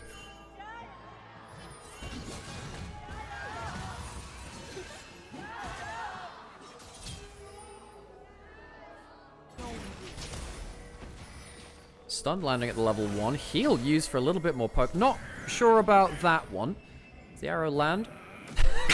No, it doesn't. Bit of a wiggle back and forth. The heal used very early, though, from Vampire to get that Q on target. Trying to get some extra poke at the level 1. That one I'm not so sure about. Everyone's getting feisty before the first minute of the game. I have to say, it has been so weird to adjust to a new League of Legends game state where everything starts pretty much at the first minute instead of 1 minute and 30 seconds. It's yeah, it means the level 1s are much harder to organize, and yeah. Cubby has called this game TikTokified in this modern era.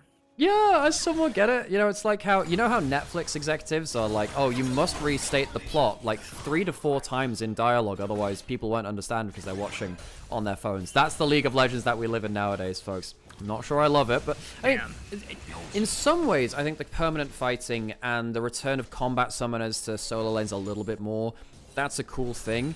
I also like that, you know, like there's the ability to just like flip the map, go hit a crystallized turret on the other side of the map for really good split push pressure. I like a good swathe, a good amount of this new season, but some of the pacing does feel very, very fast. It's going to definitely be something that everyone has to adjust to over the course of the 2026 season. Xiaoshu taking the more aggressive runes with the Conqueror, while Flandra just trying to rely on grass stacks to give him an ever-increasing health pool with the Soul Furnace. We'll see how well JDG's top laner can pilot in this matchup, because as you said, San does pretty darn well into Gwen, but the Gwen is not for the matchup, it's for eliminating this backline that is the Karma and Varus. And I really think that, you know, Xiaoshu, funnily enough, I think Xiaoshu might have been in my first ever LPL cast. I think it was Rare Atom versus LGD, 23 Spring. I seem to remember that was the matchup, and I think Xiaoshu was their top laner at that point, Rare Atom. And he was a huge Gwen player back then. He stormed onto the stage as a Gwen, Cassante, Jax player, the Renekton as well. Those are the 4 champions I would consider his go-tos. And I think, you know, Xiaoshu's Gwen has been actually very good over time. See Flandra losing the early shove, some of those early trades going against him, and I feel like I've maybe overstated this, but it is worth reiterating again. Flandra in individual matchups does worry me for anyone's Legend. It was one of the reasons why they had a losing matchup versus top esports for a lot of last year, because 369 would just bully him in lane, and they could actually make a win condition out of that. And right here, you see Xiaoshu probably getting a little much out of the early lane against the Gwen. Sion's actually very good at level 3 or whatever. I don't think he should be taking those kind of bad trades. We have to track that. It could be an issue. Decent damage from both Hope and Kyle as Vampire was trying to help Gala get the wave pushed in, but a lot of HP that he had to sacrifice. Thankfully, he's got not necessarily hot cocoa, but he's got his W's. Yeah. What are the W's called when it's not hot cocoa? I'm always used to that. Wait, Xiaoshu? Oh, I thought he was just going to go for a solo bolo on the Flandra. Yeah, same, buddy, same. I was sat there thinking, oh, bloody hell, he's charging up his Q again. Vampire roaming mid, looking for the flash. Shanks flashing late! Q flash! Shanks still gets clipped by it, but the wall, even great placing, not enough, as Shanks is able to speed on out thanks to the use of the Ghost as well. Yeah, Shanks really disrespectful there. You are stood right next to a wall against a Bard. Come on, you don't need to be an expert to know what happens there.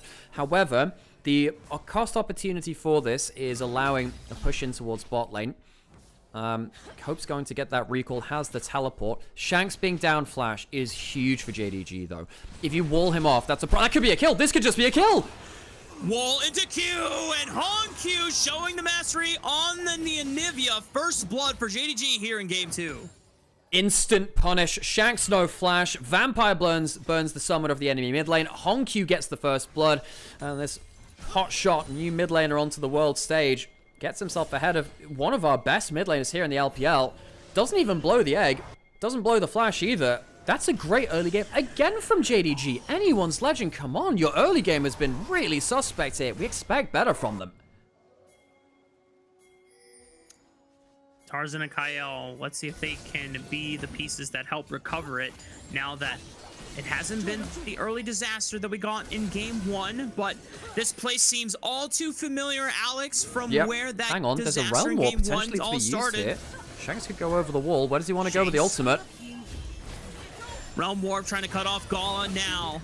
Gala is forced to run over to the left side. The shield guarantees that he doesn't get stunned by the wall slam. Hong Q is here, ready to cut off anyone's Legend back off from the river entrance. Trying to force Tarzan into the Glacial Storm. Vampire takes the magical journey back over to the left side. And wall stun. Q and Junja might be in trouble. It's a flash from Tarzan. Junja claims the grab for his life, but that Crescent Guard isn't going to stop himself from dying anytime soon. Shanks evens up the scoreboard, and anyone's Legend are ready to fight back. This time, the early game ambition of anyone's Legend at least has a bit more sting to it. The flash wall stun on Poppy, something which I really forced a couple of years ago as a narrative. Look, yeah, it's still true today, by the way. You better learn this one. Poppy only needs level 3 to be full build Poppy, folks. You hit that for full complement of regular abilities. This champion is nuts in the jungle. Gets that wall stun. Junja does hit that level 6 by getting that crab. You're absolutely right, but doesn't quite save his life in that one. Anyone's Legend do get onto the board, and the kill goes over to Shanks as well, which is nice to even up that lane matchup a little bit more for him. He can see that CS difference getting a bit out of hand. Shanks needs a bit of help here. Yeah, this bird is starting to get out of control fast, and we know that in this world where Rod of Ages and Seraphs paired with a spanking new item called Actualizer that really takes advantage of those high mana costs and just extra damage, that is something you don't want to be on the receiving end of. Vampire taking a lot of damage, though, from Hope and Kyle. I really want to see Anyone's Legend try and leverage this bot lane pressure that they've been exacerbating so far into meaningful advantages elsewhere on the map. Yeah, I think that Hope getting ahead in this bot lane matchup, you can see the 10 CS lead, that could be a problem. Worth noting that basically the role quest for mid lane, it doesn't matter if you're delayed on that too much. If you're delayed in your bot lane quest, it really does. So Hope getting a 10 CS lead, getting a plate down in bot lane, that will get him that a little bit quicker. I suppose on the top side, it matters for top lane too. We saw that affect Flandre negatively in that last game. Hope, if you can get an advantage here, he needs to be worried about the Gwen, but he can actually answer the rest of the composition fairly effectively. He will be at threat from the Bard ult later into the game. The Karma shields will have to keep him safe for that move speed. Actually reminds me quite a lot of, do you remember the Game 5 Worlds 22 finals where it was Bard into Karma Varus? Actually a very similar draft here. The T1 lost, but they were trying to use that Karma shield to get out of that Bard ultimate. That was the plan for it, and I suppose Anyone's Legend will be doing the same here.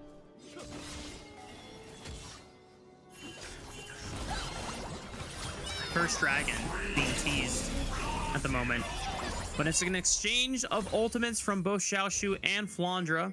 Flandre did not want to take too much poke and damage from the needlework so that he could still stay in this lane for as long as possible.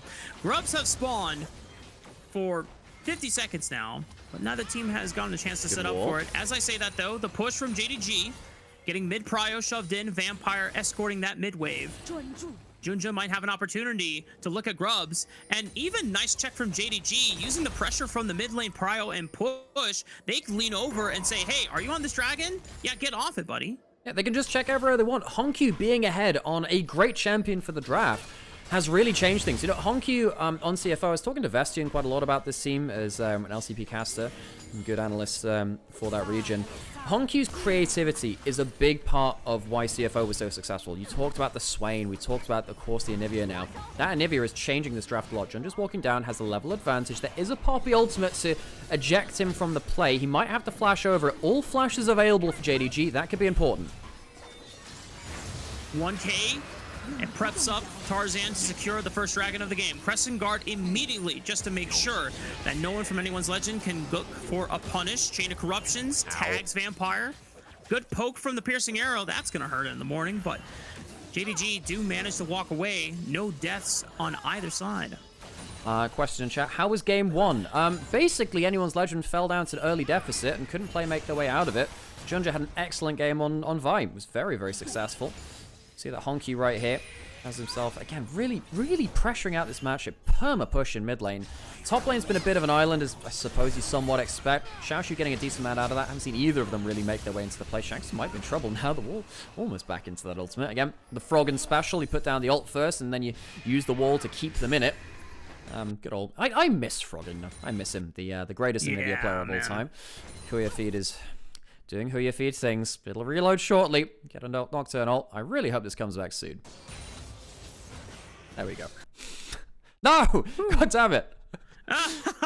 Okay, what I'm gonna do real quick, actually, I'm just gonna refresh this just real quick, and hopefully that will be fine.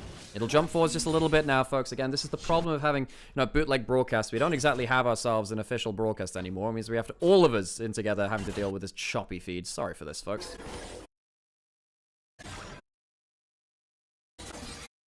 Wow, that is really bad. Okay, I've never had to do this before. That is, wow. Okay. Monk at W. I think we're back now, though. Well, at least I can tell what first item spikes are like so far. We've got Sundered Sky and Rod of Ages, and the tier is still stacking up for Honkyu. I mean, he is really ahead of the curve right now. It's only a 400 gold difference, but every minute counts in being able to get those Rod of Ages stacks before your opponent can, because then it gives you a window where you're a distinct level advantage over. And that can be something that the highest level teams actually use to set up stronger objective setups, or just say, guys, we have a big stat advantage. Let's just force a fight right here. Hugely so. You know, those role quests. I mean, at least Flandre has that now on timing. With Xiaoshu, basically gets it on the same wave. What's happening with this bot lane quest? Hope gets it now, so that's at 12 minutes, pretty much flat on. Let's see when Gala gets to it. Really good stun into Shanks there, who's again really just eating a lot of damage here. Doesn't have that Rod of Ages completed just yet. I want to see what Honkyu's build's going to be too. Another wall into it. Man, he's really starting to punish Shanks, but these Q accuracy a little bit off, meaning that Shanks at least gets to stay in lane. Every time Honkyuu is not able to cleanly land the combo, then Shanks is able to just answer right on back with the power of that Spell Flux and Overload. Hope, once again, getting a chance to pick up another turret play for himself on the bottom side. Still, 1,000 gold ahead effectively of Gala. Right now, it doesn't really matter much because both of them have already hit their first item spike, but he's working on a tier, so it could be a Monamune ready in his pocket. I take that back. Gets another serrated Dirk instead. I think what he's going to do is going to go Edge of Night second, because that will help against the Bard ult. If he has Ghost Blade, Calm Shields, and the Edge of Night, it's really hard to lock down the Varus as a poke variant. There isn't that much which can proc it from range. You've got occasional Sivir Qs. Occasionally, that's it. I think as soon as he completes that Edge of Night, I think JDG might actually have some issues. At that point, you're kind of needing a very clutch angle from Xiaoshu around objectives to just run at him. I don't think you're going to get clean engages on him once he hits 2-3 items. He gets another plate as well, because he's already got himself his role quest. He doesn't have to stick in bot lane anymore. And now Gala is still down on his role quest. He still doesn't have it, and he's moved mid lane, so it's going to be delayed even further. Gala is losing significantly out in the bot lane matchup. And again, we thought JDG would have one of our best bot lanes in the league. Right here, Hope and Kyle showcasing, look, I mean, we've been international. We've gone toe-to-toe with some of the best in the world. You got to make sure you're competing with us before you can call yourself any semblance of best bot lane in the LPL. True. Still got quite a ways to go, although having the Pentakill Prince as one half of your bot lane is not a bad way to start the 2026 season. Yeah. Definitely helps. Starts to go towards Honkyuu, flashes over the stun, but can't get the wall stun. So close. It wasn't the right angle. Honkyuu might have a chance to get out alive now. He slows down Tarzan with a Glacial Storm. Gonna slow down Shanks as well, but gets rooted up by the Rune Prison. Just a couple more auto attacks can do the trick, but Honkyuu just barely escapes with a sliver of HP.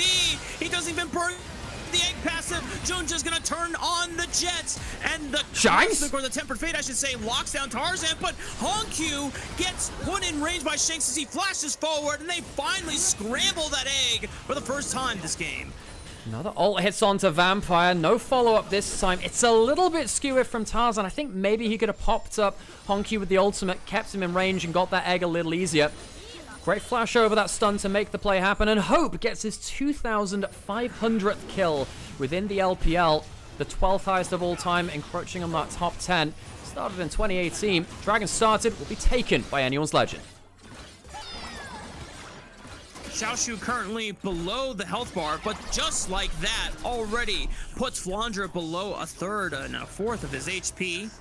That Soul Furnace Shield will give him a little bit of reprieve, but that is out of the nature of once you throw out the Needlework paired with the Riftmaker and the Omnivamp fully stacked up. But let's take note of where anyone's legend is right now. 5.5 thousand gold ahead, not a huge gold advantage, but every single member has hit their role quest.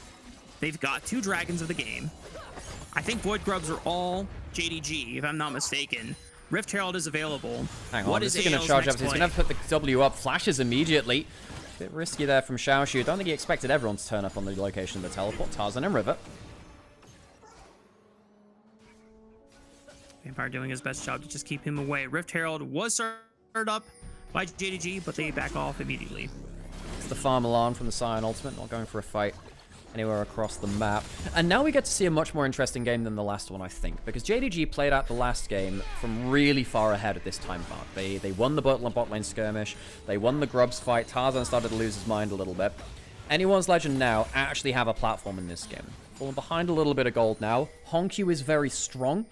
However, Hope, on the other side of it, is actually doing very well too. Gala got that first turret, so he's caught up in gold.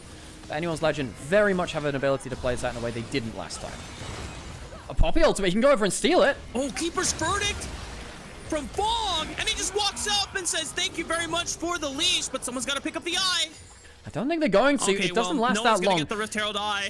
So they end up denying it. And what that means is that they can hold on to mid lane turret a little longer, I think, now. Now, Varus can just sit in mid lane, wave clear for forever. The eye won't be claimed, but it keeps anyone's legend territory safe. They lost that bot lane turret, but because they deny that herald, it's no longer just instant killer that mid lane turret.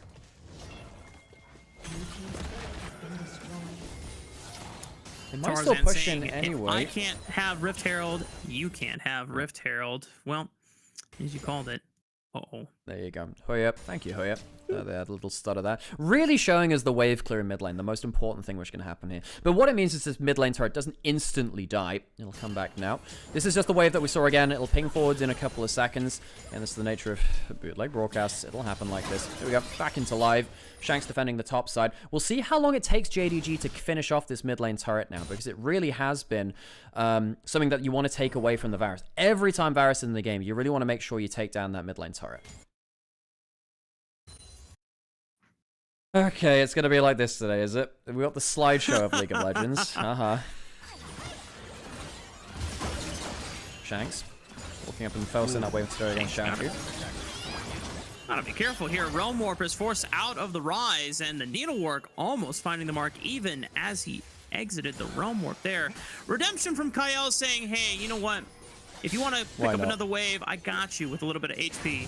Yeah, it gives him a little bit more safety on that top side. Redemption was really, really broken last year, and it's still really strong in Enchanters now. It's just not built on everyone. It was a problem when effectively every tank support in the game was also going Redemption. That was when it was a real issue.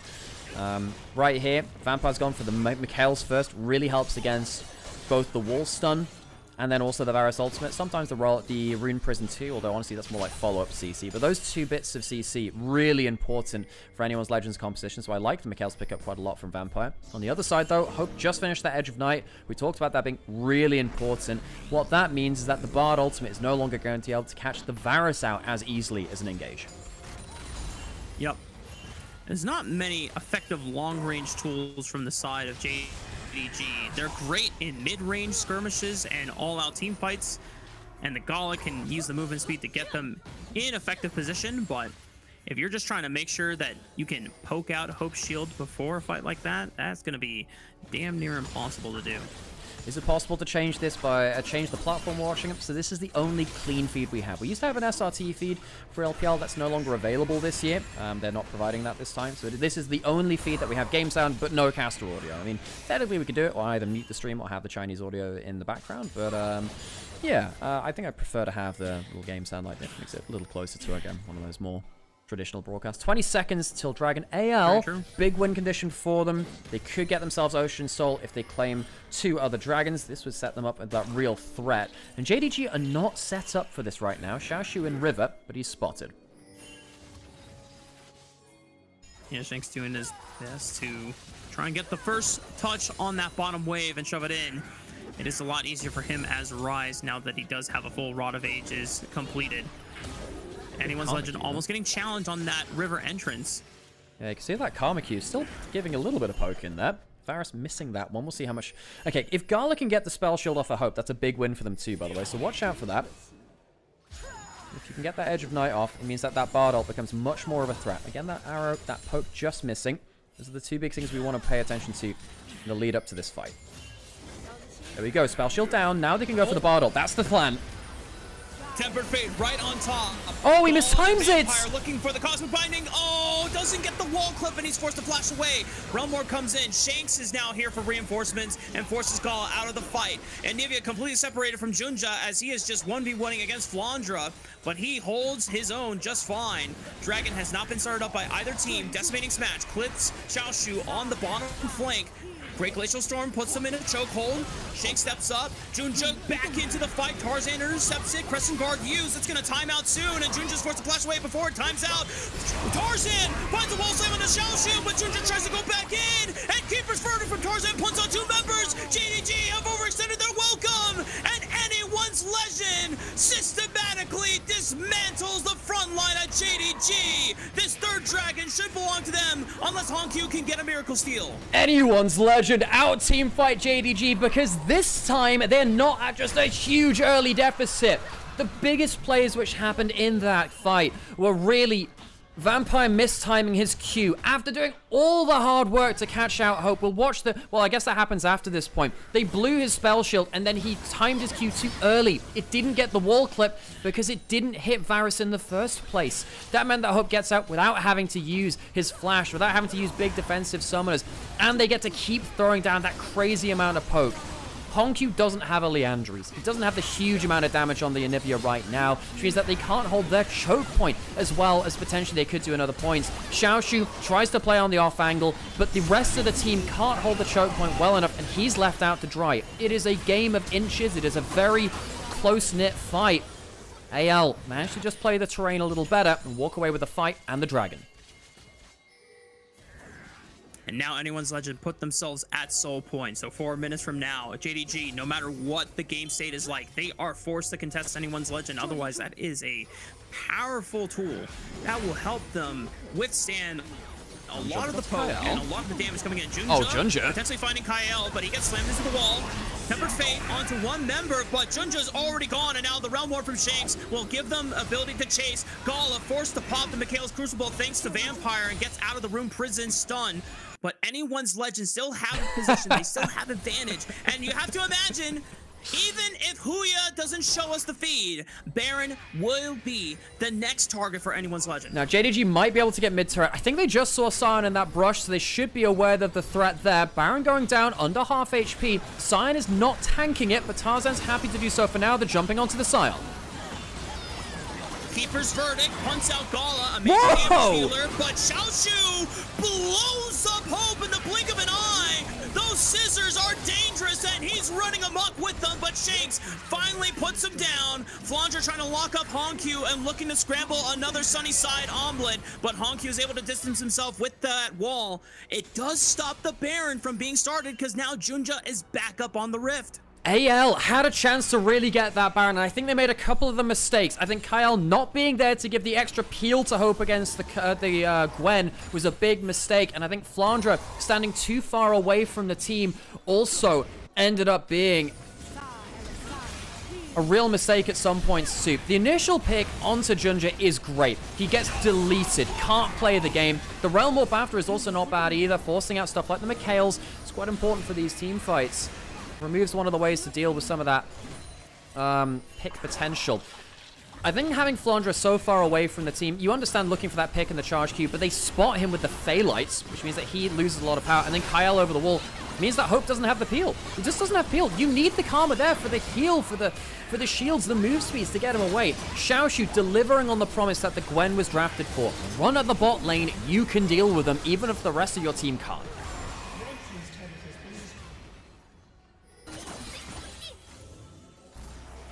That really was an odd position for Kyle to take on the right side of the Baron, but now Anyone's Legend losing an opportunity, what could have been a much easier to secure Baron.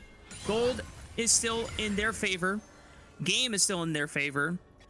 They just need to wait another minute and 20 seconds before the Ocean Dragon spawns, and they have a chance to secure Ocean Soul for themselves. Important item pickup here, by the way. So one, we've got the Seekers for Shanks, always an important thing to track, but I think the Shurelius for Kyle, very intelligent and really important here. Again, it gives another move speed option to avoid the Bard ultimate. I don't think Vampire's had the most success with them this game. He's struggled to land. In fact, actually, I only just realized this. Vampire's still 0-0-0, same as Gala.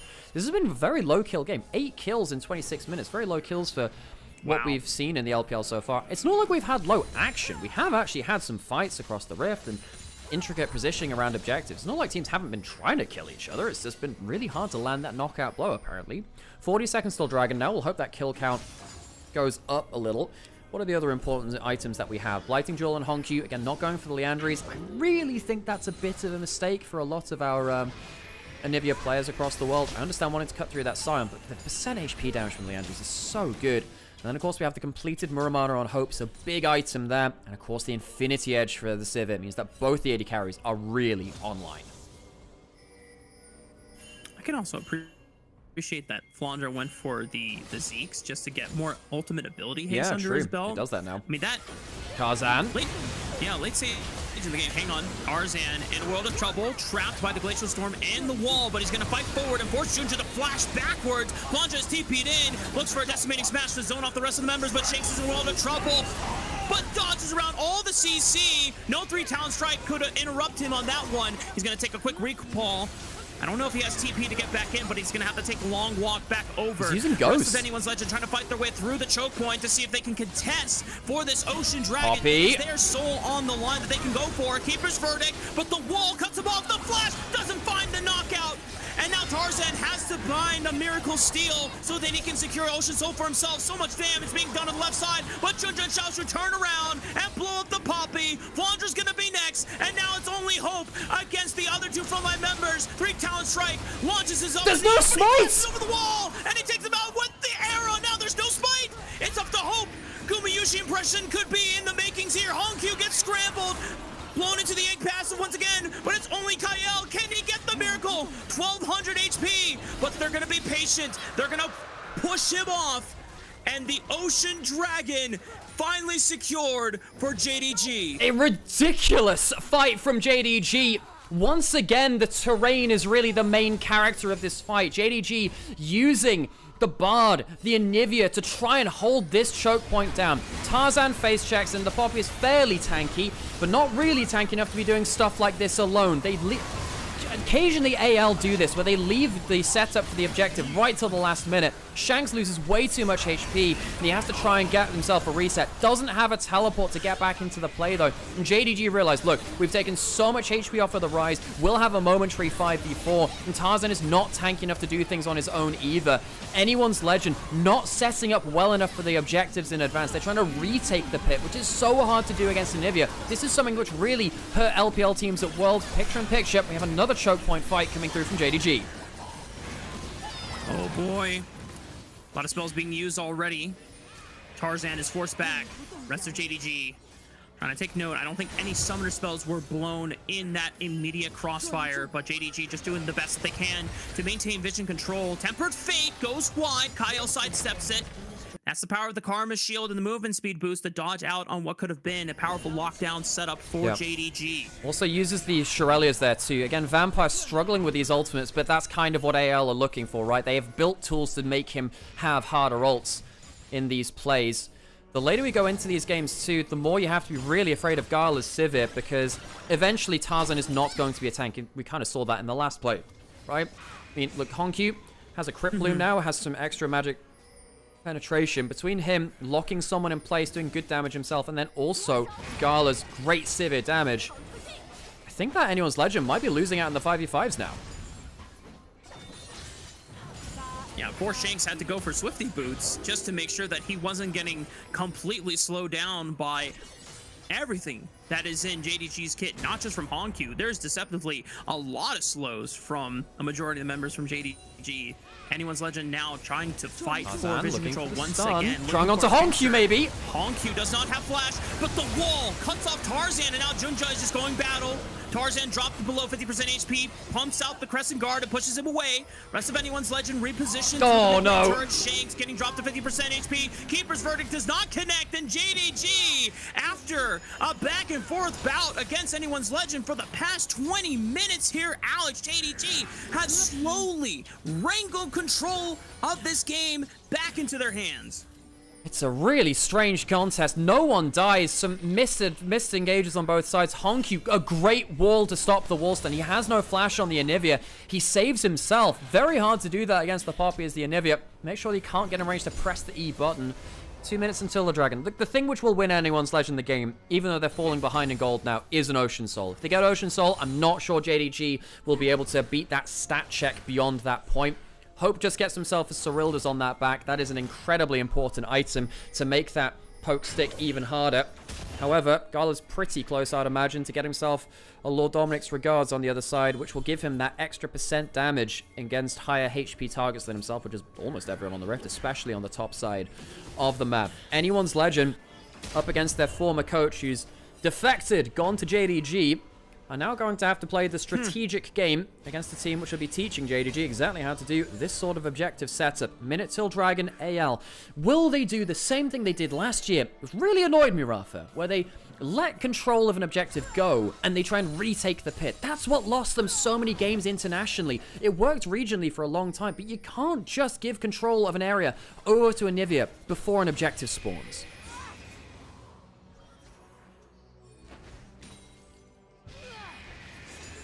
A deceptively annoying champion to deal with. And then once you allow her to get first move and first setup, these choke points are almost damn near impossible to get through. Anyone's Legend trying to do their damnedest to get into the river first. TP comes in from Flandra. Rest of JDG are starting to get pushed out of the river. Only Junja still remains in this line brush. Xiaoshu waiting to enter from the red side jungle entrance as well. That was a good poke onto Honky, but it's only one arrow. They need to land more arrows. Where are they going? Doesn't hit that one. And once again, JDG get control of the river. They're pushing in. Anyone's Legend, I almost wonder whether they should have realm warped for another angle. Tarzan on the flank, but he's caught. Oh. Forced to run away real quick. Xiaoshu, flip of his HP taken. Ocean Dragon has spawned once again. Anyone's Legend cannot get into the river entrance for now. They're going to have to regroup through Flandra. They feel the feed just stuttering a little, getting Nocturne ulted again. This is very important. Come on, Hoya, you can do it. Let's see what happens in the fight. It'll ping forwards. I hope it doesn't ping forward into the middle of a fight. It could really. Next few seconds, it'll probably ping forwards again. Dragon started. Oh, Jesus Christ. Come on, Hoya! Oh! Cosmic Bindings slowing down Flandra. We're going to get the slideshow frame by frame. Oh my god, this is the clean feed. Intigas, here comes the fight! He's looking for the unstoppable onslaught right into Xiaoshu. Somehow Flandra lost all of his HP. JDG are still in full numbers, and they will deny Ocean Soul once again. What? I'm so sorry, folks. Again, this is just the nature of having bootleg broadcast. The clean feed failing as Dragon goes to JDG in ways that we can only imagine. No one dies. Did anyone's flashes get blown? Looks like Flandra's did somewhere in that. JDG get themselves the Dragon. AL left one sing again. Baron now on the table.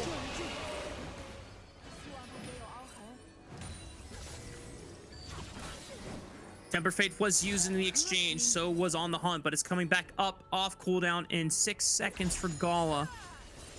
Everyone else, their ultimates are available. It is so hard, and the fact that JDG has been able to deny this Ocean Soul that could be the ultimate stat checkpoint that anyone's Legend need to just be able to get over the hump and brute force their way through this composition. It has been the constant thorn in their side for the past 10 minutes. How much poke can Hope do? If he lands good enough arrows, maybe that could be the difference. Honky has himself a spell shield, but it gets blown by Karma. Allows the arrow to land. Good poke there. Hope trying to clear out mid lane. JDG trying to, again, take control of an area of the map. Try and get them... Hang on, Tarzan over the wall. Into the middle of 3 people. Immediately speeds on out. Tempered Fate. He sidesteps it. It's Junja that's caught by it. Flandra can't follow up on Tarzan! Wall on the Glacial Storm. Flash! Wall slam onto Honku. They're going to pop the 8 passive and the Keeper's Verdict. Can he pump up multiple members? It's just only Vampire, but the Decimating Smash from Flandra sets it up. Honku's the first one to fall. Anyone's Legend are trying to get around. Junja's going to be next. His G is going to get pumped, but everyone else from JDG cannot bail him out. Anyone's Legend find their window, and they do not miss. Vampire betrays his team! He doesn't hit Tarzan, he hits his own jungler! Junja trapped in the front line, baits JDG into the fight. Tarzan escapes and manages to get the heroic charge onto Honkyu, which takes the goddamn bird out of the equation. The Anivia no longer controls the space, and anyone's Legend will win themselves the Baron. That will get them control over the map, which they've been fighting so hard for. Baron will go down. JDG, they're going to have to play behind against the push now. Watch this again. So much movement speed coming out from Kyle means that Tarzan can escape the plate. There's a dead man's plate. Goes over the wall. Can't quite get the play he wants. But the extra move speed gets him out. And Junja's the one that's caught. Betrayal by Vampire leads them into a losing situation. And Tarzan gets to fight. Goes over the wall and finds that pick onto the Anivia. The reposition, JDG lulled into a false sense of security, compromises their star mid laner. And just like that, the repercussions are going to be so grand, Nymaera, because now with this Baron buff, they can finally get the push in, as you called out. This will give them the opportunity to finally push through, get vision aggressively down in the red side quadrant, and if they start knocking on the doors of these inhibitor towers, there's no way that JDG can safely step outside of their base and set up vision control in time by the time Ocean Dragon comes up again in minute 45. And, you know, I thought that maybe the Gwen would just take over the game and run at the Varus Karma. I actually think with the Shurelias and the move speed of everyone on the team, I'm not sure that's the case anymore. I'm not sure that's... Look how fast this Poppy is. There are definitely... Hang on, that's a Realm Warp. They're trying to pick him apart. And Nivea's not here. Can't find the pick, though. And Nivea pushing alone in topside. That was their opportunity, AL, but they can't quite get the play.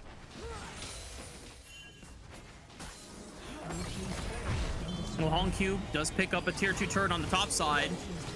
I almost thought that they were going to ping to keep going on that one, but it's just Flandre responding to make sure that there is no waves being lost. Tarzan also redeploying through mid lane. Interesting call out in chat. There's no actualizer on the Rise. He's gone for the Death Cap and he's gone for the Zhonya's. Going for a bit more raw ability power and then also the defensive capabilities of the Zhonya's. If Shanks hits the backline though, same difference. He's got a Death Cap on a Rise at level 18. The top laners are beyond level 18. Sure. Level 19 for Flandre, level 20 for Xiaoshu. That role quest adding that extra cap to their level. This fight is going to be cataclysmic. 30 seconds till that dragon spawns. The Baron power play for AL is actually slightly down because of that top lane push from Hongq. But anyone's legend for the first time this game will have first entrance into River. They have the wave push in a way they've not had for any other dragon fight. And it could just be the difference. A teleport from Xiaoshu just so that he can get pushed onto the bottom side of the map and contest Shanks a little bit. But the dragon spawns. No one can get in. Great poke from Hope. Gala suffers a bit on his health bar, sustains off the minion wave, gets the push in. But hang on, Wallstone on Xiaoshu. Hang on, big pick on the Xiaoshu between Shanks and Tarzan. This Gwen is about to get popped. Temper Fate on the Shanks isn't enough to get Xiaoshu alive. He flashes over the wall, gets the needle work, but a flick flash from Shanks and a Rune Prison sends it back to the grave. Vampire's the next one to fall, and just like that, anyone's legend has a 5-on-3 advantage. They can turn back to the Ocean Dragon, claim their soul, and finally put themselves in a position to close this game out. Anyone's legend this time find their way into a pushed lane state by the help of the Baron. They don't even need to go for the soul immediately. They'll destroy the bot lane turret and then they'll think about backing off for it. The base being broken is a great victory against a severe Anivia wave clear composition. Inhibitor will go down. Anyone's legend break open the base. This is a huge strategic win for them. They have a realm up to get back towards the dragon if they need to use it to get over the wall. There you go. Right onto the dragon. Free soul for them. Anyone's legend looking to force a game 3 with these huge wins in the last few minutes.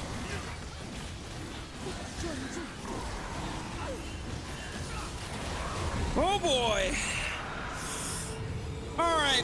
Well, if you haven't sat up in your chair at this point, you better start doing it now, because this is where the final touches will be put on this game.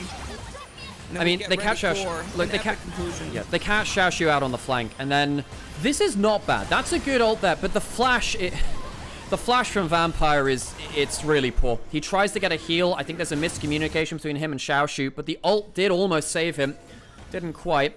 Again, this Bard champion's so hard to pilot, but when it comes down to, you know, tough opposition like Anyone's Legend, they'll punish you for making those small mistakes. They've really managed to abuse the fact that this Bard is so hard to land that engage. Anyone's Legend walk out onto the map. Ocean Soul.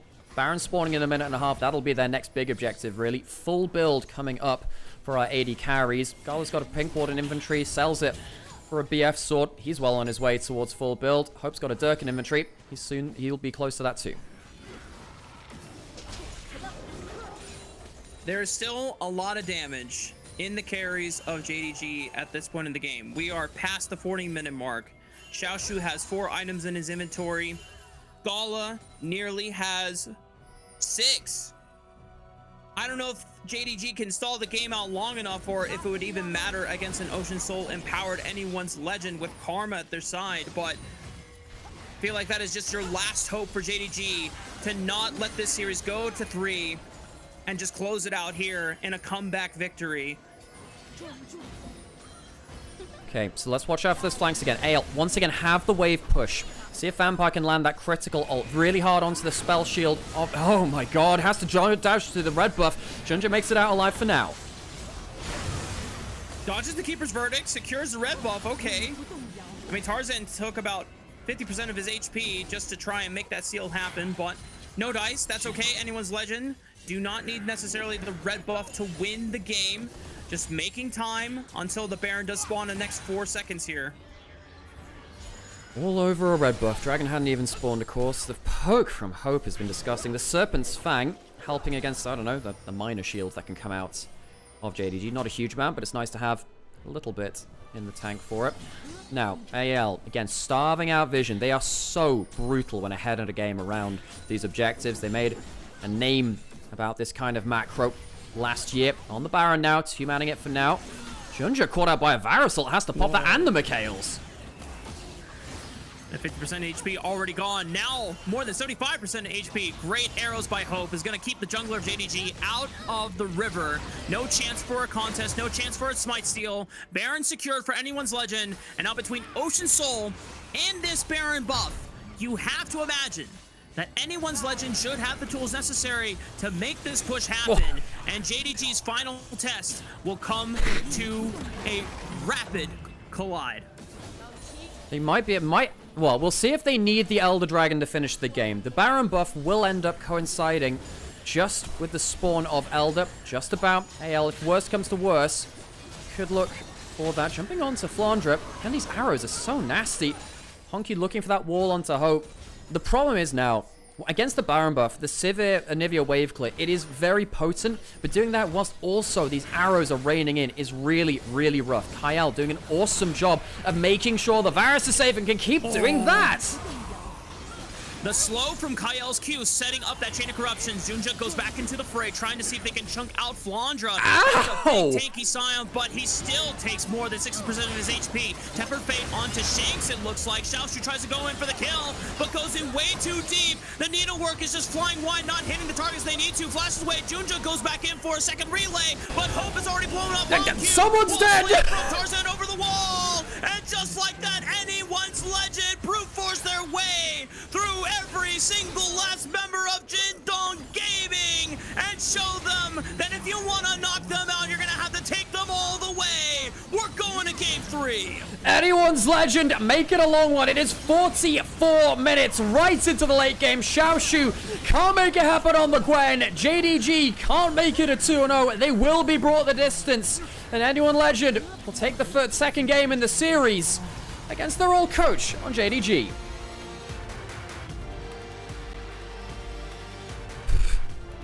Well, what a ridiculous game. Tell you what, I could do without the Nocturne ults on the stream every now and then.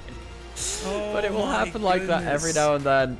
I'm not going to lie, I think the bot diff was insane in that game. I think that Hope and Kyle butchered Gala and Vampire in the late game team fights. I think Kyle in particular, a lot of people won't realize the value which he had. The Shurelias, the move speed to make sure that the engage couldn't land from that Bard ultimate was the most important thing in that game. Vampire, I think, struggled quite a lot, but then again, it's really hard to make the Bard perform. I'm not actually going to hold it too much against him for not making Bard work. Very few players can make Bard into the champion, which Carrier does. Great game from Anyone's Legend, though. It was a tense one, and as soon as they got wave push around those objectives, it was such a different game. Just the amount of times that a Karma Shield would give you the movement speed, or the Shurelia's timing from Kyle, and it's just the nimble footwork to dodge out on crucial skill shots, or the Tempered Fates. It really helped turn around a lot of those fights, and it's heartbreaking for JDG because while yes, Anyone's Legend played an overall better game, and they got the first 3 dragons as a result of being able to answer back on some of the more better executed mid-game fights, there was still a legitimate chance where JDG had the advantage of this Anivia that was really making Anyone's Legend struggle if they were not the first ones to the setup. I mean, Honky on the Anivia was such a big force. I'm not blaming this game on Honky at all. I mean, there was the one fight around the red buff which turned the game. He was out of position. I don't think they expected the Bard ult to work out the way that it did at that point where Tarzan lived because of that move speed we were talking about, and then Junja to get locked into the fight. Anyone's Legend, They are a team which is stuck together. They have that cohesion sticking together from 2025. That's not something which JDG have yet. The fact that JDG are contesting anyone's legend at this point in the split is worrying for anyone's legend, though. They should be clear of them. JDG, they should have to ramp up to this level of cohesion. Obviously, not quite the same story we're thinking about, though. JDG really came in and hit hard. I love their draft. I think for the most part, their objective play was actually very good. Just some of the teamfight execution, much like against IG, the teamfight execution at the very top end is not there when they're in even game states. Yeah. Oh, player of the game. That's Hope, Kyle. It's one of Hope or Kyle. I personally would give it to. Oh, I don't know. It's between one of those two. I feel like it's Kyle. I feel like it's Kyle. I mean, he was just so much more useful in the Karma than almost anyone else in the game. He was ridiculous. He was so good. But then again, Hope landed a lot of very good arrows. He kept himself safe. End of the day, he needed to be alive to do damage, and he did that for the grand majority of that game. It's one of those two. For me, it's kind of like an honorary vote for both bot laners, you know. Sure. People saying vampire in the chat is... Yeah. Again, folks, look, I mean, look, I know that I like to push back on the vampire narratives because I think that vampire is quite a bad macro player, but it's hard to make Bard work, folks. It's really hard to make Bard work. I'm not going to hold it too much against him for playing one of the hardest supports in the game and getting kind of butchered by the enemy bot lane. Hope and Kyle are very good for an LPL bot lane, especially domestically. They have done incredible work here in the LPL.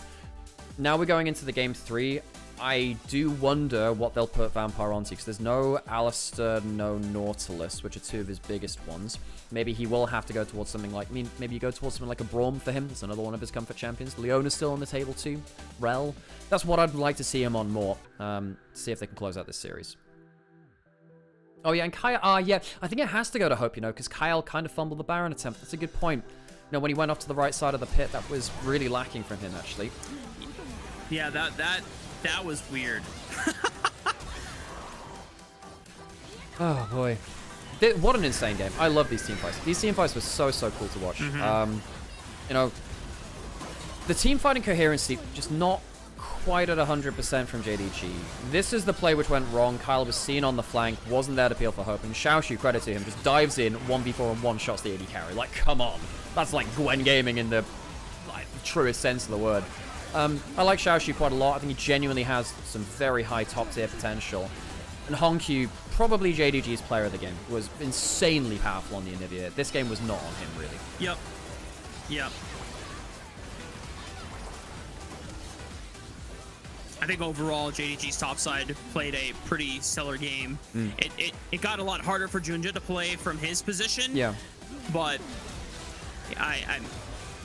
for a majority of the time when JDG were winning fights, his target selection, his ability to like readjust, like, or refocus. Oh, who am I proccing 3 talent strike on? Who am I looking for? Is really really on point. Effectively, that Bard ult is gonna haunt Vampire. Look, I get that. Look, it's hard to land it, but the fact that by the way, this is why I banned Bard for like years of League of Legends, because I'm like, it's one of the few champions of the game which can actively int your own team with that ult. So one of the few champions which can do that. That one's gonna haunt him. But then again, how do you deal with the Karma move speed, making it so much harder? The inconsistent engage really hurt JDG at the end, I think. Yeah. Oh. Does LPL English have the Huya stutter as well, or is that just a me thing? I'm not sure. I think so. I know that some of the newer producers have been struggling. Right. So, yeah, it's been iffy. Okay, so one of the other, I just checked the LPL English co-stream in Discord, and they've just also put in a note a couple of days ago that was affecting them as well. So at least it's not just me, because if it was just me, I'd be like, well, okay, whatever, skill issue. But it's kind of annoying that we can't do that. I mean, I could switch to the Chinese caster audio, but I want the clean feed. You know, it's just way more impactful having the clips for the caster audio. Okay, I'm gonna get myself another coffee. We're gonna take a break, folks. I'm gonna go on to an ad break. Thank you so much for joining us. And by the way, if you are enjoying this, drop Ra for a follow. Support Rafa, great caster, great friend. Might have seen him on LCS in the past. Really cool guy, really cool caster. And if you are enjoying what you are seeing here, I know it's a little bit difficult with the choppy feed. If you're enjoying watching this, support your favorite LPL streamers now more than ever. There is no official broadcast, which means that effectively we are funded by you, the viewer. If you enjoy what you see on LPL streams, it is more important now than ever to follow, like, subscribe. Clip out your favorite moments from your favorite LPL streamers things as well. Put them on Reddit. Put it on Tarzan gets player of the game. I'm actually surprised at that, but I surely hope Kyle deserved that. Come on. But bro. But if no way. If you enjoy watching LPL, consider dropping a like, a follow, a subscribe. There's a Ko-fi you can link to as well in my chats as well. If you enjoy this stuff, absolutely give us support if you can. It makes a lot of difference to us because, like many people in the casting world right now, it's really hard to make a living doing this, and you know we really do enjoy doing this for you. It's very difficult to keep this up consistently. We're gonna go on a quick ad break, folks, and we'll see you after that, presumably, unless something horrible happens, which I'm hoping doesn't. And we'll be right back. Oh god, let me do that thing where I mute the stream and put on some like royalty-free music. There you go. Cool. Only one person voted for Hope. Everyone else. Oh come on. Hope. Look, I think Tarzan actually played a pretty decent. Well, he played a pretty decent game, but also he missed almost every important ult in the game. So, Anyway, I'm gonna get myself coffee. I'll be right back. Wait, no votes for Kyle. That is travesty. No way. Ugh.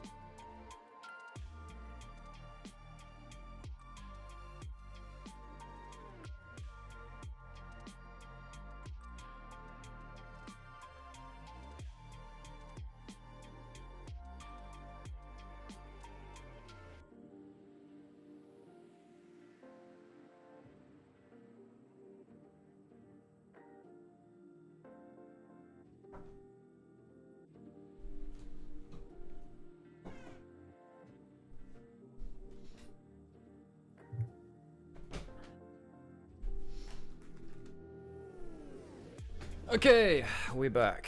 Let's do that thing where we unmute the stream. So what's left up? You're good? You getting your stretches in? Yeah, I felt myself fade out for a quick second. It is. Wait, what time is it? 6:22 a.m. Oh bloody hell, man! Dude, if you need to tap out, I do understand, but like, you know, you look after yourself. You all good? What's the vibes like? I think he's. This is not a good sign that I'm doing this. Dude. Oh, I hate to leave you on a cliffhanger. Dude, it's game 3. You look after yourself, okay? Like, I'm really happy that you jumped in when you did. Like, look after yourself. I'm happy to solo cast if it comes to it, alright? Okay. Tapping out? Yeah. Okay. I did promise myself for this year I was going to be better. Honestly, Sam's doing the same. Fun. I completely understand it. Honestly, Rafa, thank you so much for joining. It's really cool to have your voice on here. I'm gonna try and get a couple more folks in, like, over the year, because, like, Sam and I, we also need to take breaks, bluntly. Like, we need to at some point, because it's just not, it's not okay doing this schedule, folks, for LPL. I'm actually gonna see if I can get Quickshot in at some point. We'll see if he's up for it. We'll see. I've talked to him a lot about Worlds. Thank you so much, Rafa. Any last words? Oh, that sounds really ominous. No. Would you like to say anything to the stream? Sorry. Any last words? Slink. No. Again, thank you, Alex, for having me on. It's always fun to come cast with you on co-stream. We don't get to cast that often, and really, I really wish that we did it more in the past, and you know, I kind of look at this as like making up for lost time, and it's always fun, and I always feel like I learn a lot casting with you, and it's always so it's always super beneficial for me. So, and I'm glad you enjoy me enough as a caster. Absolutely. Keep coming Yeah, back. no, for me, no, it's great to just get. Oh, my camera's just gone dead. That's a great sign. It's like I really enjoy casting with someone else who has like as much passion for the LPL as we do over here as well. It's nice to just kind of like bridge the gap between us and LPL English a little bit too. We're not adversaries. We're working in the same space. Is there some friendly competition? Yes, but it's great to have that friendliness to it as well. Appreciate you an awful lot. I'm gonna get on with the third game now. Thank you so much for joining me. Yeah, see you in a bit, Good luck, Rafa. guys. Bye. Okay, folks, into game 3. Rafa, thank you so much for joining us, Rafa. It was so cool to have him on the stream. And we'll get into game 3. Anyone's Legend, JDG. 2 teams that we expect to be in really top levels of the LPL. Camera, I don't know whether it's a loose connection or whether that's a thing. Would you consider the coach, the new coach Dom? I don't think he has time for it. I don't think he has time for it, sadly. But yeah, and also, I mean, I guess I could play by play, but obviously I'm much more comfortable as a color caster. Okay, let's get into it. Yeah, and also, like, yeah, he did some casting over on LCS. They got him on as a guest, but he's a co-streamer, really. I mean, hell, if he wants to get into it, it's a separate conversation. Although, I'm not going to lie, I don't think anyone in their right mind would be getting into casting right now. It is a tough industry, and it seems like there's less jobs than ever. Okay, so going into this third game, let's have a think about what our teams have left to pick. Let's look at anyone's Legend. And let's look at JD Gaming.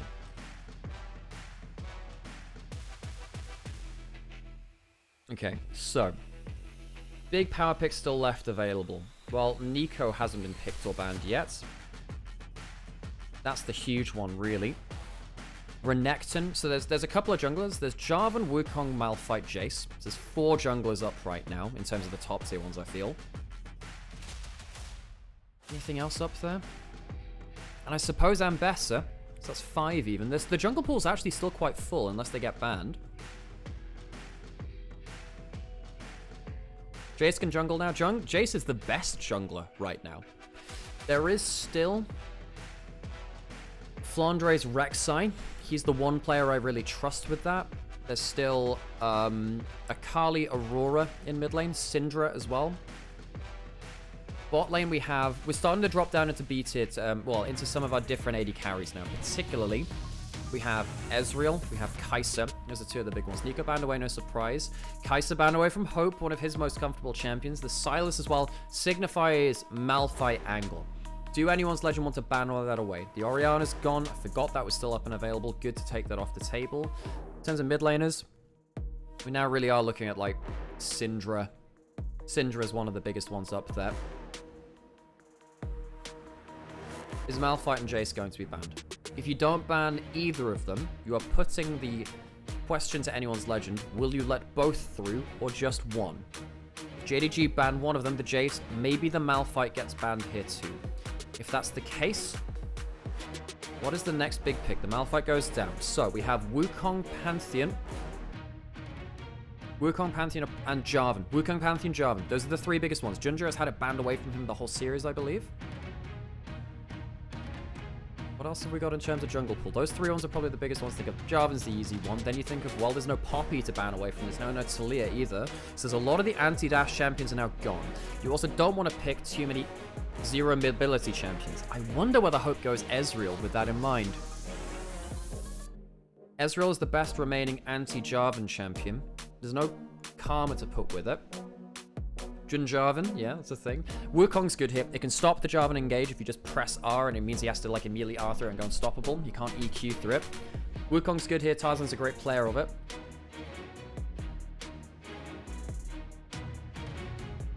And Bessa is still available too for one of the top laners. We could get Renekton. I don't think Flandre wants to play Renekton. He's not been the biggest lane dominant player. I think Rek'Sai's better for him. It's just a safe blind pick matchup. Now, Xiaoxu probably goes Renekton here. Might go Mbessa for top lane. Might do. I think he goes Renekton, though. Mbessa's probably better for the Jarvan. The mid lane matchup. Do you think Akali works here? Jarvan, Akali, high range. You could go Aurora.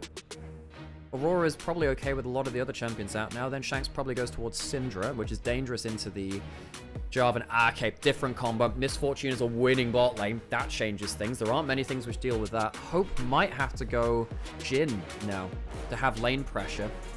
Although I think Ezreal is better versus the Jarvan. Again, Jhin into Jarvan kind of sucks because you're too short range. Thank you for the follows, by the way. Again, if you're enjoying the content you see here, especially if you're on third-party sites as well and you're not watching on Nymaera on Twitch, consider dropping over here, dropping a follow, dropping a like on the YouTube channels as well. It makes a lot of difference. Rakan for Vampire. One of the best engaged supports left. What is that name?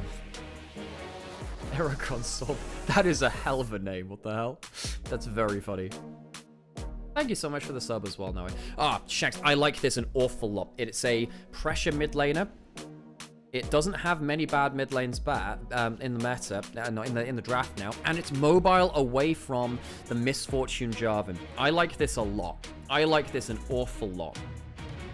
It's safe from the Jarvan. It's a great combo with the Wukong.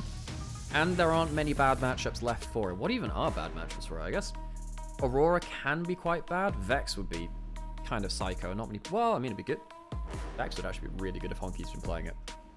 I actually think Vex would be really good here. Weren't you an Ahri main? I still am an Ahri main. In fact, this is... if I show you this... This is an Ahri chair. If I point my camera over there, which I won't for now, I have like literally thousands of euros worth of Ahri merchandise because I have a problem and I'm aware of that. I have several million points on the champion, and which means that I have strong opinions on it. I love watching good Ahri players play it. Clean Feed's just stuttering just a little now. What does Honky go in that mid lane matchup? You know what I'm going to have to do? I'm just going to start like actually refreshing it when this happens. There we go. It's fine. What do you do in that mid lane matchup for Honky? Hey, thank you so much for the prime, though, Herflex. Appreciate it an awful lot. JDG, what do they have to answer this? The Aurora, I guess, is banned. There you go. There it is. Okay, I'm going to have to go... Yeah, I'm going to have to just refresh this real quick, because this is really struggling again. Cassiopeia. Yeah, not bad for the Ahri matchup as well. Very lane dominant Cassiopeia. Always tends to be. JDG top 3 LPL team confirmed. We did think so. We did think so.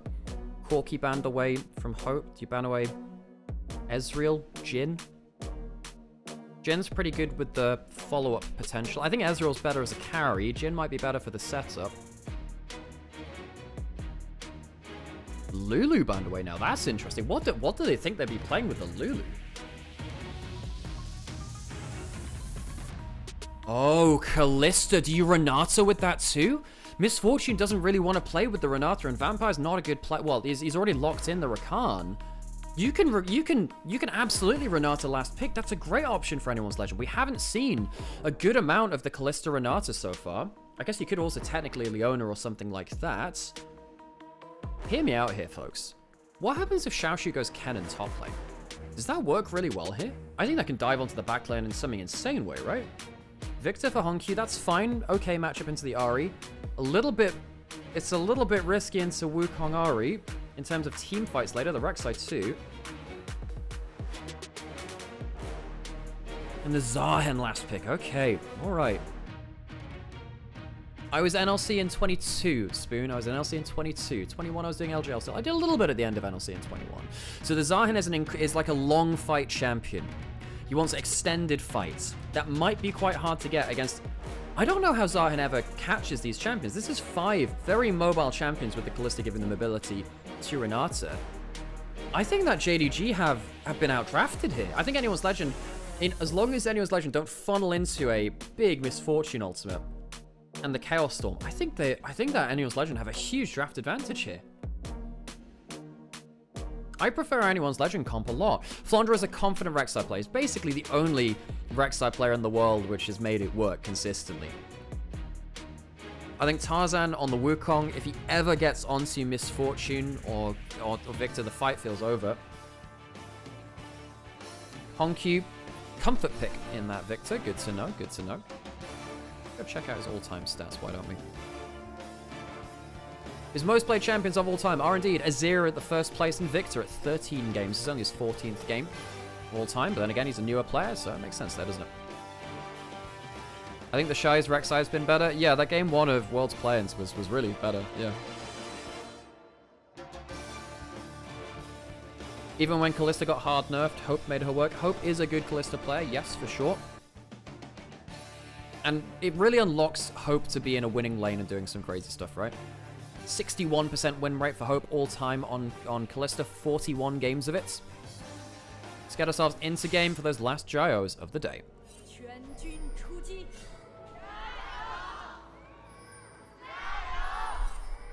It was Flandre that got the 5-man knock-up from Flandre the other day, from Rek'Sai.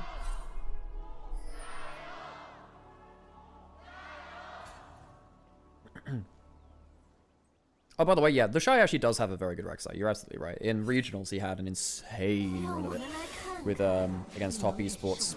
And he had that one game against top esports, which is utterly insane. Here are the runes for the game. I don't think there's anything that crazy there. There's bone plating on Ahri. Precision secondary on Victor. Sometimes we see the inspiration a little bit different there. It's gone for cut down for the extra damage against high HP targets. Hang on, Junja. Ooh, this is bold. He's going for a... Well, Do they know they're there? They both know the wards are there. He's going over the vision line to go take the red buff. Now, there's a ward on Raptors. Tarzan should be able to tell by the time... Well, they should be able to tell he's not there right now. If that ward lasts long enough, they might be able to tell that he's not going towards his top side camps. He's going to take the red buff now. What does he do? Does he stick around for a bot side gank? That might be a mistake, actually. Chang's losing the level 1 versus the Victor. Doesn't... Especially against a champion without bone plating. You'd expect Shanks to be winning the early trades, actually. Doesn't do so. He's going to see that his red... he's going to see that his Raptors are up. Do they know... Does he know that the rest of the camp's there? I don't think he does. I don't think he does. Junja, level 3 behind bot lane. They're going to know shortly enough. They know that they're in a little bit of danger. I think they do, actually. Thinking about it.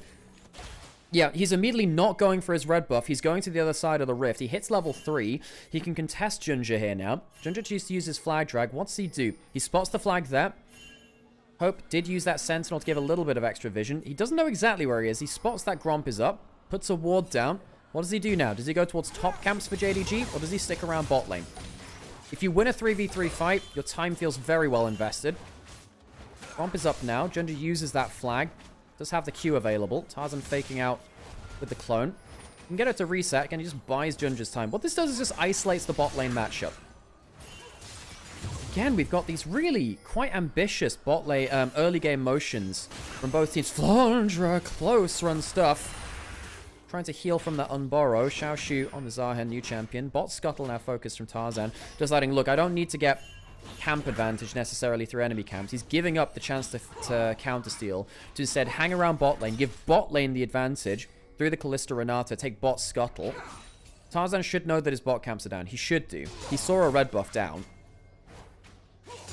Gonna walk across the rift. Junja is gonna get the farm advantage. Wukong's going to try and get double scuttled, though. So that was 2 camps away from bot side jungle by Junja. If you get double scuttle, it does bring it only 1 camp to the advantage of Junja. Mid lane push now being achieved by Shanks. I'm going to quickly just refresh the stream. Hopefully that should be fine. Once again, the clean feed causing us some issues. I really hope we don't get a big fight and it pops forward into it. Level 4 to level 3. Come on, there. Let's go here. Come on. Give us that clean feed. Quick pause there.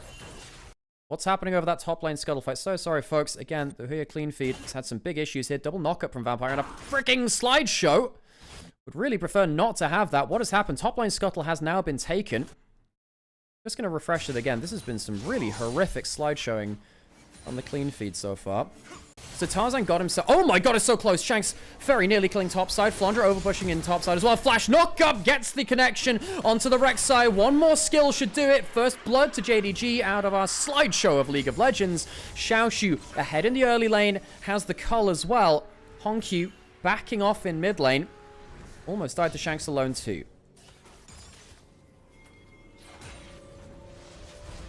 So Tarzan did get the double scuttle. That's an important note. His camps have respawned now. He's happy. He did get vision to put on both sides of the Rift Gala. Slight CS advantage, although I think, yeah, slight CS advantage.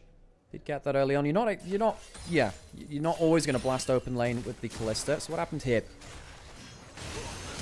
Oh, flashed a little early. Flashed a little early. Could have maybe flashed at the diagonal as well.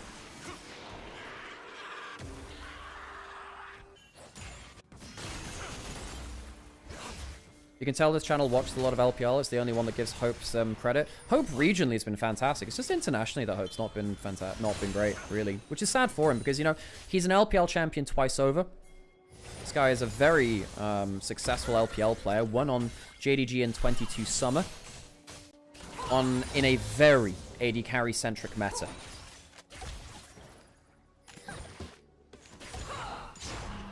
$500 gold leads to JDG. Most of that's coming through the kill and topside, isn't it? Little bit in jungle because of that assist as well.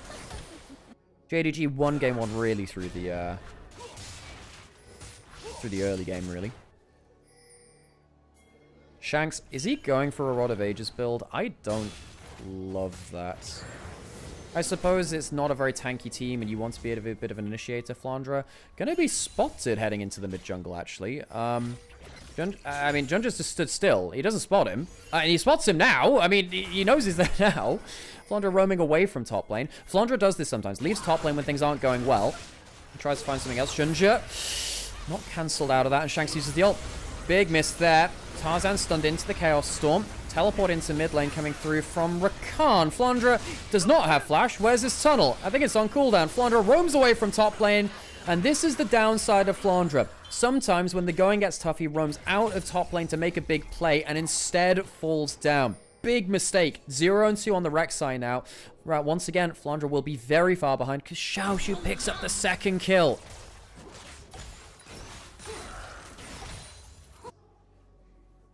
Shanks no wall. Gets hit by another death ray there.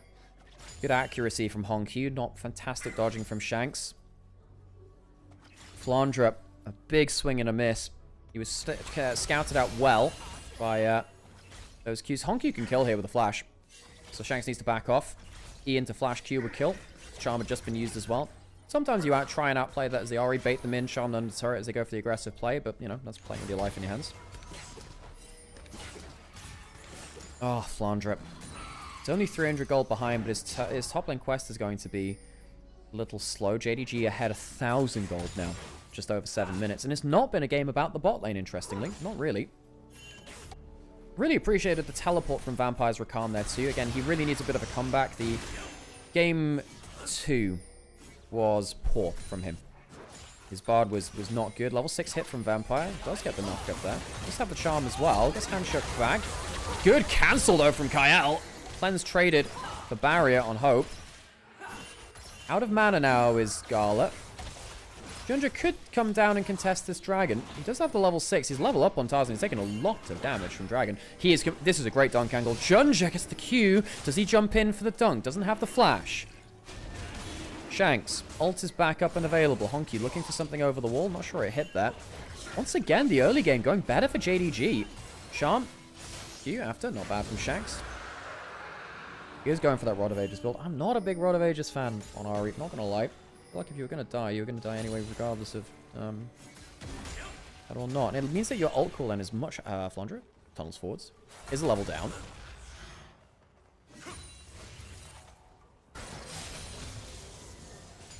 I don't think the early warding from anyone's Legend has been as successful as they'd like it to be. Junja has gotten the better out of Tarzan in early pathing most of the time. Junja much better than the first series he had this week.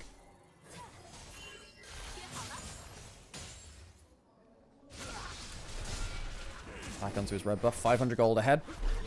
Half a level ahead. Shanks not going to get stunned into Gravity Field. A lot of people think that the Victor W is like one of the worst skills in the game. It's not. It's genuinely fantastic. It's just more situational. If people jump into you and end up on the Gravity Field, it is so disgusting.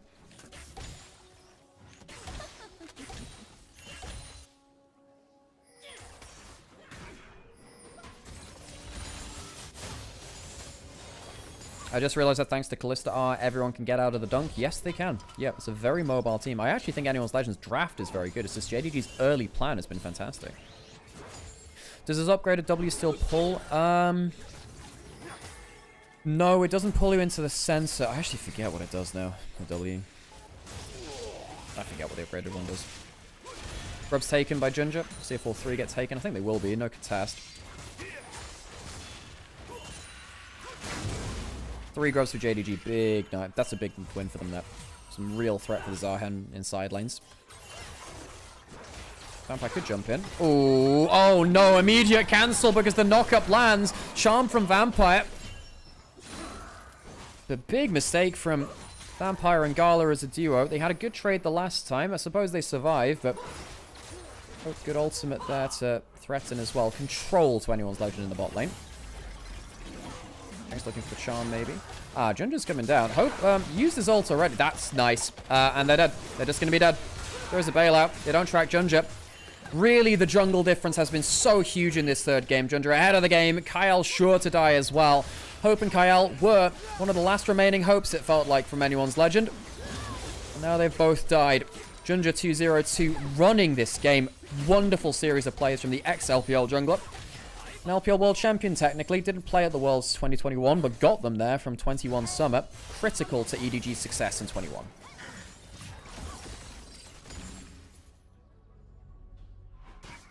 Well, he kind of did, Sarah. He kind of did. He missed that knock-up, which led to that bot lane situation. So the Open Kyle overstayed, didn't have the jungle information, and died.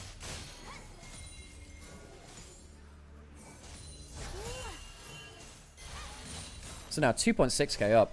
Anyone's Legends early game has just not been good enough in this series. JDG on the other side, very good. They've been punishing them very, very well. Titanic Hydra built up by Flandre. You can see that from the wave clear. He'll start to be much more happy in this matchup now.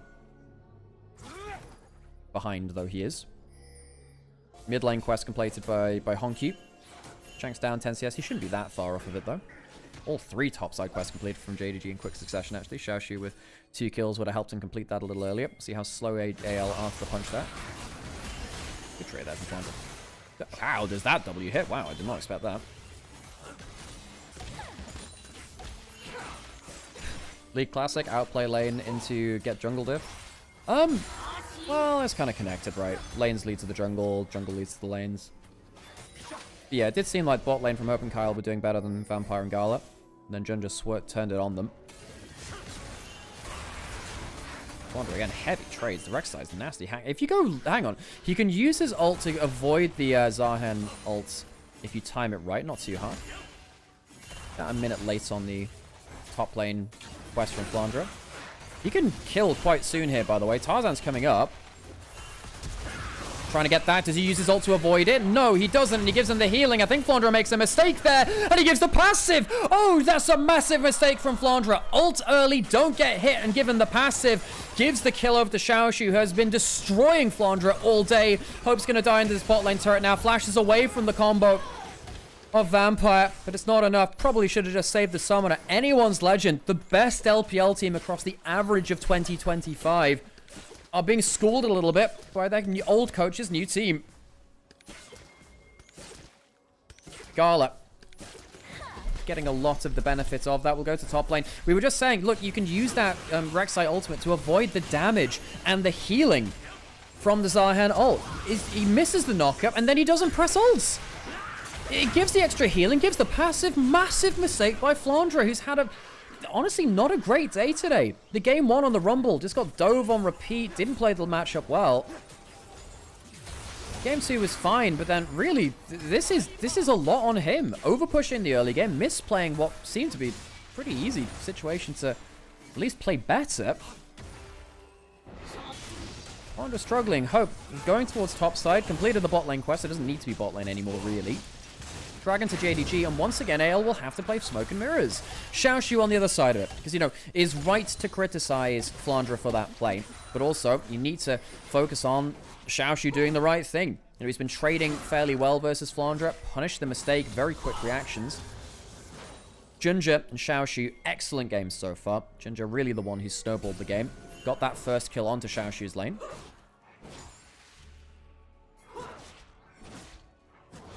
Hope now trying to rotate around the map. A 4K lead at this point. That's hard to come back from, folks. It's hard to come back from. Tarzan down a lot of gold. Not like he's behind the game necessarily. It's just that Junder's so far ahead. This was the worry about anyone's Legend actually last year. And they largely didn't fall prey to this. They did sometimes. What happens if their individual laning or maybe their early game is not as... Well, no, if their individual laning is not as good as some of the other top teams, what happens? You know, JDG, they are a very, very much strong laning team on paper. Shanks. Hang on, there could be a potential of a bullet time here. It could have been charmed out, charmed under turret. Q had already missed. Ginger didn't get himself the knockup. Shanks not that high damage on the early game build. Does have the Rod of Ages. Here we go for the cycle, and Vampire introduced in, stopping Kyle. Here's the big fight. The ultimate from the Renata coming in. Just short on two of them, but I think Ginger will just about die. Not quite. Goes down now. Bailout available on Tarzan. First kill to anyone's Legend in the game. And against JDG, another reset. Zarhan comes in, trying to get that passive, and he's not. He's still got himself the GA. Where's that bailout? I think it's still on cooldown. Hope goes down. Wasted that flash earlier. Would have loved to have it then. That's why you save your summoners, folks. JDG turn around the extra kill. Xiaoshu taking over the game. What is that top lane champion? It's called Zarhan. It's a new Darkin champion from Ionia. Somewhat like Shinzao, somewhat like Rast. A little between all of them. We'll refresh the page again, the stream. Hopefully won't lead us to too many issues. Rek'Sai going down towards that bot lane. Honky wasn't part of that last fight. He's trying to catch up to live again. The clean feed really struggling towards our back end of the series today. We'll definitely have to have a word with the co-streamer at Discord about that one. Really has not added to today's experience, sadly. Somewhat taken away from it. This is the replay, whatever. We're just missing a replay. Went in for that Cataclysm. I swear to God, this is one of the most annoying things. I miss official broadcast for LPL, because we don't have to deal with this stuff. Shanks flashed out, but look, Hope used that flash in bot lane. That was a mistake. If he had it here, they probably don't give up that extra kill. Bad mistake from Hope before. Who got the kill there? Tarzan did. That's important. The Wukong is actually in a very important part of the team fight. Hang on a second, the turret's died. Xiaoshu's going for the 1v1. Thank you, clean feed again. Oh yeah! So what happened here? Top lane turret was killed by Xiaoshu. So he got both top lane turrets. Wow. 3-0-1, 2 side lane turrets. This Zarhan's going to be a problem. You know, I thought initially, look, this Zarhan is going to get, it's going to get kited. Too much mobility. Do they get, hang on, jumping over the wall? They missed the charm. Shanks missed the charm. No real threat after that. And reminder, he doesn't have a Malignance. This is a higher cooldown ultimate on the Ari because there's no Malignance.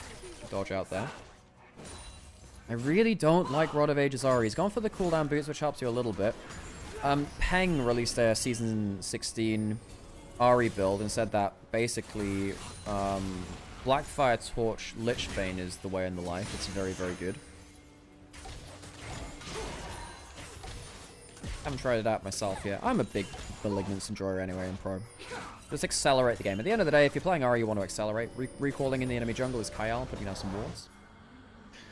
Flandra, down 2,000 gold. I mean, he's still a Rek'Sai going up towards 2 items. He'll still be useful. You can get onto the back line.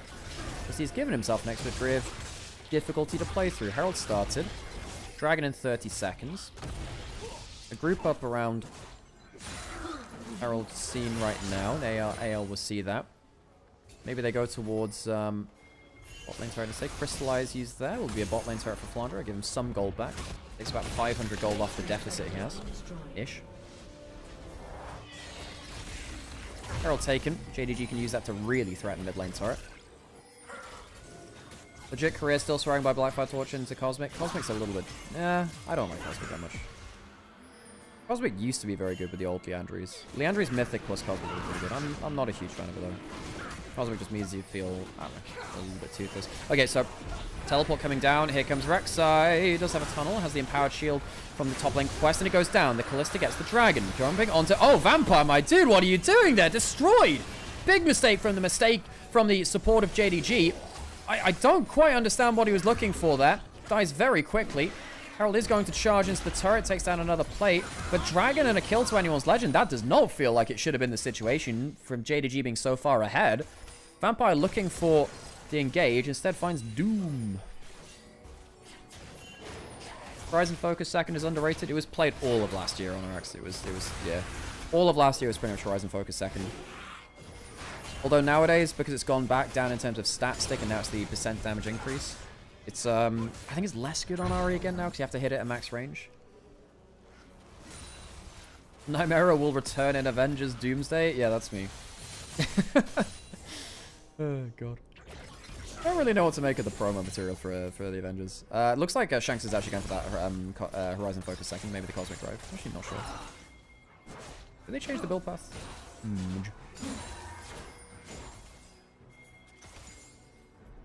I think Malignance Leandries is a really fun build for Pro. It actually gives you a crazy amount of AoE burn damage. Always been a bigger fan. I do like slow burn Ari builds, I do, but I think that the ult haste is so important for Malignance. Come on, clean the feeder. Come on, clean feed. You can do it. You can do it. Here you go. I can slide Tarzan over the wall, jumping forward to the Cyclone. We're going to skip forward in the fight. We are. Looks like there was a couple of flashes used. Honky flashed away. Kyle and Tarzan flashed forwards, I think.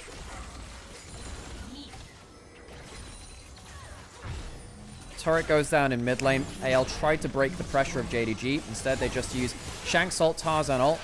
Can't use that much there. Bullet time for the chunk. The locket helping out a little bit. Good E there from Honky. Honky's been very impactful on the poke version, the poking aspects of the Victor. Look how much push JDG have. JDG, I have to say, for a team that's 4K ahead with this amount of push, I still don't feel that secure in their victory right now.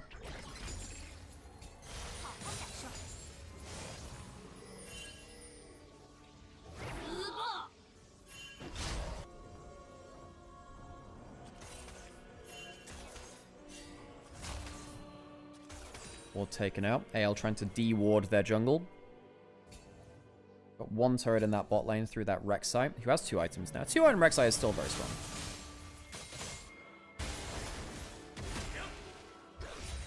Should still be pretty fine here. Look, Flandra has the items to be useful in a team fight. He's not going to be winning the 1v1, I don't think, but he's pretty good in the team fights.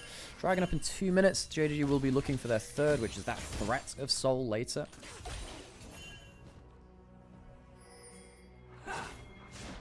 Appreciate the follows, by the way. Again, I know it's been a little bit more of a tech issue stream today, but if you have enjoyed the content you've been seeing, think about dropping a follow. Sharing a clip on social media. Dropping something like a subscription or something to the Ko-fi. Makes a difference. You know, this is technically my job. Appreciate you all. Okay, so, it has been a great day of games. BLG. showcasing exactly why we're excited about them. Yes, against lower tier opposition in the new top esports, which is a bit of a downgrade. And this series, which has been back and forth. Game 2 of this series, I think, is the longest one of the year so far at 44 minutes. Not that we've had many games. Shanks, okay, they'll be able to spot the blue buff being taken away. Can't steal that one. Shanks has himself the Horizon Focus. Now, this has been changed back. It's less AP now. Gives you that 10% damage increase if you hit someone with CC or beyond a certain distance, though, with a skill shot. Blade Rage Blade for Hope. Now, Kalista had a couple of buffs where she gets actually a random AP scaling on her E to help you have a stronger 2-item spike with the Rage Blade, which gives you 25 AP. It's not really meant to be AP Kalista, but you know, it gives you, if you have AP components to your items, it makes you feel a little bit better about it. Tarzan on 2 items, 1,000 gold behind, but look, Wukong might actually still be more useful. It's just Wukong at this point in the game starts to really take over. And the Jarvan does have a decent amount of burst, but can get one shot themselves, and there's a lot of mobility to get out of the Cataclysm. Xiaoshu Zahen, what can that do? What can the bullet time do from Gala? Gala, you know, on Invictus Gaming last year, strange year, start of the year not fantastic, but then later on he became primary carry of Invictus Gaming, really. Hang on a second, use that flag drag, it's gonna be fine. Sundersky and Tarzan, Shanks on a flank angle, on the off angle. Waiting in that fog of war, as many good Ahri players do. The flag used for a bit of vision. Shanks still on the flank. Using those flags and control wards to spot things out. Dragon is alive. Baron is alive. Did AL give up one more dragon? Say we don't have the position. Once again, AL struggling to deal with JDG, who are ahead of the game and controlling an area of space. If they can threaten the Baron, they do have the Kalista with the Rage Blade as well.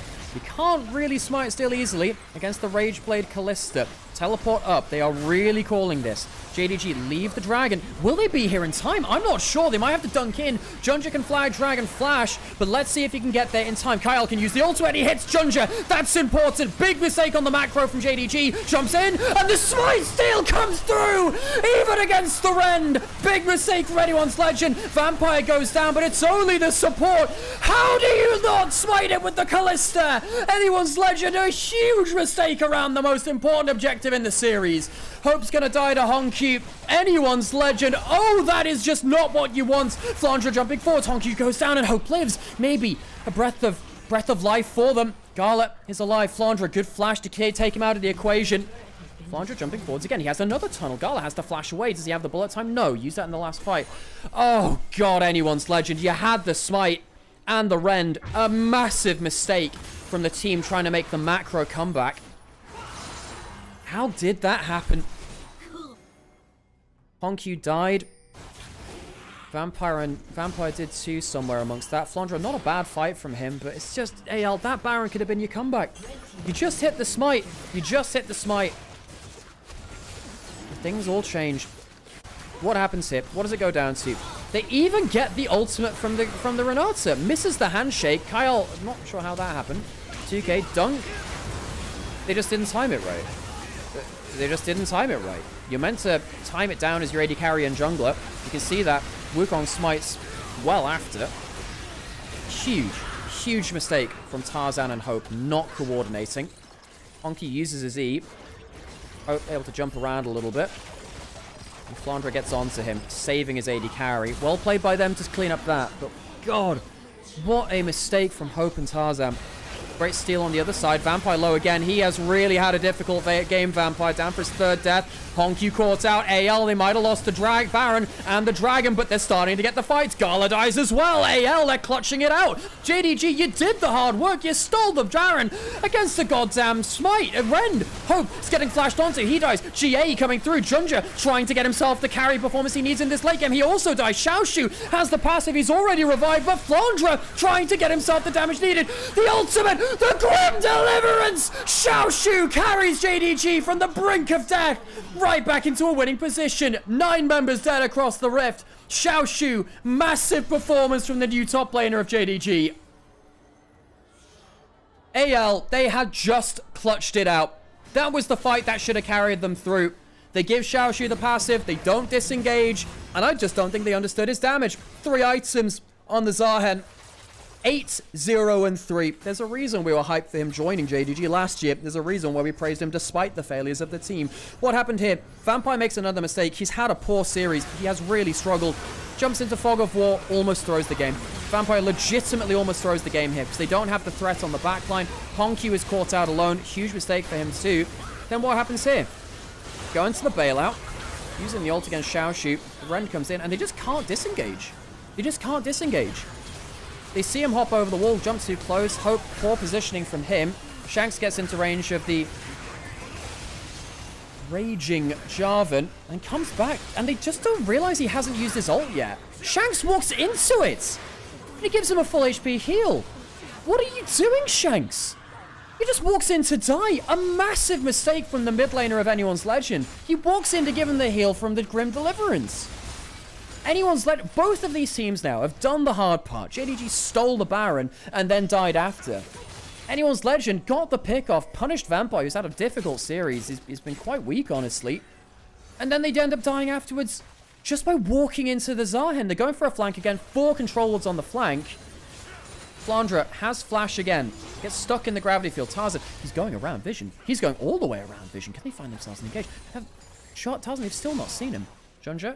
When do we find out here? I actually think Tarzan wins. Well, does he win the 1v1? Maybe not. Well, folks, it has been dramatic. It has been dramatic.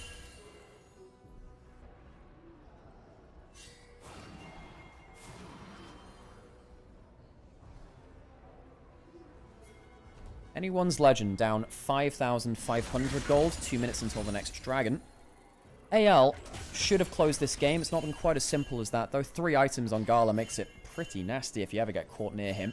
Although Hope on the other side, about to get towards that Jack show. As that 4th item, Terminus already built up.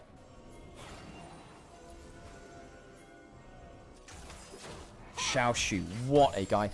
New item brought in. You see those 2 little switchblades things? They're Zolani's weapons, the Darkin. A Darkin weapon for a Darkin champion. Basically, the more fighter stats that you have, the more Omnivamp you get. So he is going to be ridiculously hard to kill. Jumping onto Junja. Hang on a second, they get themselves the charm on target too. Can they get himself the GA down? That's Jungler's GA down. How much extra have they got to give here? Vampire going in, he misses Hope. He misses Hope. Vampire not getting the CC again. He's had a really difficult game, and suddenly the support's down. Jumping forward, Hope really wants it. He doesn't get everything he needs. Ultimate coming in, gets the support down, but that's it. Jarvan down. Xiaoshu, can he carry? He's trying to get himself the late game Zahen performance. It's a fight from behind the game from Anyone's Legend again. Another E onto Hope. I think he'll die now. Jumping forwards, Charm. Xiaoshu carrying through.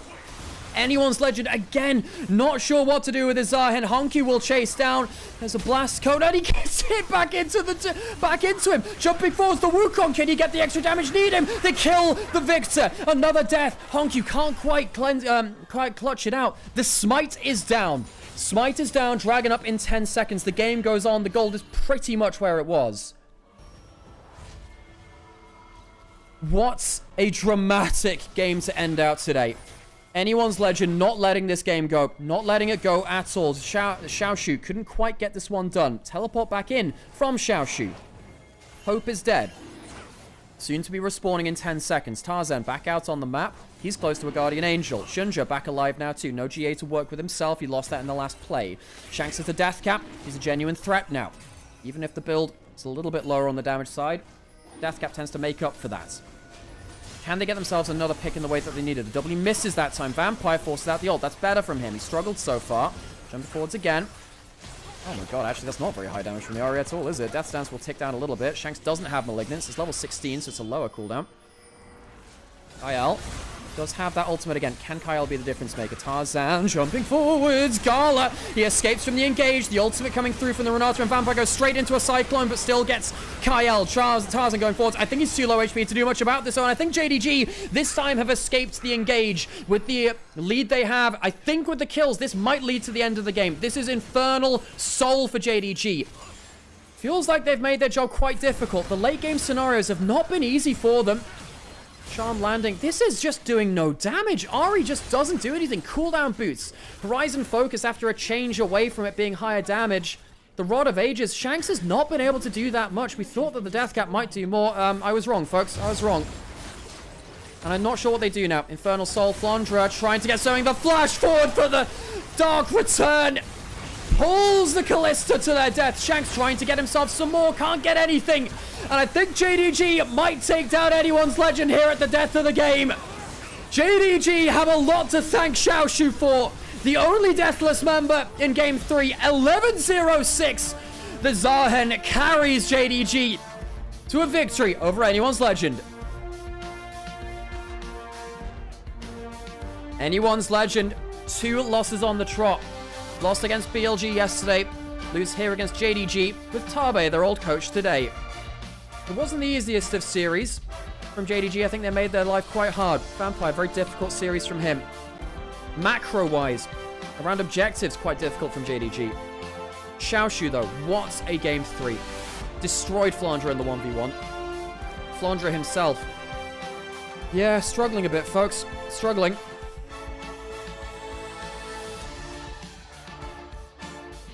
And now AL will start the split 1 and 2. I think Xiaoshu might have just earned himself Player of the Series, folks. That or Junja. Junja, the early game was insane. I think probably Junja walks away with Player of the Series. Very solid game from him. That early game difference was critical. Critical in the way that they played things out.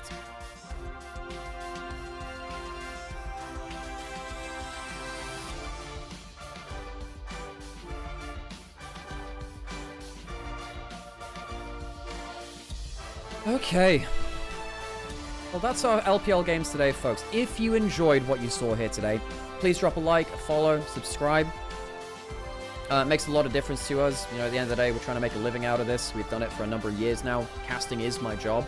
I've really enjoyed bringing this. You know, these games are really special to watch. Maybe this is the rise of JDG. We know they probably are a top 3 team despite the loss to Invictus Gaming. But how high up can they go? Well, anyone's legend, they're not coming together in time right now, are they? They were meant to be coming together with better chemistry from last year. The surviving roster. Everyone sticking together besides the coach. Thank you so much for this 5 gift subs there, John Lover. I hope you're doing well. And I hope you enjoyed whatever the heck GX showed yesterday.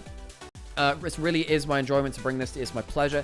And a real source of enjoyment for me to bring you these games. JDG 2-1. Clutch from Xiaohu at the end there. It was a bit of a mess. JDG still have some work to do in terms of their team fight cohesion. Some of their side lane macro as well, a little bit dodgy at points too. But this is step 1. This is square one. Where do they go from here? That's the important thing. I suppose, folks, I'm probably going to head off now. If you're watching on YouTube, the show will end here. We'll find someone to raid you over to if you're on Twitch as well. So thank you so much for joining me, and we'll see you tomorrow, I suppose. See you in a bit.